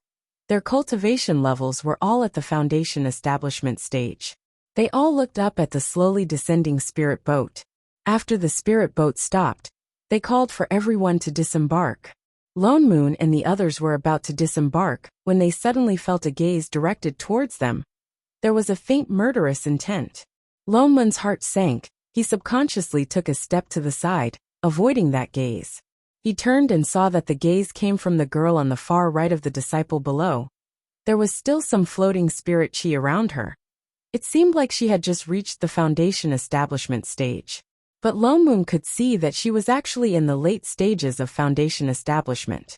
He just did not know what method she used to hide her cultivation. Looking closely, he realized that her gaze did not fall on them, but on Swordsmanship in front. There was some probing and evaluation in her gaze, as if she was looking at a commodity waiting to be evaluated, but the murderous intent from before had disappeared. Father Neo. I Ching obviously also noticed this person. He directly said in a low voice, "She is that person in the dense forest." Lone Moon was shocked. "Are you sure? This clearly looked like an ordinary cultivator." "Yes." I Ching nodded. "She saw us in the dense forest." Lone Moon reacted. "To avoid alerting the enemy, we hid." With that said, he directly pulled the 2 out of the crowd, raised his hand and set up a concealment array around them. The 3 figures instantly disappeared from the spirit boat. Everyone was in a hurry to disembark, so no one noticed that they disappeared. Fellow Taoist Lone Moon, let's disembark too. Where are they? Swordsmanship turned and was just about to call them to disembark together, but found that there was no one behind him. The 3 people who were just behind him had disappeared. He looked anxious, subconsciously looking for them. "Hey, what are you waiting for? We have arrived at the sect, quickly disembark." The disciple controlling the spirit boat saw that he did not disembark and urged. "No, senior brother, I came with 3 friends. There's no one left on the ship," the disciple replied. "I think they've already gone down." Swordsmanship then got off the boat with a confused look on his face. He kept searching in the crowd, but could not find anyone. And the woman below kept looking in Swordsmanship's direction. "Chef, is this really the intruder from that day?" The invisible lone moon scrutinized the woman on the right. She doesn't look any different. I don't know either. I Ching's frown deepened. It wasn't just different. As a manager, he could even sense that the soul in the other party's body originated from the source of this world. There was nothing out of place at all. But this was indeed the intruder who had escaped that night. Master, look. The two of them turned to look at Xining. Let's compare the data. She immediately clicked on a light screen, and a series of data flashed across it. In less than a moment, it had already stopped. Xining tilted her head. What is it? Lone Moon asked. Did you find out? She is indeed from this plane. But there's something else mixed in her body. Something else? What did she mean? I Ching faltered. As if recalling something, he directly activated some of his source power and looked again. Instantly his eyes widened. Her soul. What is it? What did you see? Lone Moon asked. I Ching glanced at him and activated a sliver of his source power to sweep it in front of his eyes. Holy shit! He almost cried out in shock. The source power allowed them to directly see through the physical body and see the other party's soul. He saw that in the middle of the woman's originally transparent soul body, there was suddenly a layer of black. Her entire soul body looked like expired bread that was starting to mold from the middle. It was extremely strange. Possession.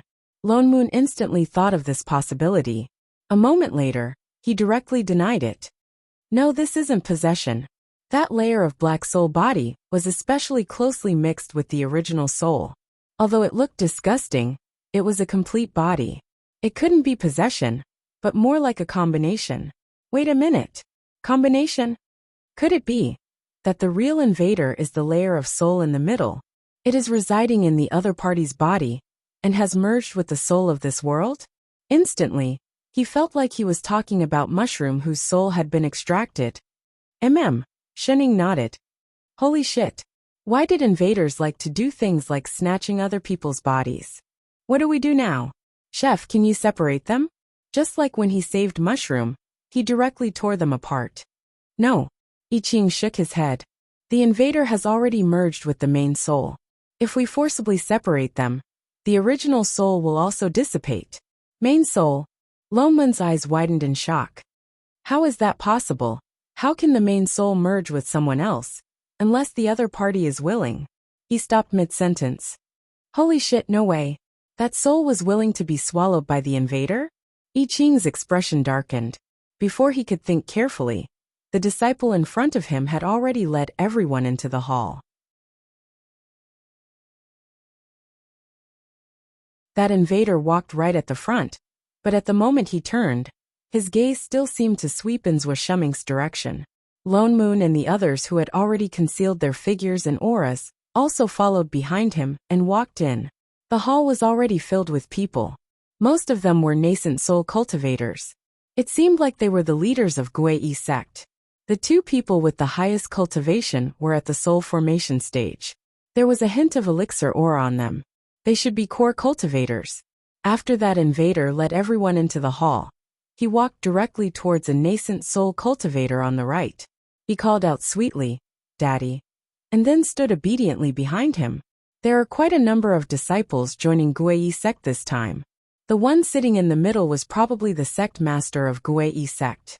He glanced at the hundreds of new disciples in the hall, then smiled at everyone in the hall and said, "Elders, do you have anyone you like to take in as a disciple?" The nascent soul cultivators in the hall then stood up one by one and started to choose disciples. Almost everyone picked a few people, although they were all disciples of Gui sect.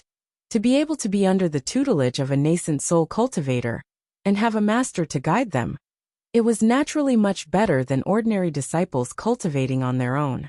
So the people who were chosen were naturally pleasantly surprised. After bowing, they stood behind the nascent soul cultivators. In less than an hour, the number of disciples in the hall was reduced by a quarter. Lone Moon looked carefully and realized that the invader's gaze had been fixed on Swordsmanship from the start. His gaze was full of probing. It seemed like their previous guess was right. This invader's motive was related to Swordsmanship, but for some reason, the other party did not make a move. It was as if he was waiting for something. Swordsmanship, however, did not notice anything. He took the time to look at the people around him from time to time, looking anxious to find someone.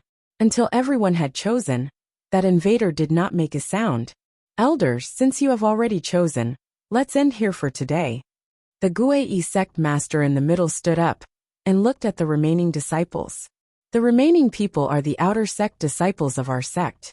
You may leave. The sect master was about to wave his hand when the soul formation cultivator on the left suddenly spoke. Wait!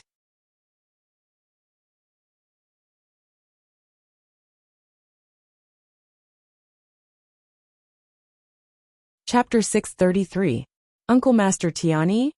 The sect master faltered, turning around respectfully and cupping his fists. My Danxia mountain is lacking a disciple to look after the spirit herbs, let's pick one. That soul formation cultivator said casually, his gaze sweeping across the new disciples in the hall, finally landing on Swordsmanship, who was at the 7th level of Qi refinement, pointing. Him. All the disciples faltered, looking at Swordsmanship enviously. Although he was only looking after the spirit herbs, and not an official disciple, he was the soul formation supremacy with the highest cultivation in Guei sect. Just a single word of guidance was already extremely beneficial to him. Lone Moon couldn't help but take a look at Swordsmanship. He was just about to sigh. Although this kid was naive and sweet, his luck was indeed not bad, as expected of someone who could ascend. In the next moment, a strange electronic voice suddenly sounded. Ding! Mission! Destroy the male lead's opportunity to enter Danxia Mountain. Stop the male lead from ascending. Help the host's wish to avenge. Go host. Quickly transmigrate. System 001 has high hopes for you. Don't worry 001. I've already transmigrated to so many worlds, I know. A scumbag like Swordsmanship. Even if there is no mission, I will also avenge the host. Shening. I Ching. Lone Moon. What the hell was this sudden sound? Did they forget about Guangong's broadcast? Instantly, he somewhat understood how Shening felt when she met Feng Ying. This broadcast was really F***king loud. But it seemed like other than the three of them, no one else could hear it at all. Grandmaster Tiani, is there anything special about this disciple? That invader suddenly spoke, looking up at the soul formation core cultivator with a naive expression. To actually make you personally ask to bring him to Danxia Mountain. Little E, don't be rude in front of Uncle Master. The moment she spoke, the nascent soul cultivator beside her immediately chided. It's all right. That soul formation core cultivator called Tiani glanced at her, not angry. Instead he spoke in a good mood. It's not that there's anything special about this disciple. It's just that I need a disciple to look after the spirit herbs. There's no requirement for cultivation. Anyone is fine. He's the highest cultivation among this group of Qi refinement disciples, so I chose him. Grandmaster, what you're saying is wrong. The invader blinked and pouted, acting even more innocent. You are a soul formation supremacy of our Guei sect. Which of the senior brothers on Danxia Mountain wasn't an outstanding talent? Even if it was just a guardian spirit herb, it was still a great opportunity for the disciples of the sect. I feel that Grandmaster should also choose someone with good aptitude. Only in this way will the reputation of Danxia Mount not be tarnished. The soul formation core cultivator's smile became even more amiable. He looked at the girl with a doting gaze. Then in Little Ear's opinion, what kind of person should I choose? I think he's not bad. She pointed to a disciple besides Swordsmanship and said, I've just seen the name list. He has dual spirit roots of water and wood. He's most suitable to look after spirit herbs. Tiani glanced at the disciple and did not pay much attention. He nodded and said, all right, let's change it to him then. The disciple was overjoyed. He quickly walked out and cupped his fists. Thank you, Venerable One. Supremacy. Tiani nodded. A hint of smugness flashed across the invader's eyes. For a moment, the other disciples in the hall looked at Swordsmanship with sympathy. Yet his expression was as usual. He did not feel dejected from losing a great opportunity. His gaze still swept across the crowd from time to time, as if searching for something. Seeing that there were not many mistakes, the sect master then instructed the disciples to bring everyone to the outer sect. The remaining people then walked out with a look of disappointment. They all looked very downcast as they followed behind the senior brother, who led the team listlessly. Except for Swordsmanship. He seemed to be anxious. He had not gone far when he could not help but pull the person beside him and start asking questions. Fellow Taoist, have you seen my companions? They boarded the ship with me. Where are the other 3? No. Senior brother, have you seen my friends? There are 3. One is called Lone Moon, another is called I Ching, and there's a lady with the surname Shin. Never heard of them. Big brother, my 3 friends are missing. They boarded the ship with me just now. They are Foundation Establishment cultivators. Have you seen them? Nope. This? The more Swordsmanship asked, the more anxious he became. Even the disciple leading the way sensed it and walked back. What's the commotion behind? Seeing that it was Swordsmanship, a trace of sympathy flashed across his eyes. What happened? Senior brother. Swordsmanship hurried forward, looking even more anxious. My friends are missing. They passed the test with me. That's impossible. When we disembarked just now, we counted the number of people. That person frowned and asked for their names. He took out the name list and flipped it to the end. After a while, he looked up and glanced at him. His gaze was even more sympathetic. The 3 people you mentioned are not on the name list. How is that possible? Swordsmanship was completely stunned. They had clearly chatted on the ship just now. All right. Let's continue. That disciple looked at him sympathetically again. Could it be that he was so upset that he went crazy because he did not enter Danxia Mountain? He sighed and turned to continue leading the way. Sigh. How pitiful. Swordsmanship then followed with a dazed expression.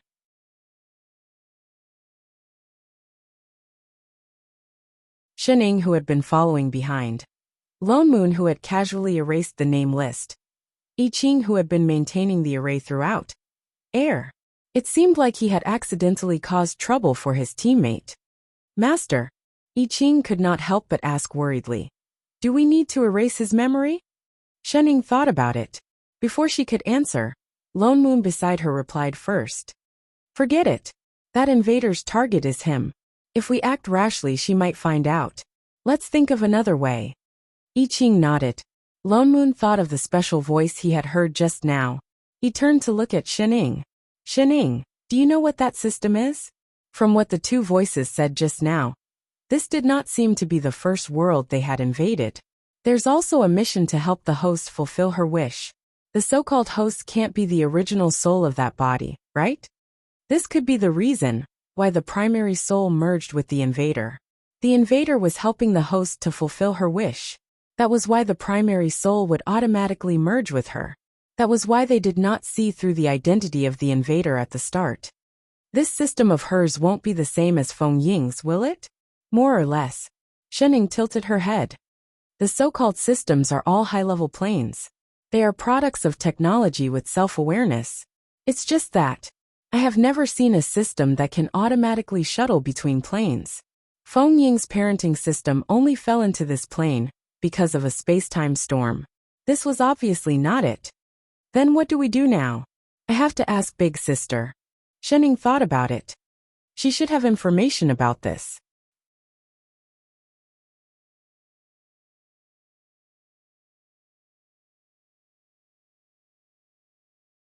Chapter 634. A system that can traverse planes? Jing's eyes darkened. She thought about it for a while before answering. I have indeed seen a system with such a function, but it's a bit of an exaggeration to say that they traverse planes. At most, they only project a portion of the soul over. Project. Lone Moon faltered. What do you mean? They actually do not have the ability to forcibly traverse planes. Jing said in a low voice. So they will find some consciousness in the chaos that has not been completely swallowed to reside. Then from the chaos, they will sense the plane's original source that is similar to the host. They will capture a portion of the consciousness and project it into the plane to steal other plane's original source. Their goal is the plane's original source? You can say that. Jing continued. But their power is too weak. The amount of original source that they can steal is very limited. It's not even the amount of a complete soul. And because it is an illegal invasion, This thing is very easy to be discovered by the rules. So it is very difficult to take away that tiny bit of original source. Unless the soul is willing, Lone Moon blurted out. It wants to take away the main soul of the person who has possessed it. Which means that there are actually 3 parts in that body now.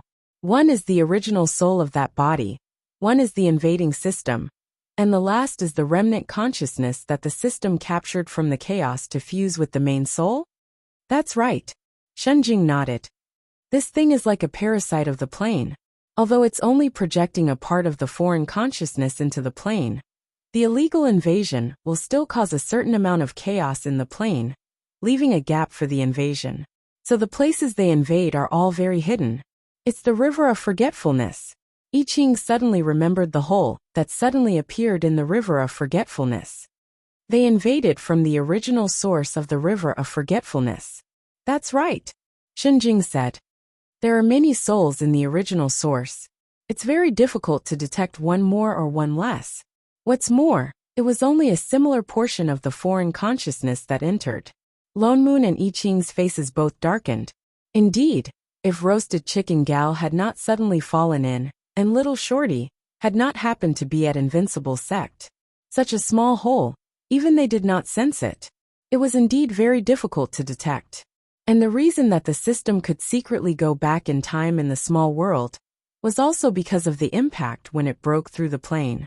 If Rabbit had not coincidentally gone to fetch Swishumming, they would not have noticed what happened in the lower realm. Then how do we solve it? Shenning suddenly asked. Of course, before it fuses with the souls of this plane, we'll just crush it to death, Shenjing said matter-of-factly. If we don't smack this parasite to death, are we going to keep it alive for the new year? The 3 of them. Seems like it's too late. Don't tell me you've already fused with it and parasitized living beings? A look of surprise flashed across Shenjing's face. Sister Jing, we were just a little late. The corner of Lone Moon's mouth twitched, and he smiled awkwardly. Is there any other way? The disdain on Shenjing's face deepened. She snorted coldly and said, You call yourselves managers? Is the world's consciousness blind? The 3 of them. Please don't stab me in the back. Not everyone is a cheat. There's no other way. She gave each of them a look that said, You're done for, and continued. Either you destroy the soul together with the parasite and the foreign consciousness. Either you wait for the host to completely gain the recognition of the host's soul, then leave the host's body, and escape with the host's main soul to the next plane. Leave the host's body. Shenning suddenly raised her head and looked at the light screen in front of her. Sister, you mean to say that the host will separate itself from the host's soul when it escapes this plane? Shenjing turned back to look at her. The disdain in her eyes faded a little. That's right. But since it has already decided to leave, it must be fully prepared. You only have that moment to grab it. Lone Moon and I Ching's faces lit up, and they heaved a sigh of relief at the same time. It was good that they could leave. Actually, the troublesome thing was that system. They had too little information about it, and they had no idea what tricks it had up its sleeves.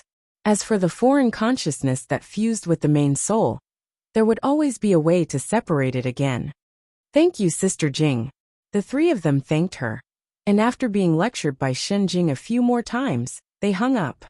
Master, what should we do now? I Ching turned to look at Shenning. Wait for the invader to leave this plane on its own? Shenning nodded and said, We can speed it up a little. What do you mean? Lone Moon interrupted. How to speed it up? Doesn't that system have a mission? She habitually took out a fruit and reminded them. The 2 of them faltered for a moment and recalled the system's public broadcast. It seemed to have given the consciousness. It brought a mission to find Swishumming for revenge. Wasn't this mission issued by the invader to get the original owner's consent, so that it would be easier to extract the main soul? It was an illegal invasion. Only the main soul could be taken away if it was willing. This mission was a transaction. He thought of something and frowned again. Don't tell me you want to help the invader to deal with 2 bucks swa, and then let it leave as soon as possible, so that you can catch it? I Ching subconsciously frowned. He was obviously unwilling to do so as well. Putting aside the fact that Swordsmanship was not a bad person, from their standpoint, they did not want to turn around and push the invader. Shenning took a bite of the fruit and looked up at the two of them before asking, "Why should we help it? Can't we just destroy it?" "Nonsense," Lone Moon retorted subconsciously. "If it does not fulfill the original owner's wish, the main soul will definitely not be willing to leave with it. The invader will naturally not leave." He suddenly stopped mid-sentence. As if thinking of something, his eyes widened abruptly. "You mean to stop its mission and let them fight amongst themselves? The more the main soul cannot get what it wants, the more it will not be willing to leave with the invader." I Ching also reacted. "By then, the main soul will naturally automatically resist the foreign consciousness and the system. Perhaps we don't need to do anything, and they can separate." "That's not for sure." Lone Moon shook his head and said in a low voice, "That system can find such a loophole to come and proves that it knows very well that it cannot stay in the plane for too long, in order to avoid being detected by the rules and managers. So if it finds out that it cannot get the main soul's approval no matter what, it will choose to leave the plane prematurely." I Ching's expression was delighted. Lone Moon also heaved a sigh of relief. "All right, let's do that." Compared to helping the invader complete its mission, it was better to take the initiative to slap its face. Speaking of which, Lone Moon thought of something. That silly $2 Swa. What did he do to the other party before he ascended? To make that soul willing to sell the main soul to the invader, just to seek revenge on him. By right, someone who could ascend to immortality and not be struck to death by tribulation lightning shouldn't be a very evil person. I Ching faltered and directly pinched his fingers to calculate. After a while he said, "She was killed by Swordsmanship in her previous life." "What? Holy shit, there really was a feud." Lone Moon subconsciously calculated as well. After a while his expression darkened again. It was true that that person died in Swordsmanship's hands in her previous life, but the number of lives she killed was even more uncountable. There were even her blood relatives, including all the disciples of Guiyi sect.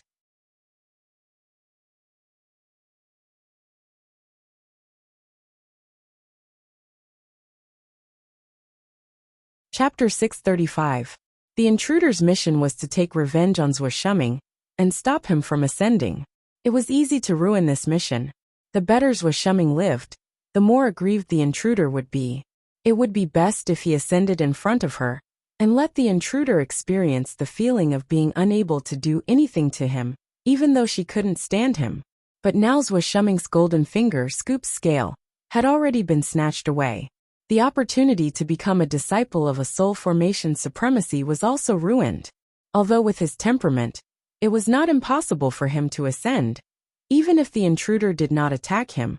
Compared to his previous life, it would be much slower for him to ascend. So the best way was for them to join Guiyi sect and interfere secretly. On one hand, they could keep an eye on the intruder, and on the other hand, they could slap the intruder in the face. But here came the problem. That day in the dense forest, that intruder had already seen me and Chef, Lone Moon said. Lone Moon frowned and said, "If we join Guiyi sect just like that, we might inadvertently alert the system. That would not be good." They left in a hurry that day, and did not hide themselves. It was indeed very likely that they would be recognized. "That's not difficult," I Ching said in a low voice. "Just create an illusion or change your appearance." "No." Lone Moon shook his head. "Illusion and illusion spells are convenient, but it's hard to guarantee that the other party won't recognize us. Don't forget that that is an intruder. Who knows what tricks he has? They could even escape from Chef that day. Then what do you think we should do?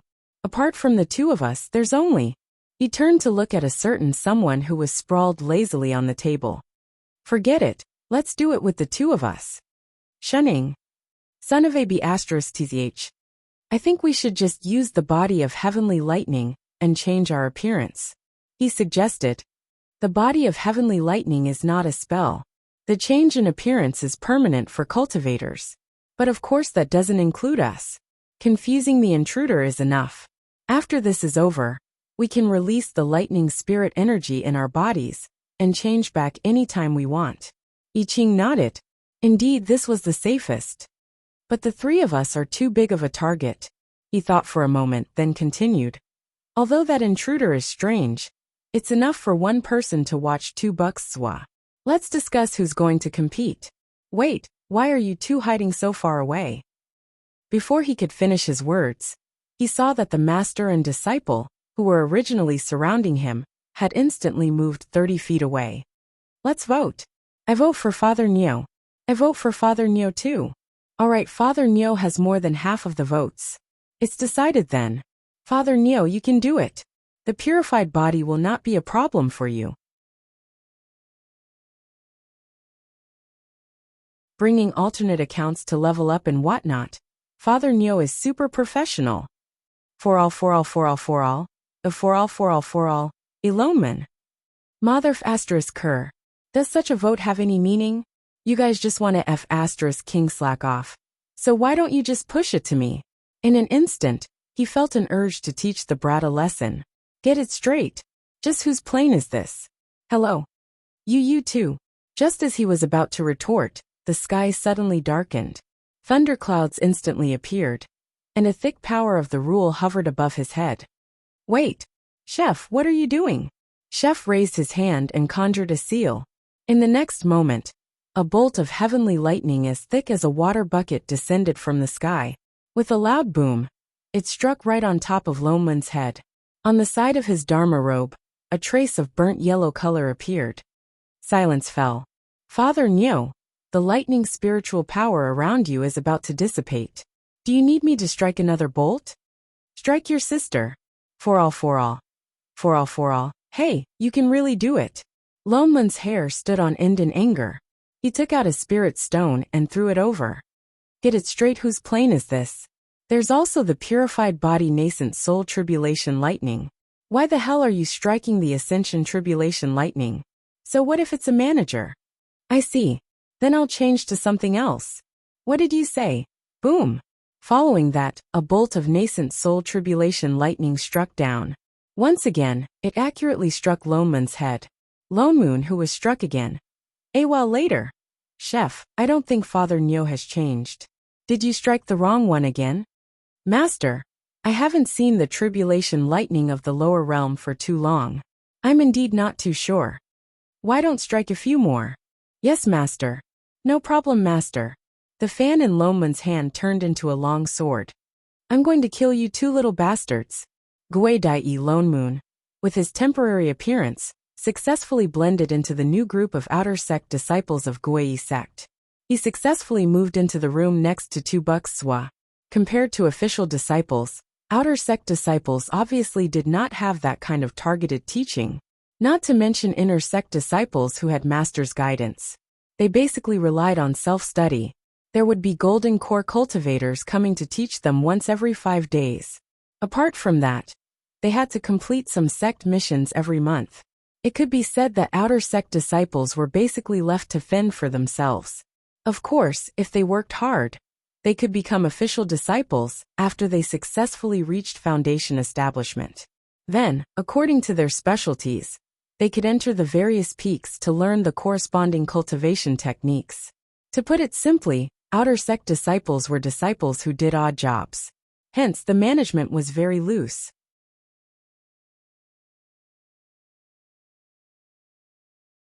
Lone Moon had no choice but to suppress his cultivation level to Qi refinement level 6.